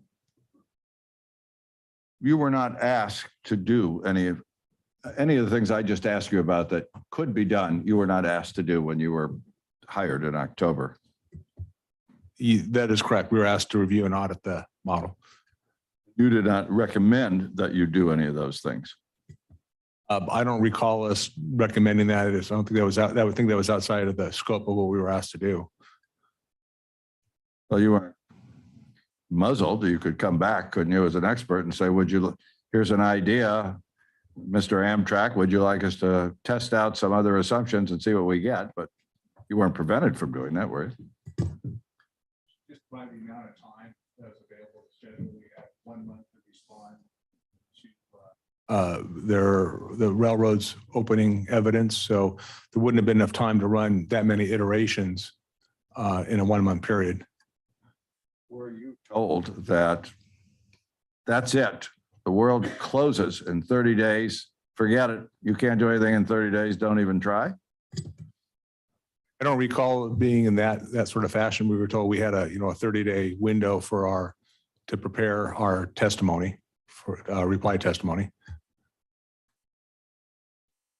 But knowing what you now know, if you were given 30 days, it sounds like you could run these various scenarios and come back with the results.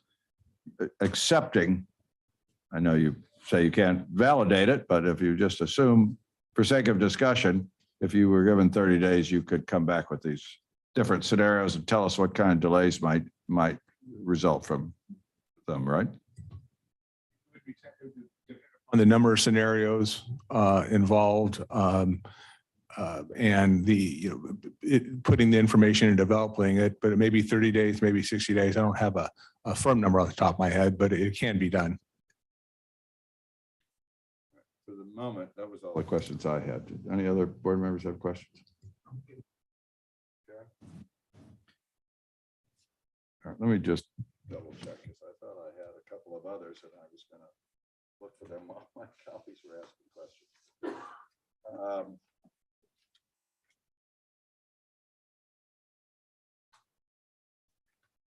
Give me a moment.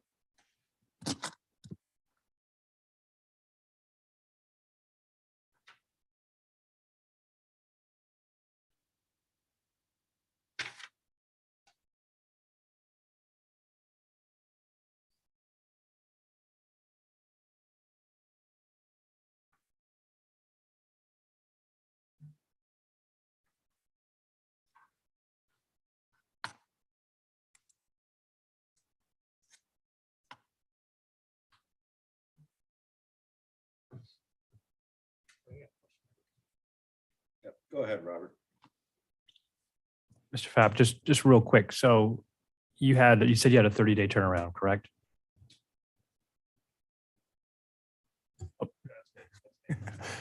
Yes, from the time we received the railroad's opening evidence to our reply, December 3rd. You know, in your opinion, do you think you had enough time to truly evaluate? I mean, it seems pretty complex, this RTC model with all the factors that you have. Do you really believe 30 days was enough time for you to turn it around? Do you looking back now after spending a whole day with us in hindsight that it it should have been longer? 30 days, it was a very tight schedule. Usually what you see in SAT cases where we're using RTC, the reply side, usually I believe it has a 90-day window to evaluate the model. 30 days, you know, there was a lot of areas. We had a lot of late nights and a lot of people working, trying to scramble through, especially since we had 30 different cases across so many different scenarios. Well, on that point, have you ever had to audit a case like this within 30 days? Not of this many of number of cases in our RTC model. Actually, thank you, Robert. I think that was an area that I had that I was interested in. I don't have any further questions. Sorry No. to take yours. No. I'm glad you asked it because I'm fried. It's 4 o'clock. So we're done up here for the moment. Ms. Bracy, if you have redirect. I do not. Mr. Fapp, you're excused. All right. So thank you. It is, well, I should have just wait, hold on one second. Matt, you don't have anything more based on my questions, do you? I do just have one, Mr. Chair. So I'm sorry to bring you back, Mr. Fapp, for just one. So, Mr. Fapp, are you aware that, you know, on August 6, 2021, the board served a decision in this docket?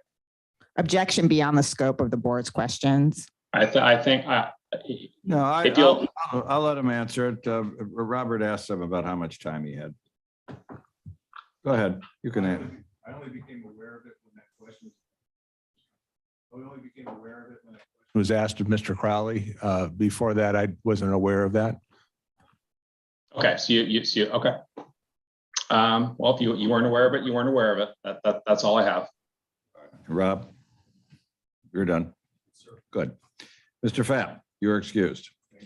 All right, it is now 4:05. It is still my hope and wish and prayer, and I speak for all 5 of us, that we finish this tomorrow.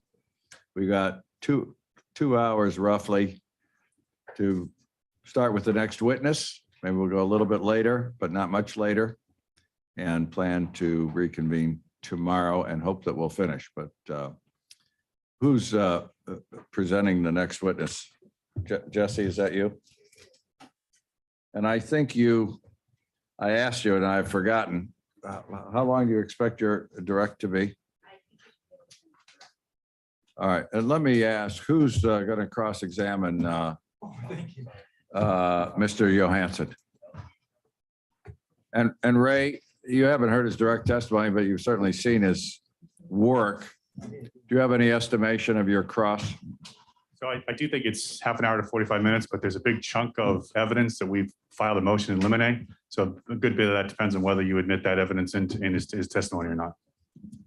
Well, I'm pretty much going to tell you that we probably, well, you know what? I'll read the motion in limine again tonight. I read it when it came in, but it's hard to make sense of it till we see where this goes.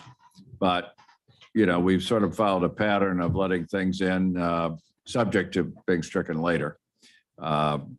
If you have to cross-examine them on all of the evidence that you'd like to bar in your motion, how long do you think you'll have? It's hard to say. I don't know what he's actually going to say because there's no expert report behind any of those demonstratives. So, and I would actually ask this board, we put that motion in limine in at the beginning of this case. I think it would be prudent on you to rule on it before we sit here and listen through. It's like 20 slides of additional supplemental evidence that was not in his expert report. All right, I'll tell you what, I have the motion here. when we get to the first point that you object to, raise it. We'll take a look at a few minutes to take a look at the motion and see if we can deal with it. But it does sound like to me, Jesse, if you think you can finish within the next couple of hours and you only have, We could certainly finish tomorrow, Chairman. you think we can finish tomorrow? Absolutely. I don't know. Rob, are you going to have much for this gentleman? Depends on the scope of the testimony as it unfolds, but right now I feel pretty confident that if we are able to complete Mr. Johansson's direct today, that we should be able to fit it within the time frame you're anticipating tomorrow. I anticipate no more than an hour, and as you could see, I anticipated no more than an hour today, and I was well under that. I helped you out. In a way. Yeah. Okay, let's proceed. Mr. Chair, I would just say that some of the direct testimony also is about the slides that are the subject of the motion in limine. So I think that we will need a ruling on the motion in limine if we're going to finish with Mr. Johansson's direct testimony today. And we have copies of our response to the motion if the board needs them. Let me just take 1 minute. It's in this stack, so let me dig it out. So I have it in front of me. And can you give them the copies of the response?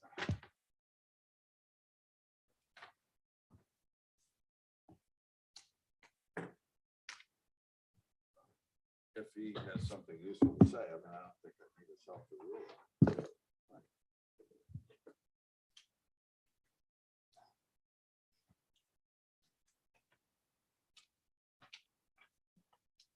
I think both CSX and NS are going to have to move the trees for this paper.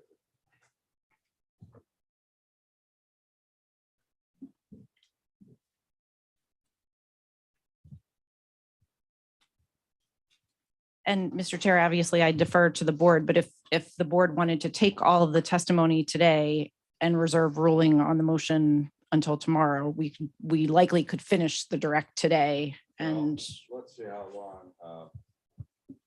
Let me take a look at the motion, which I thought I had brought down here.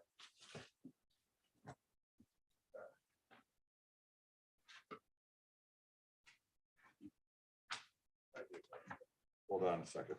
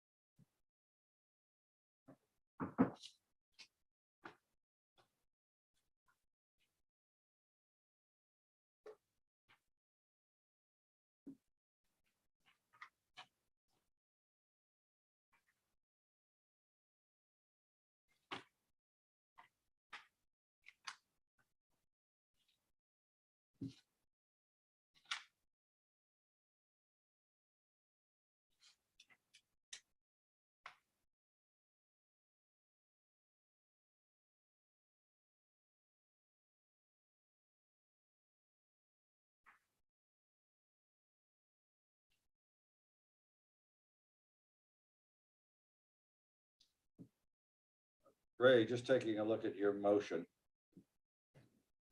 You give us an example of slides 33 through 47 and 48 through 59. Are those the only ones you're objecting to? That's correct, Chairman. You say, for example, but it's not for example. That is the universe. So can you repeat the numbers? I'll just double check that we're not objecting. 33 through 47 and 48 through 59.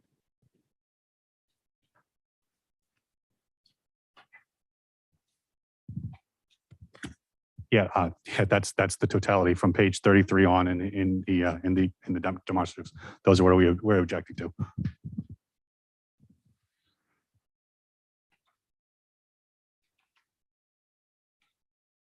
Chairman, if it would be helpful, I can just at a very high level summarize our position on these for you and the rest of the board, and then Jesse can summarize. It's not a very complicated argument on our part. Let me just take a quick look. Okay. No, I don't want to rush you, Chairman. Please. That might be helpful.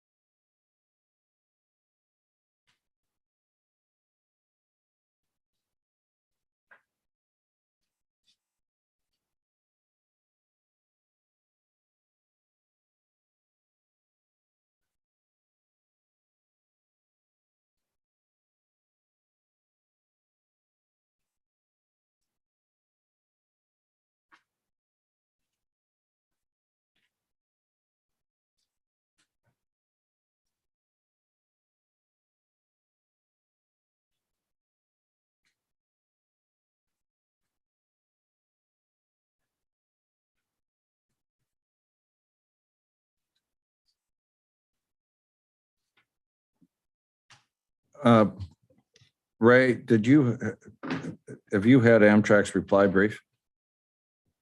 Yes. Did I, did I we mean, get you've copy had of it when, I don't know, for a couple of weeks? Yep. All right, so it's not new to you No, no. today.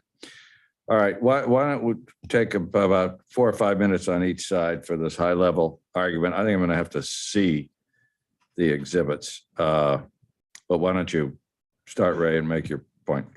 Sure.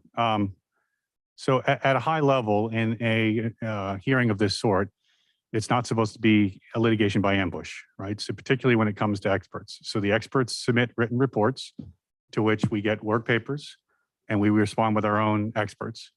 And so it is just the normal practice that experts' testimony is confined to the analysis that they performed in those written reports.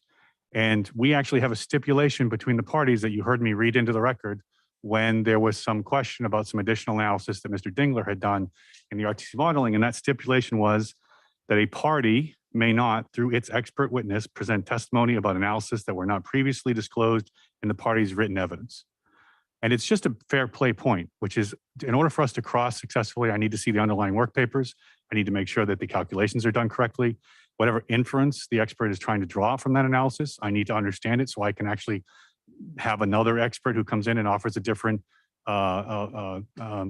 inference to draw, perhaps even from the same calculations. And it is our opinion that starting on page 33, and going to the end of that testimony, it's all new. There's nothing of that sort anywhere in either Mr. Johansson's reply testimony, nor, as you may recall, you let Mr. Johansson submit a SIR rebuttal about 2 months after the record was closed, and none of this is contained in that SIR rebuttal either.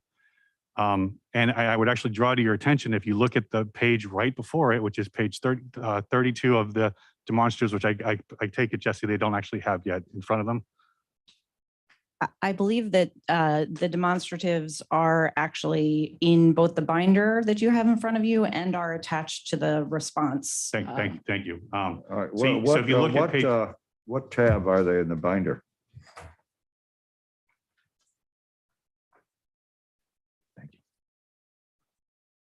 It's the last tab, tab 8 of the binder. it's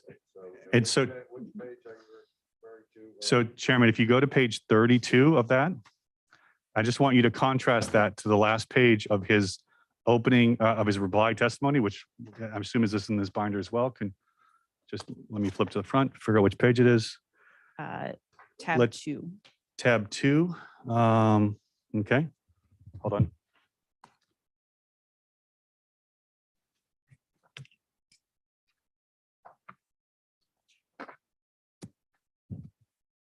If you'll take a look at tab 2, which is page 35, that's the end of his expert report. It's basically the same analysis, which of course is appropriate for him to present. But the moment you move off of that analysis of the Back Bay and his testimony with those demonstrators, starting on page 33 and moving forward in the new set, which is back to tab 6, that's all new. And it gets pretty, in my view, pretty egregious. You're talking about analysis of OS data and trend lines over time. Now, I'm just going to pause. So it is our position this is new analyses that was not contained in either his reply testimony or the SIR rebuttal, and therefore it's not appropriate to raise at this stage of the game. I appreciate that Jesse has a different position. I just turn it over and let her offer Amtrak's perspective. Let me understand what you're saying. You were referring to page 35 in tab 2. Right. So is that part?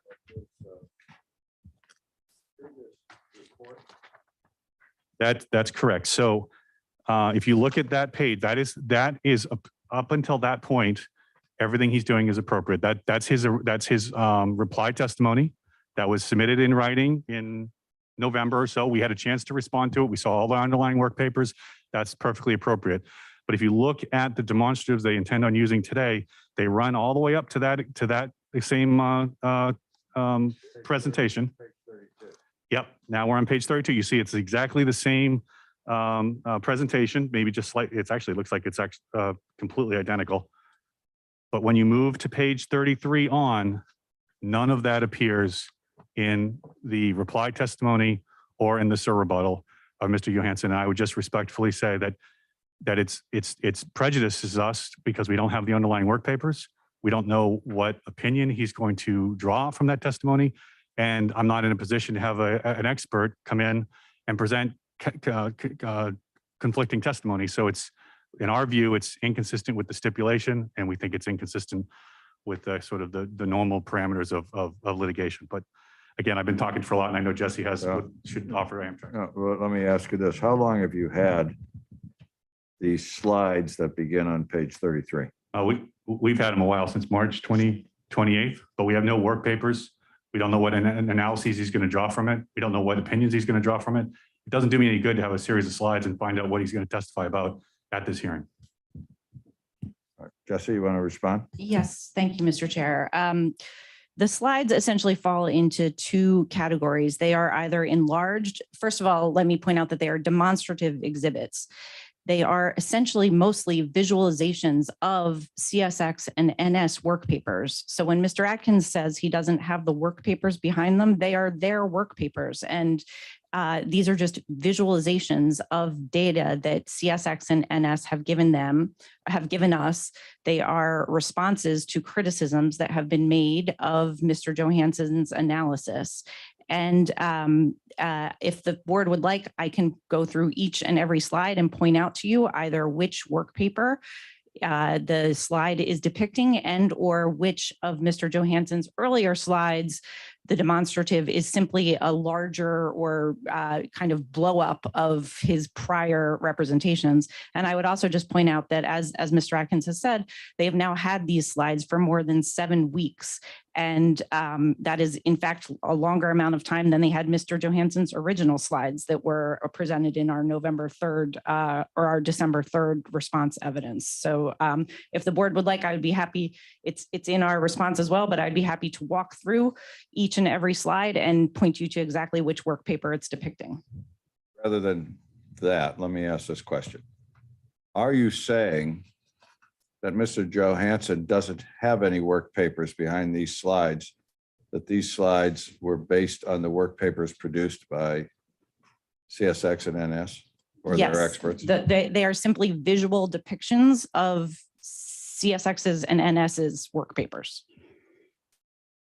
So that if, I'm not criticizing opposing counsel for not doing this, but I'm trying to put this in some understanding.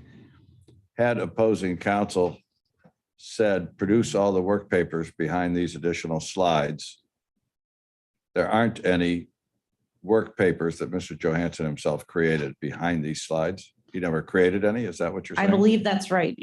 They're simply, as I said, a visual depiction of CSX and NS work papers. Here's why I'm going to do this. I think rather than go through each slide and now, I'm going to allow questioning on the first slide you choose to come to that's in the list that Ray has listed in his motion. And I'm going to listen to your direct examination of what it's about. And then I'm going to listen to Ray make his arguments in response to what is actually being offered into evidence. And then we'll proceed that way and see if we can get some example of what the rest of how the rest of the slides may go. I think it's based on your representation, Jesse, it's almost impossible to rule on it in the abstract until I see what the witness is going to talk about representing in some graphic form data that was produced by the other side. I gather that's what you're suggesting these slides are about. Till I hear what happened to them and Ray can hear whether he is or is not able to proceed and without being prejudiced, I don't think we can rule. So I think that's how we'll proceed. And Ray, renew your objection after you hear the testimony. You're not waiving anything. And we're going to hopefully not have to argue about every slide, but let's get an idea of just what Mr. Johansson's done here before we decide the question. I will say this, that, you know, we did not set out an expert disclosure order of the type you might get in a in a federal district court with very explicit details on who has to disclose what by when. And generally, we follow the general concepts in the federal rules, but this is an administrative hearing. What I'm interested in hearing is whether there's actual prejudice. And if there is, that is something I would recommend the board take into account in deciding whether to grant your motion. But I think until we hear exactly what he's talking about, it'd be impossible to make a thoughtful ruling along those lines. I'm happy to raise it again when we get to it, and just so you know, it'll be slide 33, and we'll revisit this. Just a moment. Can you make sure your mic is on as well? Could you hear me now? Yeah, I've been trying to turn it off so it doesn't bang on the table.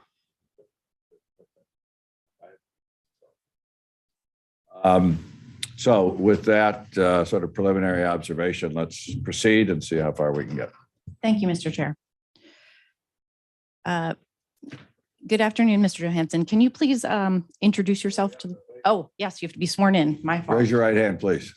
Mr. Johansson, do you swear or affirm the testimony you're about to give is the truth, the whole truth, and nothing but the truth? I do. Proceed. Thank you. Can you please introduce yourself to the board and spell your last name for the court reporter? Clayton Johansson, principal consultant with DB Echo North America, JOHANSON. And can you tell the board a little bit about your educational background? I have a Bachelor of Science in Transportation and Logistics from Iowa State University in Ames, Iowa in December 2002. And a little bit about your employment background. After college, I started with a company called Hub Group as an intermodal coordinator. What Hub Group is called an intermodal marketing company. I was involved in the entire intermodal kind of supply chain from pickup to delivery of customers whose shipments involved intermodal transportation. After that, I spent 15 years with BNSF Railway. I started out as an assistant train master at Corwith Yard in Chicago, Illinois. Assistant train master is the equivalent of a yard master on the former Santa Fe properties. Yard master directs rail traffic in and out of a railroad yard. I was responsible for developing the inbound plan, executing that plan, developing the plan to get trains out of the yard. So everything that involves in executing a plan at a railroad yard, that was my responsibility. I was subsequently promoted to train master, did largely the same roles, plus some larger planning responsibilities at Corwith. After that, I was promoted to manager of transportation coordination, where I was responsible in real time for all of BNSF's interchange activities within the Chicago terminal. So dealing with all of the terminal roads and the other connecting roads, class ones in Chicago to help move BNSF's traffic and trains through the terminal and also receive traffic due to us off the other roads. After that, I became terminal manager of suburban operations for BNSF Chicago Suburban Service, where BNSF served as a. Sorry. Yeah, can you slow down? I'm sorry, please. I'm sorry. I was terminal manager of suburban operations, where BNSF served as the contract operator for Metro commuter rail service in the Chicago area. In that role, I had responsibility for all of the frontline supervisors and train crews, service planning for executing the 100+ commuter trains that we operated today on that corridor, along with helping manage that and protect BNSF's freight operations on the line between Chicago and Aurora. And after leaving BNSF, what did you do? I've been with DB now for 3 years, engaged in planning projects from very short-term production train schedules, essentially the next train schedule that goes in effect on a particular line, all the way to long-range planning efforts for visioning and other kind of service design for either pure passenger or mixed passenger freight corridor planning. And what types of clients do you work with at DB in doing this planning? Yeah, we work with passenger operators, state agencies, and Class 1 freight railroads. And you were engaged by Amtrak in this case? Yes. And what were you asked to do by Amtrak? We were asked by Amtrak to assess the supply of capacity on the Gulf Coast corridor, and then the demand on capacity in that corridor, and then what would be the demand of the proposed Amtrak Gulf Coast service on that corridor. And what did you conclude? We concluded that on the Gulf Coast corridor, that the supply of capacity is sufficient, given the current freight demand and the proposed Amtrak Gulf Coast service is sufficient to allow for the initiation of the proposed Amtrak Gulf Coast service without any infrastructure being built prior to the initiation of service. Thank you. Mr. Chair, did you want us to pause for a moment or? Go ahead.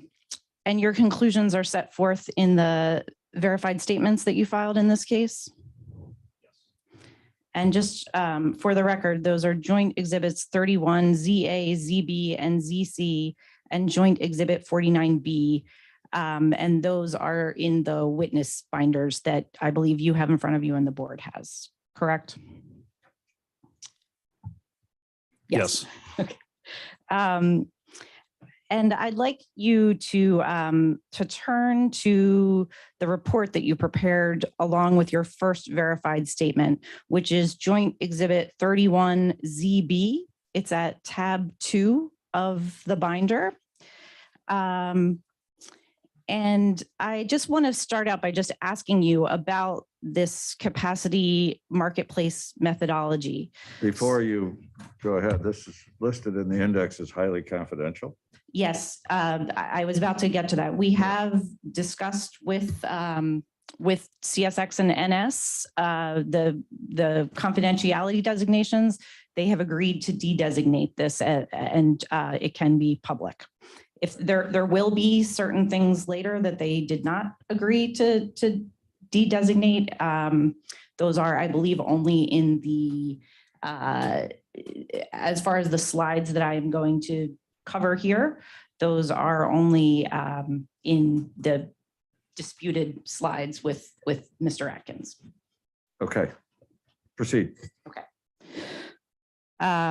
So if you can go to page 6 of your of the report, and thankfully this is both real page 6 and exhibit page 6.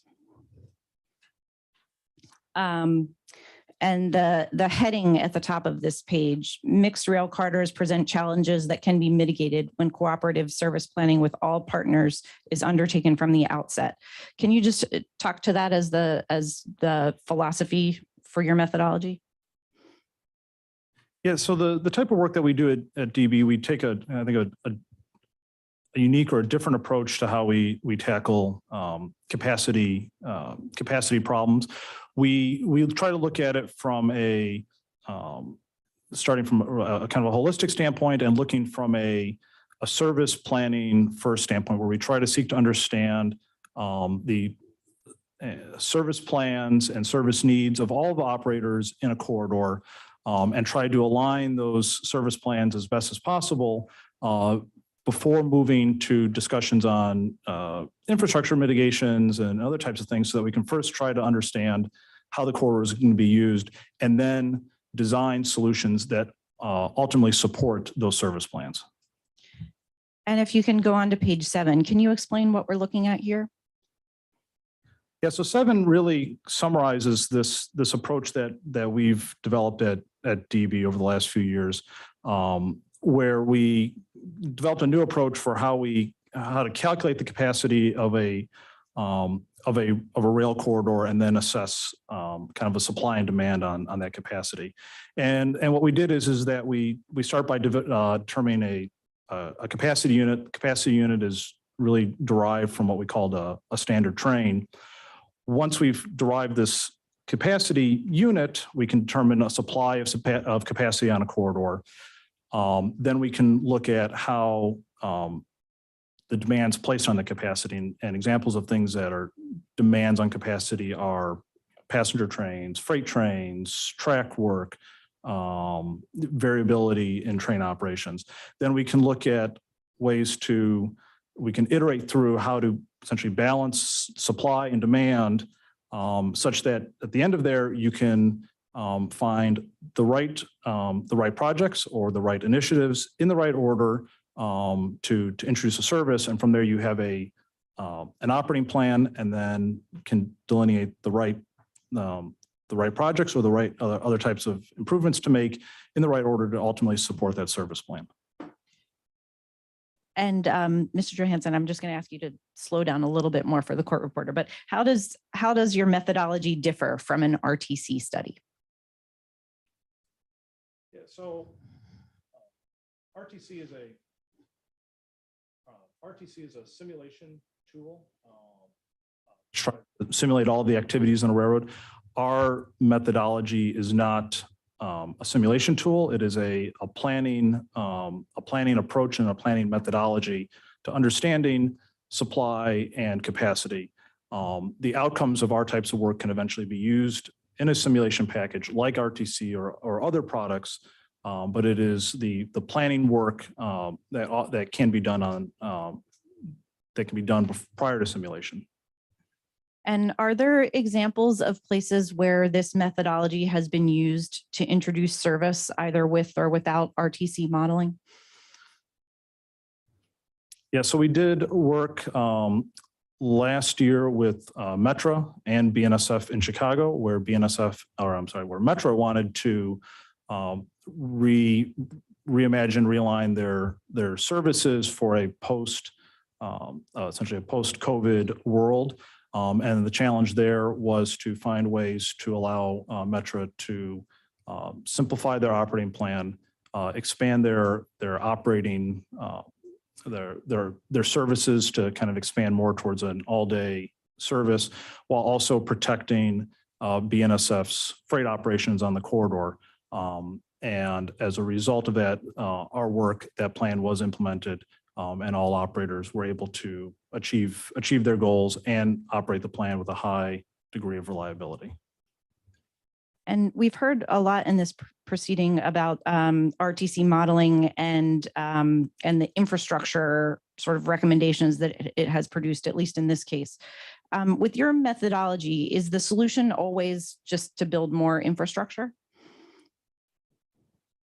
No, in other places where we've implemented this or deployed this methodology, we have identified either operational improvements or technological improvements, and then we can quantify the value of those initiatives and mitigations, and help stakeholders maybe identify those for implementation first, because those can often be implemented more quickly and more cheaply than infrastructure. And based on your experience at both BNSF and now with DB, can you give some specific examples of how railroad capacity can be increased without building more infrastructure? Yeah, so two examples from projects that we did on the West Coast. In one case in Southern California, we were able to identify how essentially passenger operators who had an unaligned service plan, so essentially had multiple operators in a corridor who were sort of developing their operating plans in isolation, that once those plans were aligned, they were able to operate the same amount and more service, actually with less infrastructure, because they finally were aligned and were not developing plans that overcompeted for a resource, for track space. In another study, we were able to quantify and demonstrate how changes in the signal system and the deployment of positive train control would allow trains to change their spacing distance between each other, which then allowed for more trains to traverse the corridor on the existing infrastructure without the need to construct additional tracks. Thank you. I'd like to turn now to just more specifically how your methodology works. And if we can go to page 8, please. Can you explain sort of the first step here? Yeah, so the first thing we do is we establish a capacity unit, which we call a standard train. And a standard train is simply we're creating a measurement of which we can compare sort of operating or service decisions back to. So it certainly doesn't mean that every train has to look like the standard train or adhere to the standard train. We're simply developing a measurement tool that we can compare and contrast certain decisions to. So whether those are operating decisions or infrastructure type decisions, we have something to make that comparison to. And that standard train is based off of data of real world data of the train types that are being operated on a particular corridor. And you say, going to the top of page 9, you say that this helps to frame benefit and trade-off discussions. Can you explain what you mean by that? Yeah, so what we're doing, and we use this analogy a lot of this, like grid lines on paper, is we're not changing the structure of the railroad. We're just providing structure for how you understand how you use it. So if you kind of think of that grid line example of a blank piece of paper and a paper with grid lines on there, you know, at least for me, it's easier to write on paper with grid lines because I can structure my thoughts and structure how I write on it more than paper without a grid. And that's just what we're doing here, is providing a structured way of understanding how we measure the capacity on the corridor and then structure how we apply the demand on the use of that corridor. Thank you. If we can turn ahead to page 12. On page 12, you say that this methodology provides visibility for operators to consider operations efficiencies that free up capacity and mitigate the need for capital investment. Can you explain what you mean by that? Yeah, so our methodology provides transparency because of how we calculate and quantify the capacity consumed by certain passenger service plans or freight service plans or freight operations. And we have a very simple, essentially methodology where we develop our capacity units, we calculate the supply of capacity, we apply the demand on that capacity, and then you iterate between supply and demand to get essentially to get those to where they equal out and where the stakeholders in a particular corridor want to get to. And from there, then we can articulate a service plan, a list of projects. Projects could be infrastructure, they could be service or other types of service improvements, but we can tie back specific projects to a specific benefit. So rather than having necessarily a whole list and saying you need to do all of these, we can say this project gets you this, and this aligns with this service goal, and this project gets you this, with aligns with that service goal. And then at the end, we have this framework for operators, and particularly with our variability, we have a metric for measuring sort of inefficiencies within a particular corridor. Thank you. If we can look at page 13, and if you could just explain to us what we're looking at here. Yeah, so this just kind of illustrates how one of the things that you can sort of get at the end of our methodology, which is a project list with a phased approach. So you can say we need to do this project, this project, this project. This allows us to reach a certain type of service growth. So and this is illustrative here. This isn't representative of this corridor, but maybe you want to start a corridor where you want to have an hourly passenger service, and you want to have 35 opportunities a day to run freight trains. And this is the level of infrastructure and maybe other improvements need to make to reach that level. And then when you want to expand and maybe you want to run more passenger service or you want to run more freight service, then you go into the next kind of package of programs, and you can phase in your work to align the right infrastructure and the right plan with the right kind of level of demand. And I note on this is it always infrastructure, or is there's sometimes other types of improvements?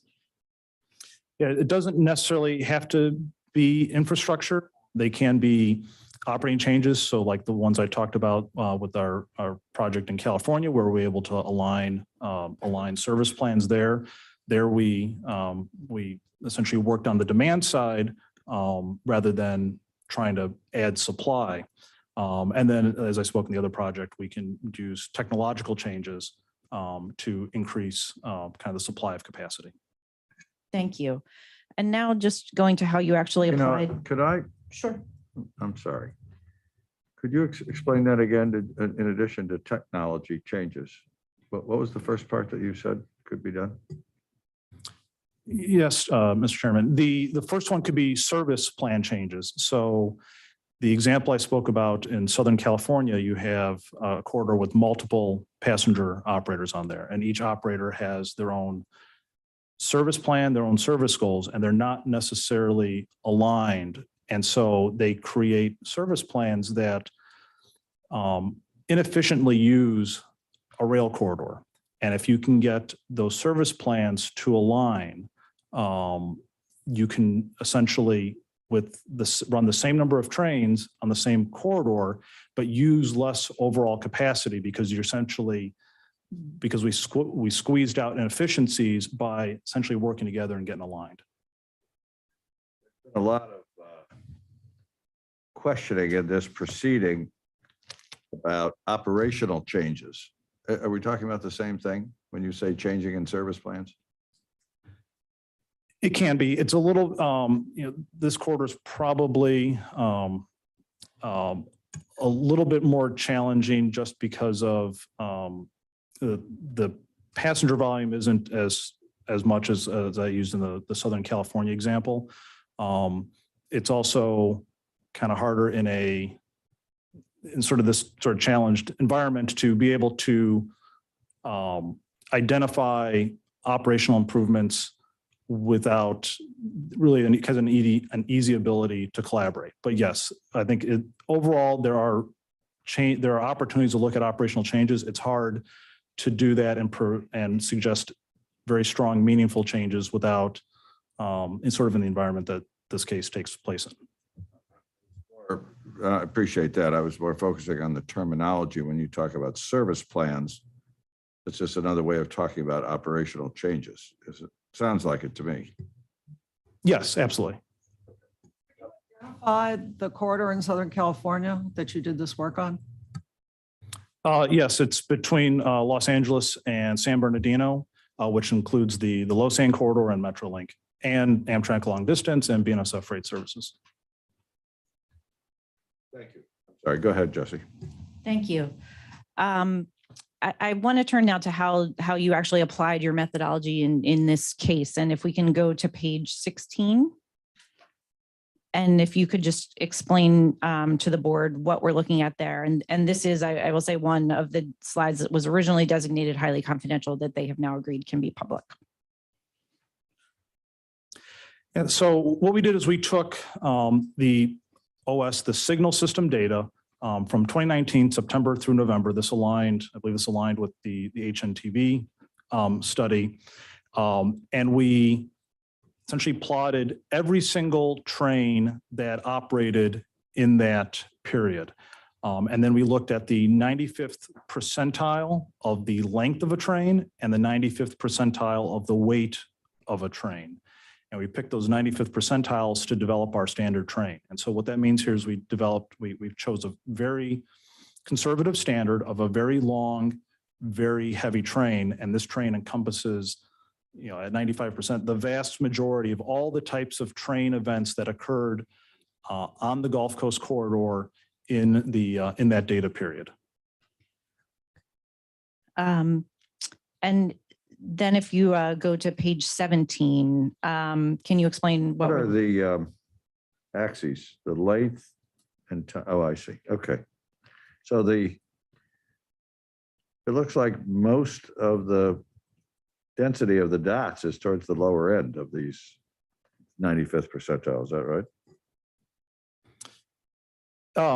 Yeah, and we chose a very conservative standard.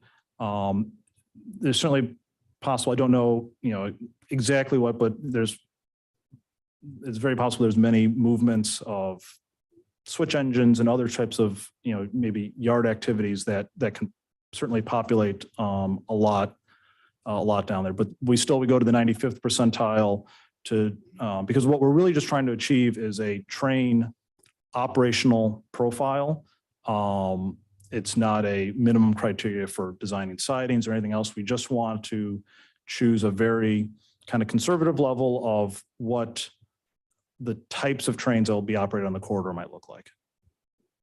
Okay, thank you. And if you can then go to page 17 and explain what we're looking at there. Yeah, so after we've developed our standard train, we need the other kind of big component of developing a capacity unit is how frequently can you run the train? And that what we're looking for here is really try to derive how quickly one train, if you're standing at a place and the signal's green and the train goes by, how quickly can that train go by and that signal get back up to green? So two trains could essentially follow each other essentially unimpeded. We looked at the actual data provided for the corridor, looked for instances of two trains following each other, counted the frequency of events in the minutes of difference between those two events, and then essentially chose the number that came out most frequently.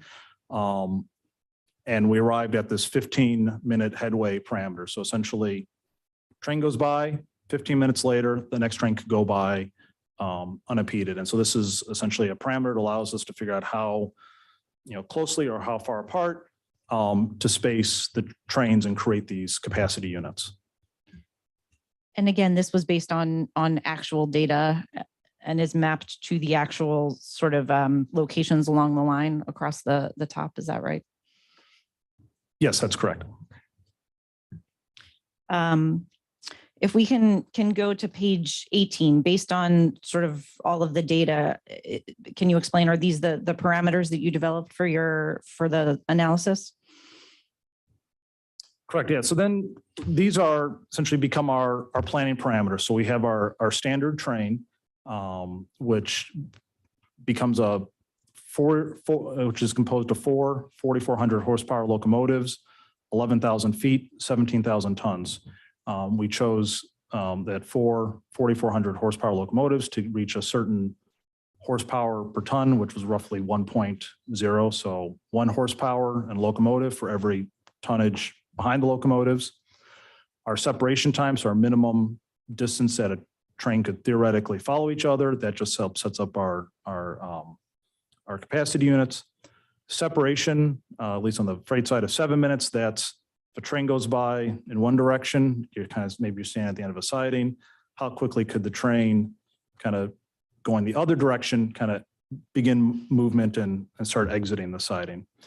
And then we also included a 10% distributed recovery. So it's essentially an extra kind of margin to account for kind of the more smaller variability in train operations. So some locomotive engineers can run a little bit faster, some can run a little bit slower. And so we have that 10% distributed recovery. And 10% here essentially just means that for every 1 minute, we have an extra 10% in there. So that would be like 6 seconds. So we add that 6 seconds in. And then we have our passenger parameters, which was based off of a single Amtrak road locomotive, 4 Superliner coaches. The headways were a little bit shorter because of passenger trains can move faster. Ultimately, the headways on the passenger side doesn't affect the development of the capacity units. And then we had 5% distributed recovery plus a segment recovery from segment to segment as provided by Amtrak and the schedules that they provided for this case. And when you established these parameters, did these parameters mean that CSX can't run trains that are longer than 11,000 feet or heavier than 17,000 tons? No, nothing about this constrains an operator from operating the railroad however they see fit. It's just a way of being able to develop measurements to compare kind of decisions and data analysis to. And does this mean that CSX has to robotically dispatch trains every 15 minutes? No, it doesn't. If you can go ahead to page 21 of your report and just explain to the board what we're looking at here. So after we developed our units of capacity for the corridor, we laid on the Amtrak schedule and started essentially allocating those units of capacity to the proposed Amtrak service. And that's what the diagram on 21 visualizes. And so based on this, then you can calculate units of capacity? Correct. We can then calculate the units of capacity consumed by the proposed Amtrak Gulf Coast service. Okay. And if you turn to page 22, what did you conclude about capacity consumed by Amtrak trains? So the proposed Amtrak Gulf Coast service consumed between 4 to in total. So the 4 proposed Amtrak trains in total consumed 4 to 6 units of capacity per section throughout the corridor. In most cases, the proposed Amtrak train did not really run very differently from a standard train. So it was only 1 unit of capacity. In the cases where it was where you see the 6 bars in those segments, 2 of the trains consumed 2 units of capacity, and that may be driven by either meets or accounting for Amtrak's statutory right to preference, so that we never assumed that Amtrak, we never tried to kind of wedge in, and that if a Amtrak train maybe theoretically could arrive shortly before a freight train or a capacity unit, that somehow that Amtrak would wait. So we allocated, when there was essentially a tie, we allocated that capacity consumed to Amtrak. And if you turn to page 23, what did you conclude about the capacity consumed by freight trains? Yeah, so then using the CSX OS data, we calculated the average train count per section. And so you see those city or station names throughout the corridor. We looked at each single track to single track section throughout the corridor, calculated the average train count in that section. And that train count is based on any train movement that was in the provided OS data. So that's over a 3-month period, that train count that you have there? Yes, that's correct. Okay, and if we can go to page 23, what did you conclude about the, or I'm sorry, 24?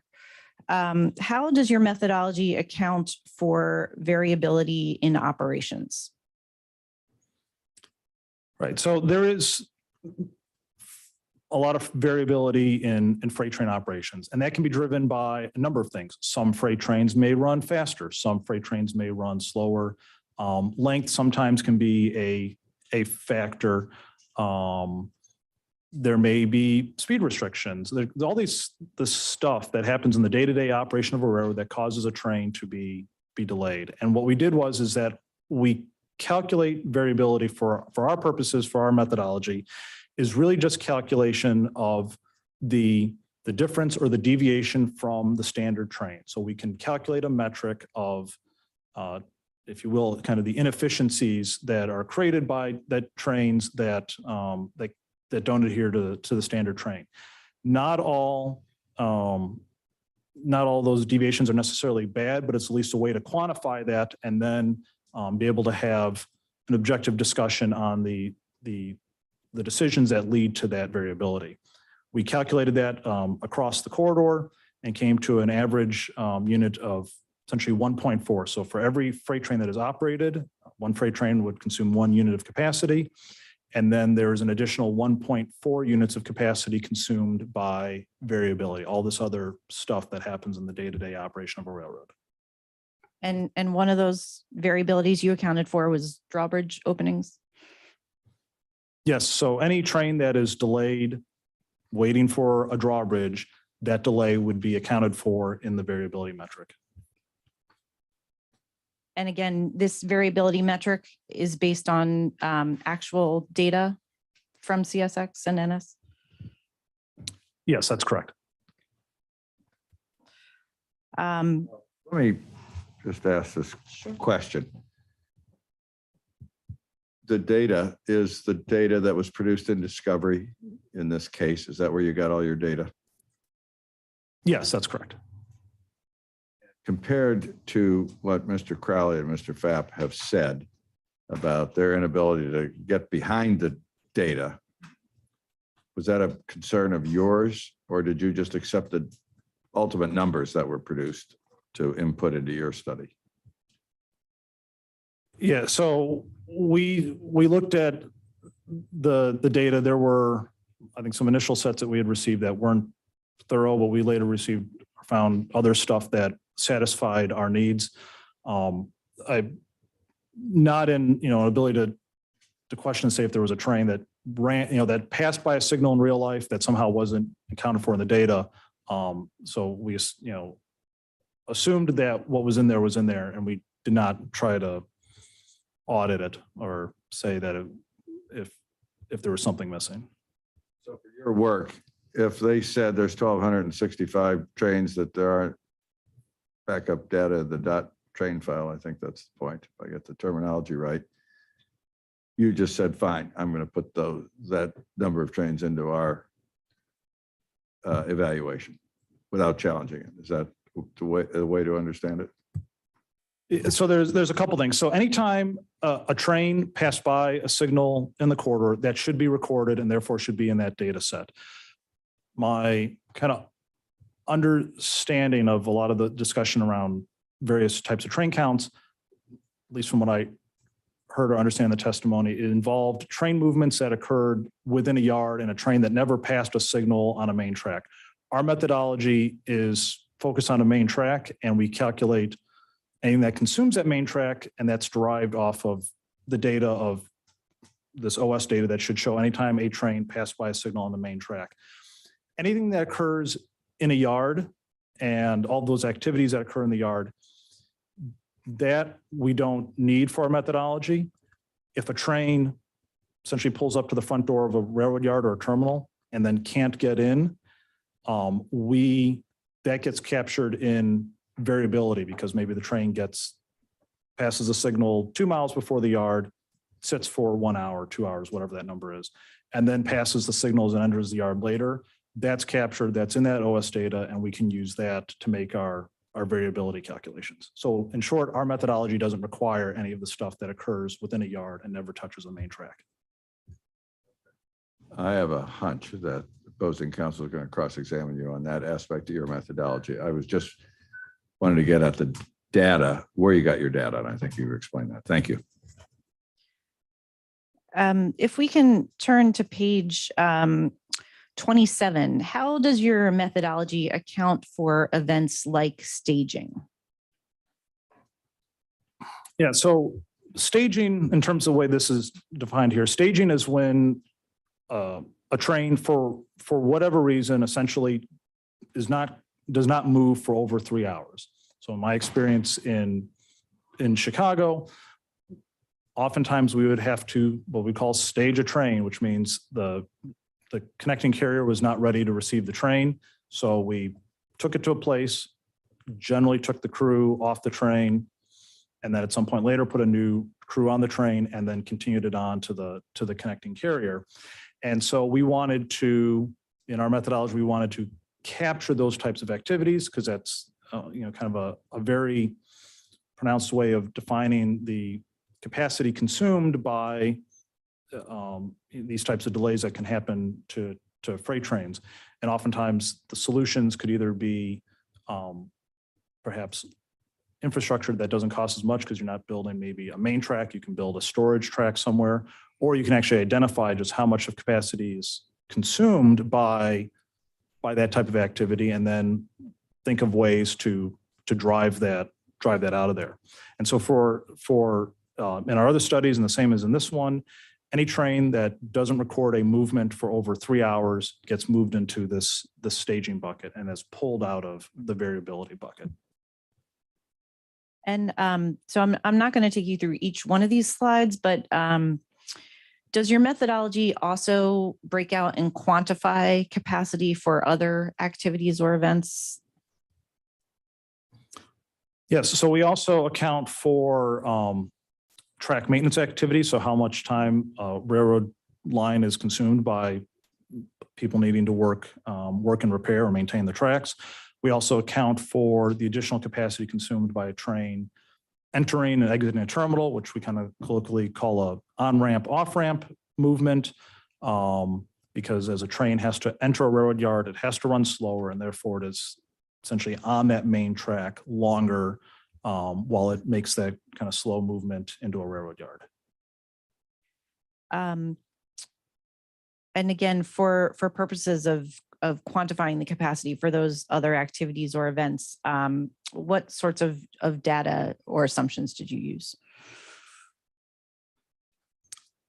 So for the track maintenance, in our typical other work, we essentially get a planning parameter from one of the stakeholders or the host or the railroad. In this case, because we didn't have that, we used I believe it's called the permit file from RTC.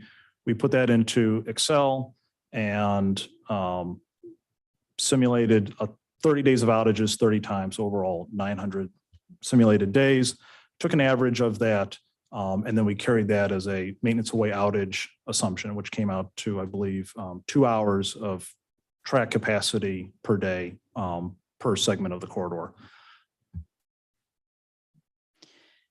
And if we can go ahead to page 30, when you put all of this together, all of the capacity that you quantified, what did you conclude about whether the Gulf Coast line has sufficient capacity to handle the reintroduction of Amtrak's Gulf Coast service for 2 round trips per day? So our conclusion is that there is sufficient capacity on the Gulf Coast corridor where no section ever exceeds the demand of capacity in a section. There's no section where the demand on capacity exceeds the supply, and therefore the Amtrak Gulf Coast service can be initiated without the need to conduct or construct additional infrastructure. And can you just to get a little bit more granular on the slide, just take us through quickly the kind of colored bars, just so the board can really explain what this is showing? Yeah, so like I'll look at kind of starting with slide 30. We just simply we've calculated the supply of capacity in each section, and that supply number is at the top. So in most cases it's 48, in one case it's 32, in others it's 96. And then we just build up from there. We start by allocating the maintenance away assumption. So that's 2 hours of capacity per segment per day. We then allocated the freight train movements in each section. Then we built on the variability from those freight trains. If there were, not all sections have them, but some sections have train staging, so trains that are waiting to enter the terminal. Then we accounted for these on-ramp movements, so these are trains either entering or exiting the yard. And then I guess that dark blue, that's everything left. We then allocated on the Amtrak the demand from the proposed Amtrak Gulf Coast service that can be seen on page 31. And so in the sections between Orange and Gautier and Beauvoir, we reach the maximum but never exceed it.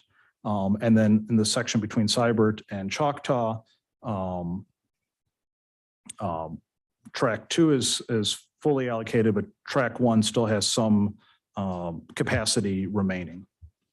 So on page 31, then these are the 3 areas where you identified additional operational efficiencies or infrastructure improvements should be explored. That's correct. And if we can go to page 32 and you can just explain for us what we're looking at here. Could I just ask a quick question? What is the definition of capacity? Yeah, so for our purposes, for the way that we conduct the study, essentially the definition of capacity is the number of standard train units you can have in a 24-hour day. And so if, like referring back to slide or to page 30, if you look between like Choctaw and Brookley, there's essentially 96 standard train units available in that section in a 24-hour period. So if you will, you have kind of 96 units and you can spend them however you want. And that could be, fixing the tracks, running freight trains, running Amtrak, holding trains. You have a way of quantifying how you use that. Just one follow-up. And how are those units arrived at? How's that determined? Yeah, so it's a function of the standard train. That standard train is derived from the taking those 95th percentiles of kind of the length and weight of the actual trains operated on the corridor, and then spacing those units out, essentially kind of, if you will, defining the width of those units based off of what the signal system allows the trains to be safely spaced at.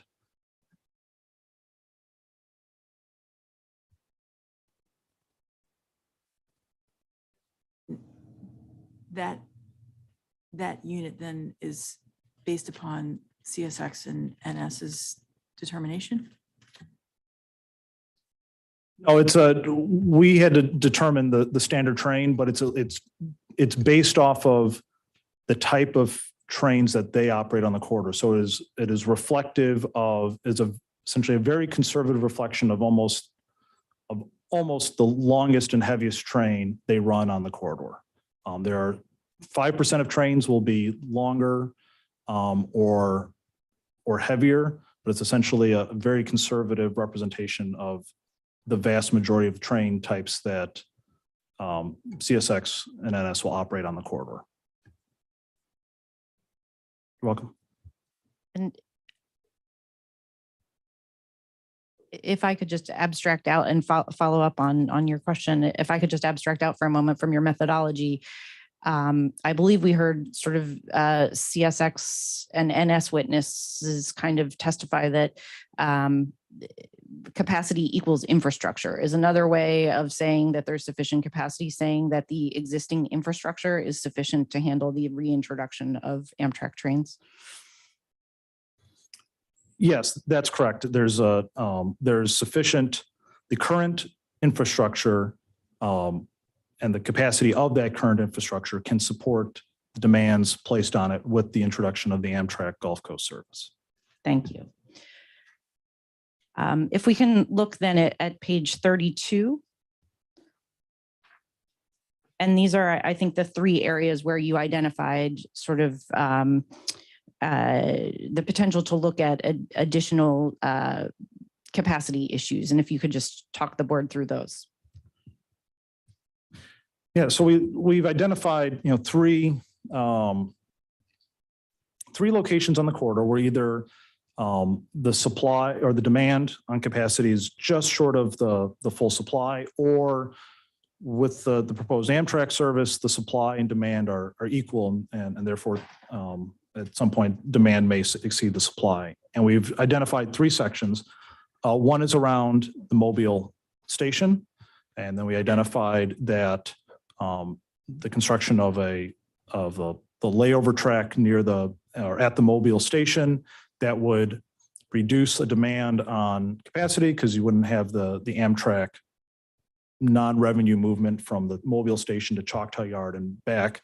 With that station track, that goes away. So we're reducing the demand on capacity. The next one is around Bayou Casode, where CSX has a yard that serves I think a number of local trains.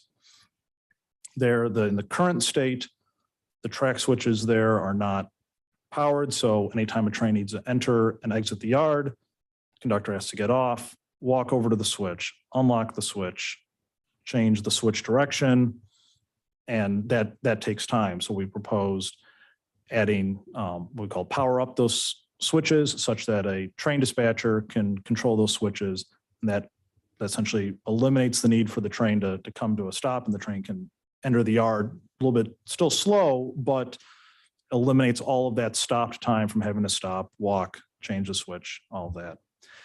And the last section is between Gautier and Beauvoir, where there's a very long single track section. And there we propose, two approaches. One is to increase the maximum speed in that section. And there, essentially a train can essentially run that long single track gauntlet faster. And if you can do that faster, you can kind of turn that over more times throughout the day. Or there's an existing siding at Ocean Springs that is quite short. And if you lengthen that, you can now run more trains, because before you have this very long single track section, you have a siding there, and essentially you have a place for trains to meet within the long single track section. That long single track section goes away. Mr. Johansson, when you say increase the speeds, what do you have in mind there that would need to be done? Improve the quality of the track and the ties and the roadbed? We look at it in a sort of a detailed engineering standpoint. We just looked at the subdivision timetable and the maximum authorized speeds. So there may be track improvements that need to be made to the roadbed and the rail. It could also mean curve changes.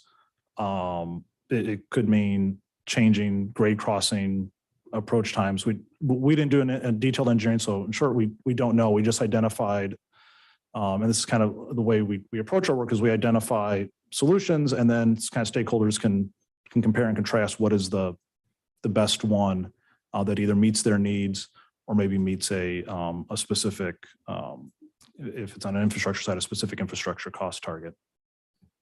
But it would be fair to assume some physical work has to be done on the tracks. It's not just a question of pushing the throttle forward, right? Yeah, that's correct. Just a quick question, just follow up on that. So your firm didn't estimate the cost of these three recommendations? No, we did not.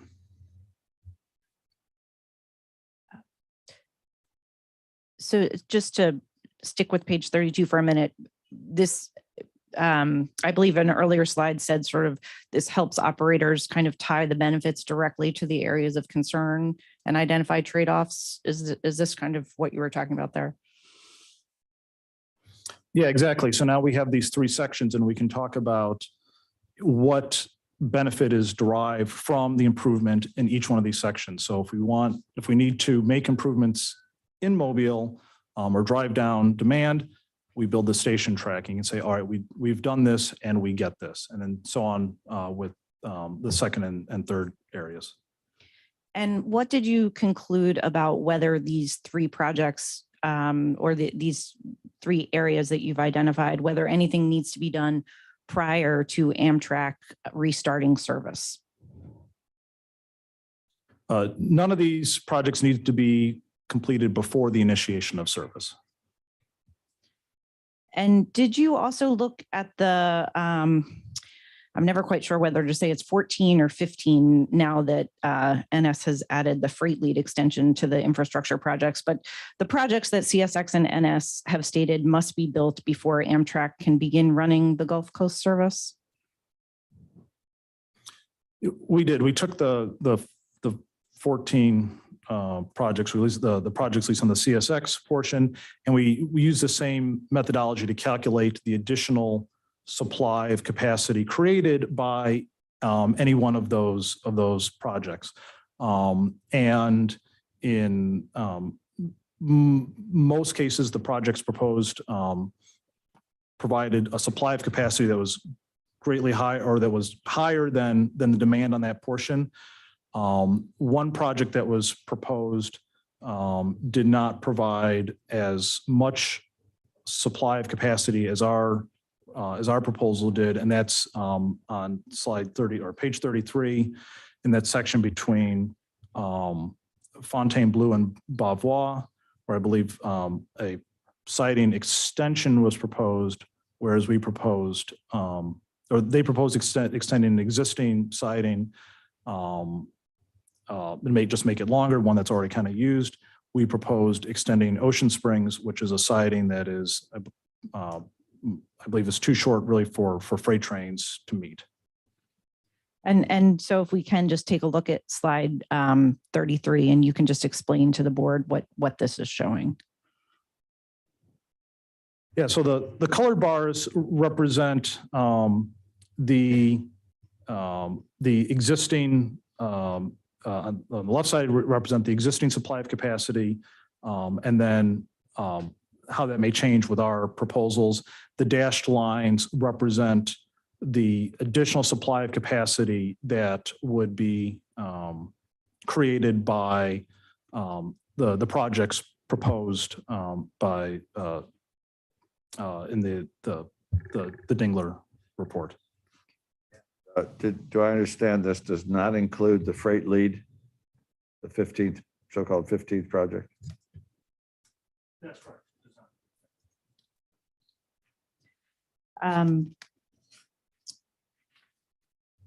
So this report was prepared prior to the recommendation, the additional recommendation of the freight lead project. But if we can look at page 34 and 35, what did you conclude about the recommendations for improvements along the back belt?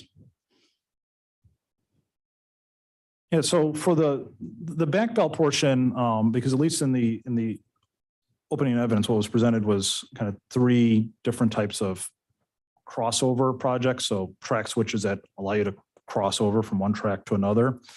And so we looked at this from a service perspective, and from a service perspective from an Amtrak side of what does Amtrak, how does an Amtrak train get from the New Orleans passenger station when they leave there, they enter on the Norfolk Southern property, and then they exit the Norfolk Southern property to get onto the CSX property. And in the current state, there are really four ways to do it. A train can come on. If we kind of do this from the coming out of New Orleans perspective, if you look at option one, the train can come out of the Amtrak territory, proceed over to, I think what Norfolk Southern calls the southward track. You proceed down to the southward track, you get to control point Elysian Fields, and you make a left turn onto CSX track 1. Conversely, you can come on to the Norfolk Southern northward track in option 2, and then make a left turn onto the CSX track 2. In option 3, you can come on, go on the Norfolk Southern northward track, make a left turn and go on the CSX track 1. And the last one in 4, which is kind of the most key one, is if you want to go from the Norfolk Southern southward track to the CSX track 2, you kind of have to make this looping motion and go southward track to northward track and make a turn, because there's not a track switch that allows you to make that move. And the only project that was proposed that essentially created something that can't already be done by Amtrak is an additional crossover within Control Point, Elysian Fields, that would essentially eliminate that kind of looping down motion.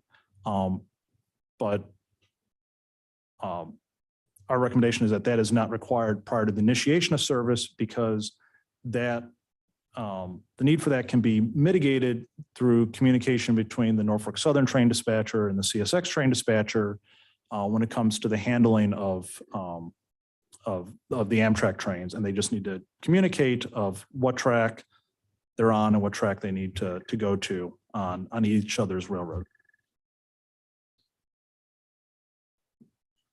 And what was your overall conclusion about the need for any infrastructure improvements before Amtrak can restart the Gulf Coast service? Our conclusion was that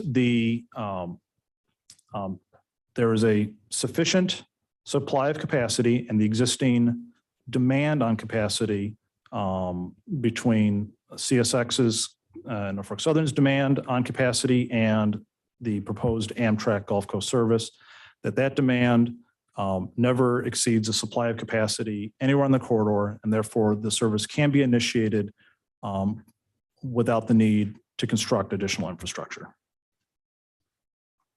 Thank you. I would at this point like to turn to Amtrak's Exhibit 6, which is the subject of the motion in limine. I was not going to actually take the slides in the order in which they appear in the document, because I was going to take the slides that CSX and NS have agreed are public first, and then the highly confidential, and then confidential slides. So I take would- it we have agreement on whether, if they're usable, they can be public. We just don't have agreement on whether they're usable. Exactly. All right, so could you, just so I could keep track here, what numbers do we not have to go into a confidential session on? Pages 47 through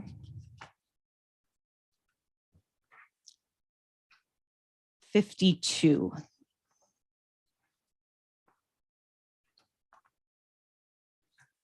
Of Amtrak Exhibit 6.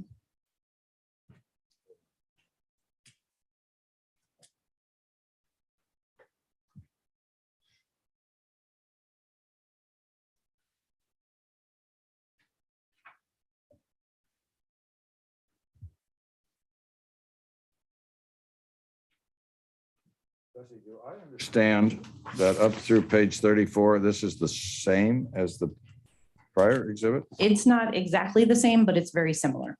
Up through page 32. And whatever differences there may be in the pages up through 33, there are no objections to those, correct, Ray? Up through 32. That's 32. my understanding, but Mr. Atkins can correct me if I'm wrong about that. That's correct. Okay. So we're going to jump from 33 for the moment up to 47. Right. Just bear with me for 1 minute because I'm going to go back to your.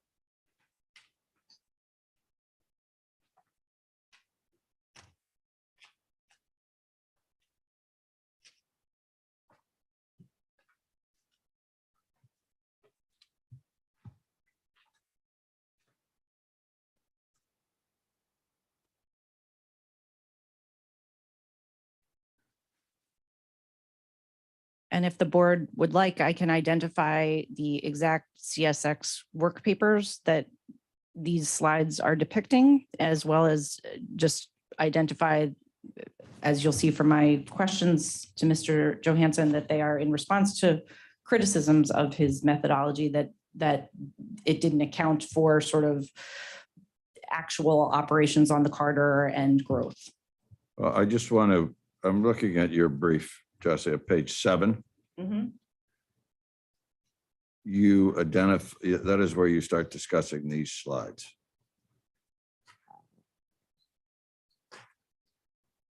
So that Yep. you say these are taken from profile spreadsheets, and you cite footnote 23. Mhm. And these are citations to CSX exhibits in footnote 23. These are citations to CSX work papers that were produced by CSX In footnote 23. in footnote 23. Okay.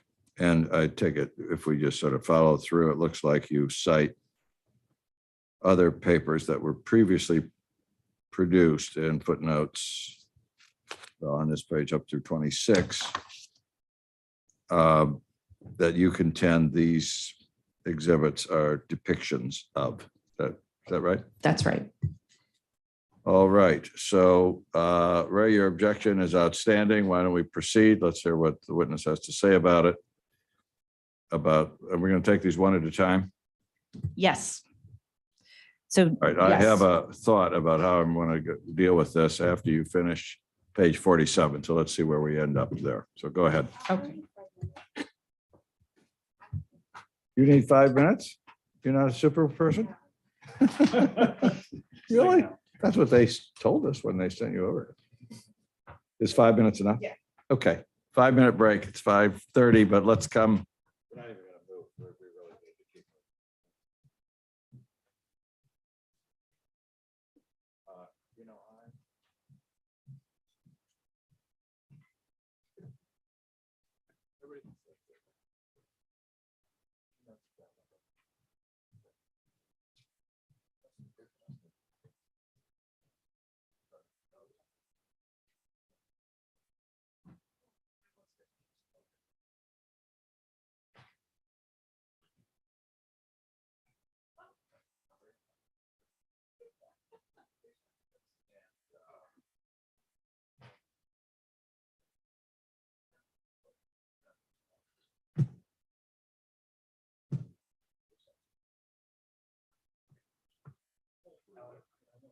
My conversation further dissuade you from having kids.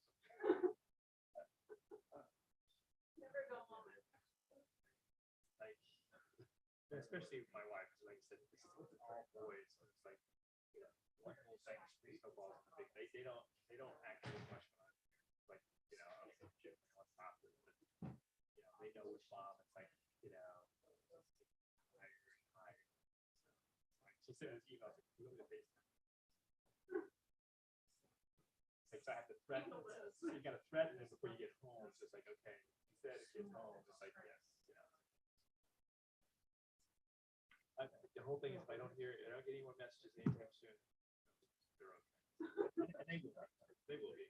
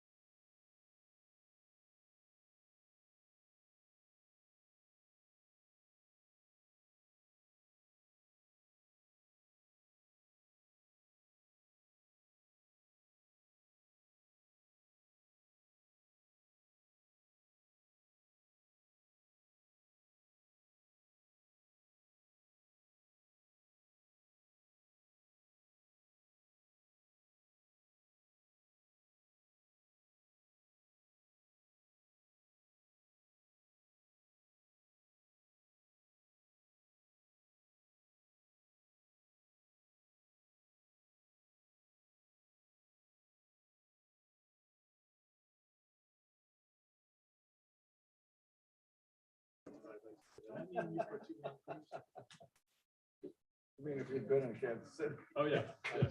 And his response would have basically torpedoed what he just.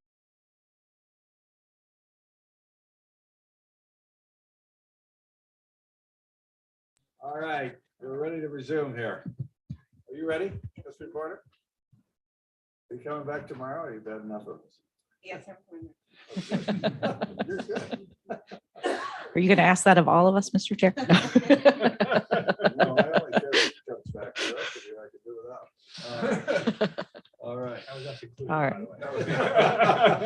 the way. All right, Jesse, proceed. Okay. So Mr. Johansson, some of the criticisms that CSX and NS raised about your model were your use of a standard train and also sort of that you purportedly didn't kind of account for trends on the corridor.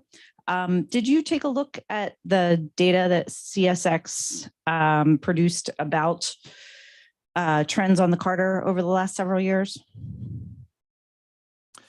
Yeah, so looking with the data, I think that stretched back to 2015, we looked at changes in length of trains, tonnage of trains, and then frequency of train counts across the Gulf Coast corridor since 2015. And slide 47 is kind of a summary slide that then depicts slides that are broken out later, correct? Right, that's correct. So we have 3 slides, kind of summary down here, tonnage and then train count. Okay. And if you can take us first to slide 48 and just explain what we're looking at there. So what we did here is just graphed out the average length of train dating back to the 2015 through the end of the data set, which I believe was fairly late or mid to late 2021.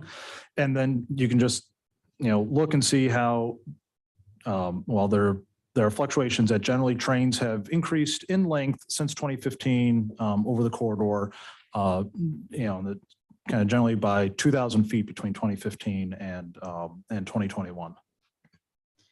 And if we can. Jesse, before you move on, I have a suggestion on how to approach this. Let me just ask this. In your brief, you cite footnote 23, Bates number documents. Yes. Do I understand, Mr. Johansson, that if I just want to take 47 and 48, I want to see if we can take these in bite-sized chunks. What's on pages 47 and 48 is simply the data. Is it your contention? It is just the data in the Bates number documents and footnote 23 put into graphic form. Is that your contention? It would include taking an average of length. So in that sense, there is a calculation, but otherwise it is the data from that document, then showing an average and then graphed. Right, here's my suggestion. You don't have to accept it. You can handle it differently.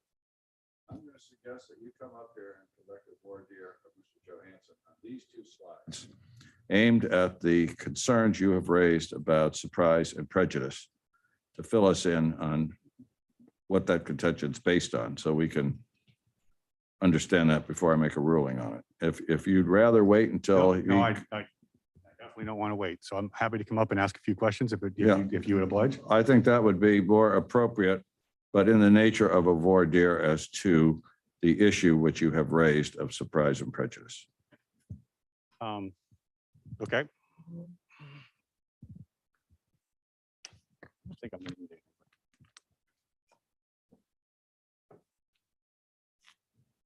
Mr. Johansson, I don't know if you know what a voir dire is, but your attorney's here to handle the situation for you. Nothing new. Okay. I actually don't think this will be particularly long. I just want to understand the source and the calculations that you did and what underlying work papers you would actually have to support these calculations. So can you start by describing the source of the data that you used to determine the calculation of the average length of freight train? The data file was an Excel file from CSX that listed a train symbol passing by, I believe at certain stations. So it wasn't as comprehensive as the OS data. It was at major stations. It was train symbol, length, weight. It may have included train, car counts, but this file included a train symbol, length, weight, and a station on the corridor, and it dated back to 2015. What computer program did you use to analyze that data? We use a program called Tableau, which is a very popular data visualization program that thousands of companies across the country use. So you had Tableau had to input the data into Tableau, and then you had to drive the calculations of average train length of the freight trains? Correct. Yeah. So we would import the file, the Excel file or CSV file into Tableau.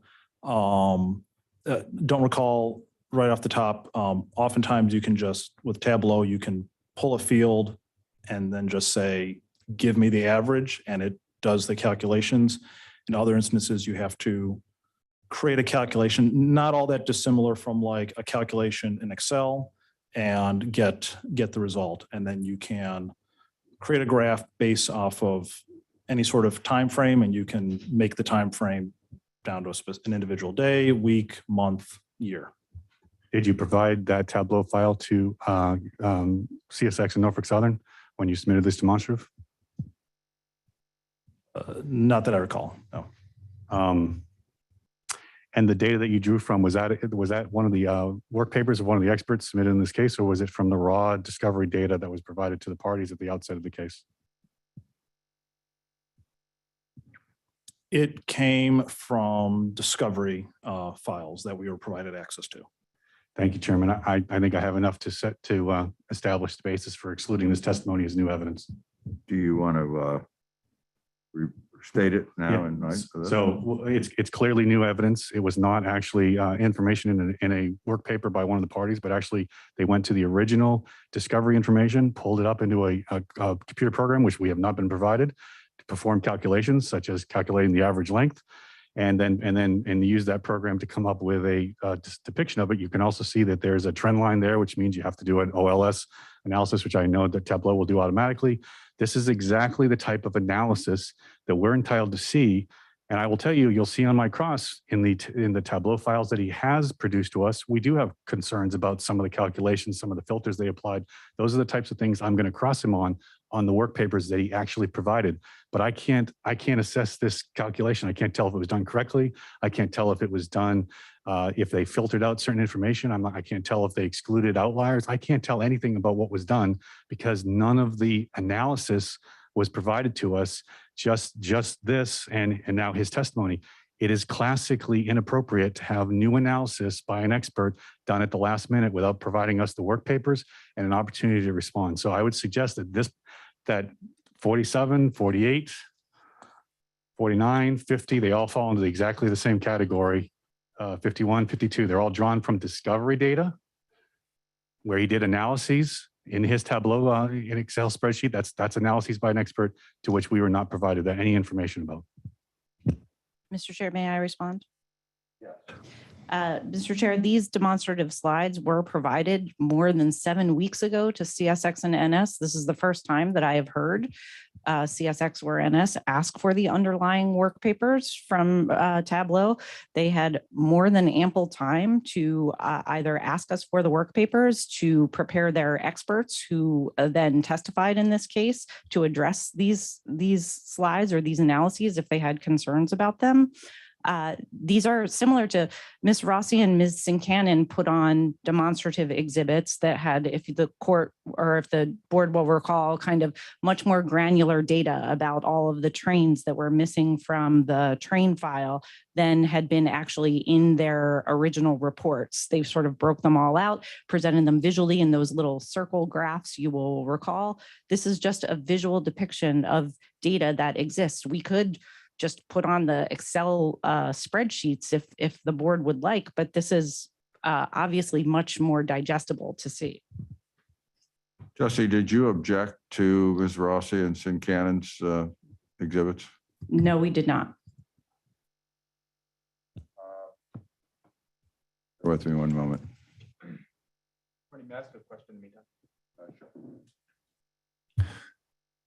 When you say discovery data, can you point to the specific source? I would need a little bit of time and help, but yes, I could point to and say it was this file. Does the board have anything currently by which it can validate your calculations, including the underlying source? So I don't know what the board has in terms of the original discovery files, but I don't believe that we have turned over the Tableau file that we did that we created the visualization in. The source of the calculation, do you know if we have that? You don't? Yeah, I don't know what you have. Are you done? Ray, let me ask you this question. Since you had these documents, which is how long ago? I believe we provided them on March 28th or thereabouts. It's at least 7 weeks.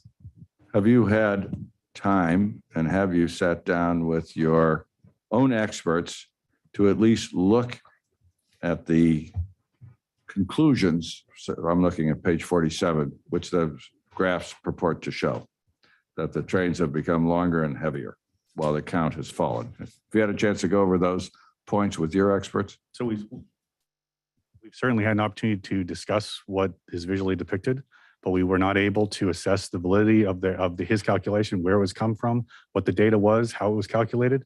And so and just keep in mind, the way this process went, we had expert reports that came in. When this was submitted to us, it was just a list of demonstratives. It was not intended to be supplemental third round of expert testimony by Mr. Johansson. I mean, at some point we had to say, this is inappropriate. And we filed a motion in limine saying that this is inappropriate. Now it's been a long time because the case has taken a little while for us to process, but we made it clear very quickly that we thought this was inappropriate new testimony that should be stricken. Here's my question. There's some reason for this board to conclude that and I'm just taking this as an example, page 47 is not true, that the trains have not become longer and heavier. So, Chairman, I know that's the whole point of litigation is, I can't assess the validity of his work unless we see the underlying data. You'll have no support for it. He can't even testify to what document it was that the underlying information came from. You don't have the work papers. None of your staff can confirm it. We can't confirm it. I don't understand why we don't adhere to the parties all agreed that you're not going to submit new evidence with your experts through direct testimony. Why? Here's my question. My question is, does CSX and have some reason to contest what the conclusions are on page 47? Is this a matter that's in dispute about the trains becoming longer and heavier while the overall count has fallen? Because I will tell you, that's all I get out of that page. The rest of those graphs look like somebody's EKG. I have no idea what they mean. Well, then, but I get the overall point. And maybe if I study it longer, I can get something out of the graphs. I'm trying to figure out if it's prejudicial to the issue we have to decide in this case. Is it just tell me if you know, maybe you don't know. Is it CSX and NS's contention that the trains are not longer and heavier while the count has fallen in the last 6 years? So I don't know what their contention is on the length and heaviness. I do know that you've heard testimony about the growth on this line. So yes, there is a dispute as to whether or not there's been growth of traffic on this line. over the time period. That is definitely a material dispute between the parties. Well, growth of traffic doesn't answer the question is train count. Could have growth of traffic with fewer trains and longer trains and still have growth. That's all I'm trying to find out. Train counts as well. Yes, we do not. This is a point of dispute, I guess. My point is that if they want to submit this testimony into the record, it should have been done ages ago through their expert, not at trial now, where I'm not in a position to critique not only the analysis, but whatever inference he's going to ask you to draw from this analysis. Just looking at this, it goes from 2015 to 2021. Do we know what years were available in the raw data? 2015 to 2021, we took the whole, I believe it was all in one file. So there is not a time period that was excluded from that raw data? No. Here's what, I'm sorry, Karen. My understanding is you're objecting because you can't see the source of the data. Isn't that the same as their objection to your experts' work product because they couldn't see the source of the data that went into it? So that's a good question. I would say absolutely not, because in our case, on opening, we submitted the testimony to support all of those calculations. So we submitted the verified, the detailed summaries from Miss Sankanen. Holly Ross submitted, we had her verified statement. So we had experts who testified to whatever holes there might be in terms of or whatever we needed to support, which gave them a full and fair opportunity to respond to that. And then we had our reply. So what I'm complaining about is it's as if tomorrow I decide I'm going to call a rebuttal witness and I'm going to put in an entirely new RTC model that they've never seen before. That type of new analyses has to take place in the written testimony of the experts. So you've seen the written testimony of our experts. You're going to have to gauge the credibility of those witnesses and decide whether you think they were, the information was fair and accurate. But everybody had a fair chance to respond to it. They saw all the underlying work papers. We had a chance to respond to their criticisms, and you gave them a rebuttal opportunity to respond to our rebuttal testimony, which we didn't think was appropriate, but that was fine. But none of this came in even as late as February when they put in their rebuttal testimony responding to our criticisms of his report. Mr. Chair, may I respond? Are these calculations? This isn't like a new RTC study. This is taking a number and averaging it. So I have no idea, member. We don't have the work papers. We don't have the tableau. We don't know what was done. I just have one question, and then Jesse, I'll ask you to respond. It does seem to me there's a difference here, Ray, and that is, in theory, you could get the tableau work papers and look at it, but Amtrak cannot get the underlying data for the 1,265 trains because both of your witnesses testified they didn't keep records of it. They got off the phone and put it directly into the computer.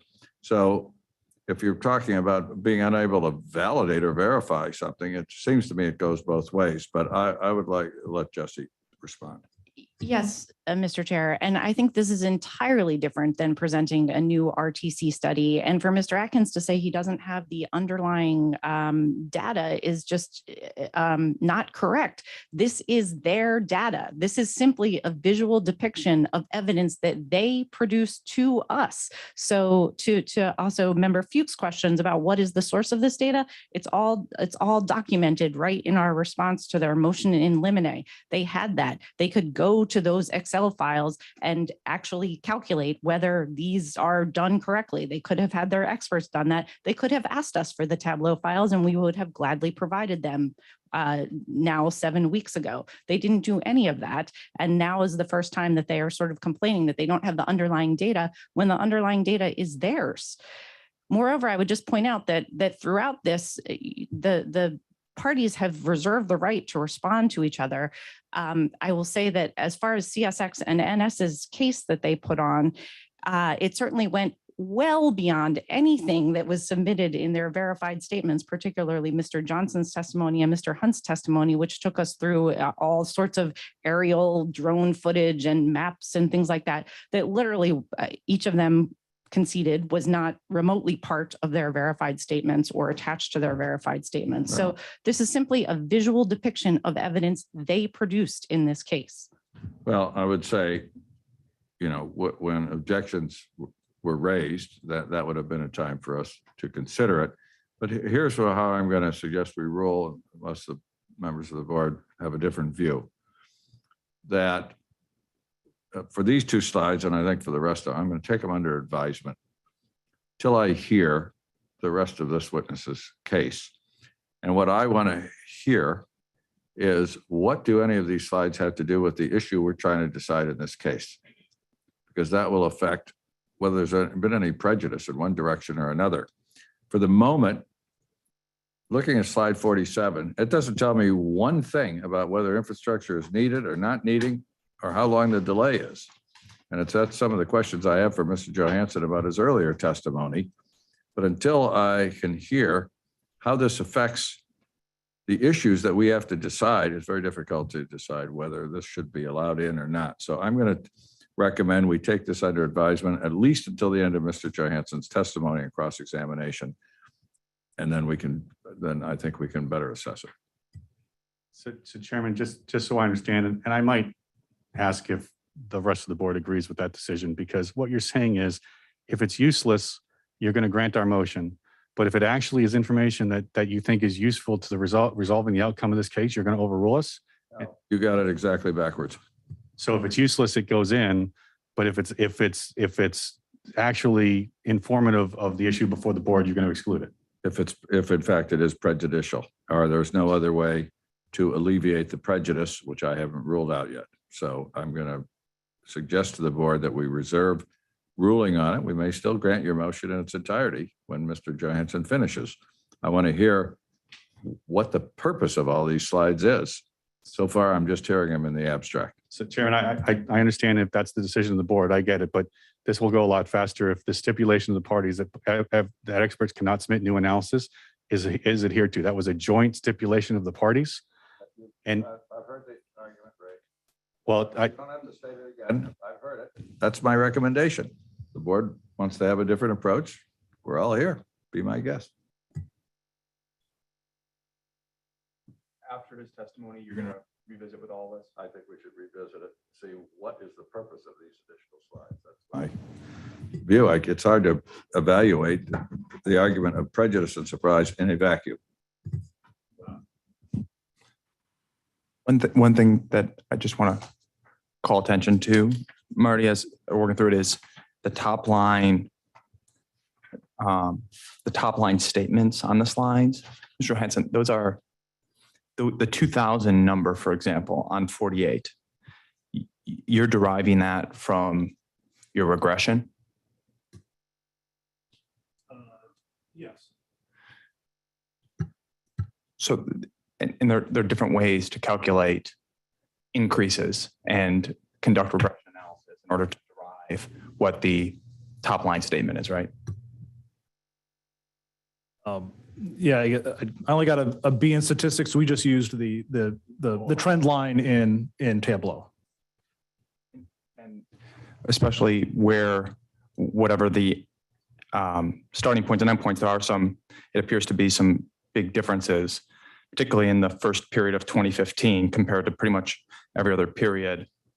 You know, there are two things. One is you can look at what happened in that period, but also when you do a regression analysis, you also know kind of the fitness to the data, right? How well a trend line represents that data. And is any of that information available? So again, this analysis was really quite simple. We're just plotting, showing the average, and putting the basic trend line from Tableau. It was quite simple analysis to show that in general, trains are longer, trains are heavier, and there's fewer of them overall. There are statistical terms like an R square that can be brought to bear that can inform the reader, you know, how well the top line summary actually fits with the data, right? Is any of that available to the board? Yeah, it would be from the Tableau. The Tableau file would have that. I just wanted to point out that the top line statements are derived from a particular functional form of a regression. And typically you see with regression analysis, you see information that explains its reliability. And before you could accept a conclusion, we don't have any of that. A point well taken. Let's see where we are when we put all this in together. That's my view. Does everybody agree with that approach, at least on an interim basis? Yeah, Mr. Chairman, I just want the record to reflect that Norfolk Southern has joined in all the comments and objections raised by Mr. Atkins. So it is also an objection by Norfolk Southern as well. I just wanted the record to reflect that. It's not just CSX. And the issue is open. It's not decided yet. We'll decide it when the testimony of this witness is done. Marty, is it possible to take this under advisement? Yes, that's what I was suggesting. And I'm hoping we could rule on it when Mr. Johansson's testimony is finished. If not, we may hear further argument about it. But yes, that's what I'm suggesting. To the inclusion of the slides in question. Well, we haven't seen the rest of them. I think we might be enlightened as to what the issues are once we hear them. And once Ray has a chance to cross-examine him on those slides, he's only had a chance to deal with it for 2. Would you prefer to do that before we hear Mr. Johansson tell us why we're seeing these slides? That's what I'm trying to get at. I think whether they ultimately are in the record and are anything we would rely on, we are taking under advisement. So Chairman, I don't mean to intrude, but it sounds like there's at least 2 members that have reservations about hearing testimony about these 2 slides. Ray, I've made a ruling. The board can take a vote right now, but I really think it's inappropriate for you to come up here and argue about what the vote is on this board. So I'm going to ask the members of the board, do you approve the approach I have suggested, that we hear the rest of Mr. Johansson's testimony and we will then rule on your motion at the end of that, either tomorrow or at some future date? That's my recommendation, and I think the board members agree with proceeding. So I really think it's inappropriate for you to come in here and try to pull this board. That's beyond propriety in my view, Ray, and enough is enough.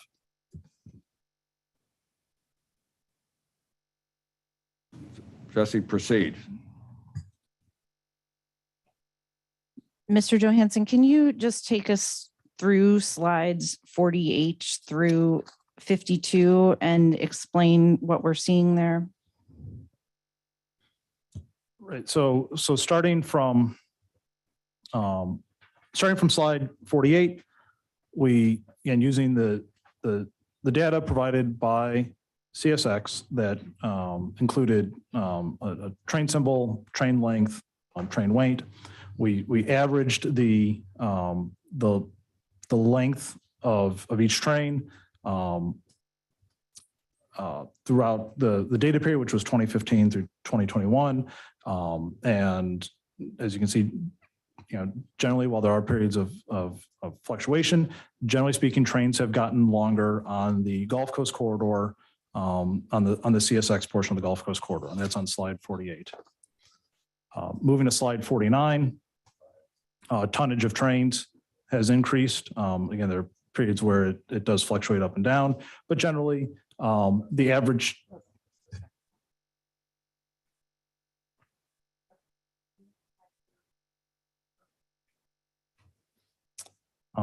Moving to slide 49, again, we averaged the tonnage of the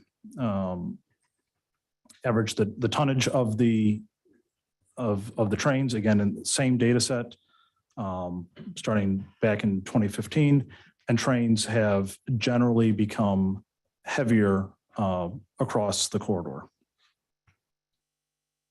Moving to slide 50, and we looked at the daily train count. So we just took count of number of train movements on the corridor Every day, train counts have fallen from an average of 37 to an average 34 over the period. Moving on to slide 51, you see between 51 and 52, we'll see a divergence where daily through freight train counts and through freight was, I believe there was, in the file, there was a way that CSX defined trains as kind of a through train versus a local. Daily through freight train counts have fallen across the corridor from an average of 12 to an average of 6 over the period. Though the local train count has increased over that period. So there's fewer kind of through trains throughout the corridor, but more local trains. Thank you, Mr. Johansson. The next sort of two sets of slides that I wanted to go through have been designated as highly confidential, and CSX and NS have not agreed to waive the confidentiality designation. So, Mr. Chair, I'm not sure if the board wants to go into a highly confidential session now or what the board would prefer. What is the criticism of these slides? Sure. The criticism that these slides are responding to is Mr. Johansson's use of a standard train and Mr. Johansson's purported, DB's purported failure to consider trends on the Carter over time. Basically, of his entire methodology being too simplistic and not actually accounting for what's really happening on the Carter. Your contention is that these slides take the actual data and justify or validate what his original conclusions, standard trains were and so forth. Yes, that they show that his standard train is well within what occurs on the Carter, and that the trends on the Carter are consistent with his conclusion that there is sufficient capacity for the Amtrak trains to restart without any new infrastructure. Mr. Johansson, had you done all these calculations before you submitted your initial report? No. You know, I'm going to take a 5-minute recess, sir. Don't anybody leave. I talk to my board members individually.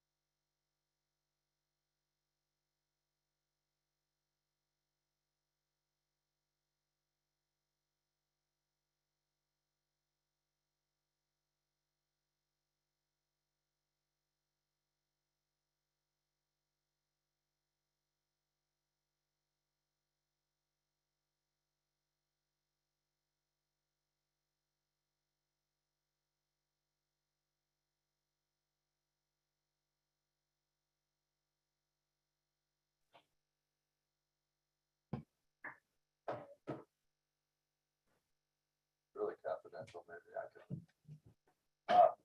There they are. Here we go.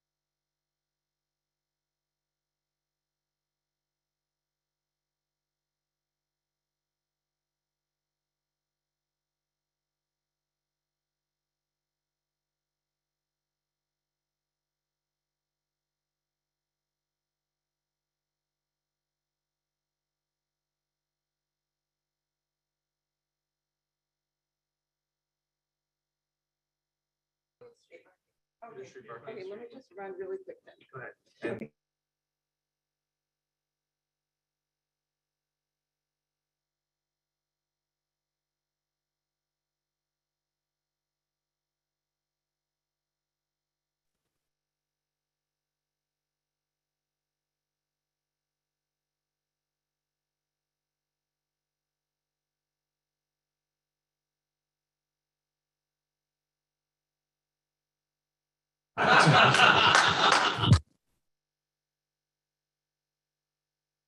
Step out more often. You step out.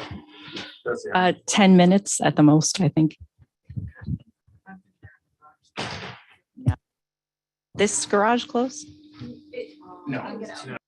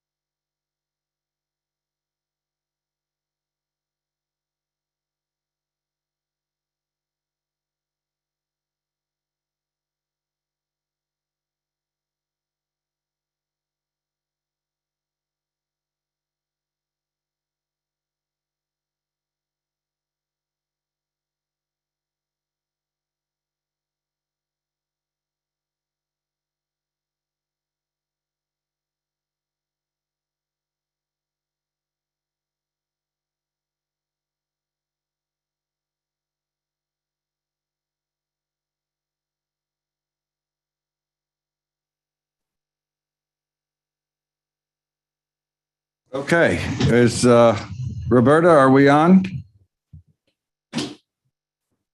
Yes, we on. All right, proceed, Jesse. Okay. Finally, Mr. Johansson, I just want to give you a chance to address some of the criticisms that we've heard from some of the carrier's witnesses during this hearing regarding the capacity model that you used. You listened to the testimony of Mr. Larry Guthrie from R.L. Banks and Associates, correct? Yes.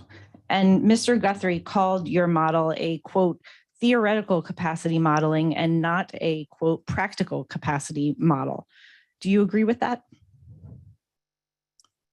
No, I disagree with that in the sense that we do start by calculating a theoretical capacity of the corridor. Not even theoretical, we quantify the capacity of the corridor. We start with that, and then we layer in how that capacity is used by looking at train counts and looking at things like variability in train operations and looking at things at like maintenance of way consumption and trains that may be staged or held in and out of terminals. So we start by trying to quantify, but then we work down from there to tie it into the real world. And Mr. Guthrie also said that your methodology doesn't take into account the variability of train operations in the railroad industry. Do you agree with that? No, that's why we have the variability metrics so that we can compare how trains don't align against that standard train. And that is our approach to being able to calculate all of those things that happen in the day-to-day operation of a railroad, whether it's, waiting to meet another train or speed restrictions on the track or waiting for men or for people working on the track to get off of it. Mr. Guthrie also criticized your model as not reflecting the capacity that's limited to bottleneck points, like as he said, like New Orleans or Mobile. What's your response to that? That's why we have things specifically like the train staging metric, which is, based off of my many years of experience working in Chicago and having to figure out how to move trains through a very complex terminal and knowing that that is an activity that goes on every day and being able to identify that, quantify that, and then highlight those types of activities that occur in busy terminal locations. Mr. Guthrie also testified that your model, quote, doesn't reflect train mix, doesn't reflect train size, frequency of operation, and factors of that kind. Do you agree with that criticism? No. So while we do create a standard train as something to measure and compare back to, we can account for all those different types of trains that are operated on a corridor by having the variability metric in order to capture that, identify that, and be able to compare that back to the standard train. And I believe you testified, and we've seen in your report that the standard train you used in your model is 11,000 feet long. One of Mr. Guthrie's criticisms was that there's no siding along the Gulf Coast to fit the standard train. What's your response to that? So I get two responses. One, the development of the standard train is really to generate an operational profile of a train so that we can know essentially how quickly it can traverse the corridor. So we're really doing it mostly to define operational characteristics. But I think as also has been pointed out, there are already trains on this corridor that operate that exceed siding length. So having a train that's 11,000 feet long, or a long train that's longer than the sidings isn't an operational issue today per se, in the sense that they can't do that or don't do that. So that's one point. And the other point is that in the end, we really don't care about what the train length is. It's just an operational profile to compare against. Mr. Guthrie also said that your methodology is only suitable for modeling or is suitable only for modeling passenger only operations and can't model a mix of freight and passenger trains. Do you agree with that? No, this work has been done on a number of mixed freight passenger rail corridors. This methodology was developed for a project involving a mixed use rail corridor. And which corridor was that? What was the Los Angeles to San Bernardino one that I spoke about earlier. Mr. Atkins said in his opening statement, and a number of CSX and NS witnesses have testified that they agree that there is sufficient capacity along the Gulf Coast corridor to add the additional Amtrak trains. What's your reaction to that?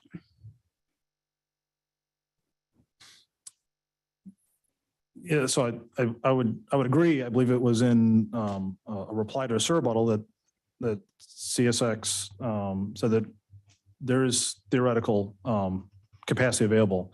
If there is theoretical sufficient, at theoretical level there is sufficient capacity, then it's really about how do you, with all this demand, how do you make it work and develop a service plan and know that plan and run that plan and execute that plan, which is what I was trained on when I was a yard master, and what I did for 15 years in a very complex rail terminal was know the plan and run the plan, and within the railroad that we had. In sum, in your expert opinion, what did you conclude about whether the Gulf Coast corridor can accommodate 2 round-trip passenger trains per day? We concluded that there is that at no point throughout the corridor, or that there is sufficient throughout the corridor, there is sufficient supply of capacity, and the demand on that capacity never exceeds the supply of capacity available throughout the Gulf Coast corridor. And what did you conclude about whether it is necessary to build infrastructure prior to restoring passenger service? That no infrastructure needs to be constructed prior to the initiation of service. Thank you, Mr. Johansson. I don't have any further questions. All right. So here's where we are. The board members may have questions till tomorrow. Mr. Wimbush, will you have cross-examination? Yes, sir. We will definitely have cross-examination. Estimate of how much time you'll need?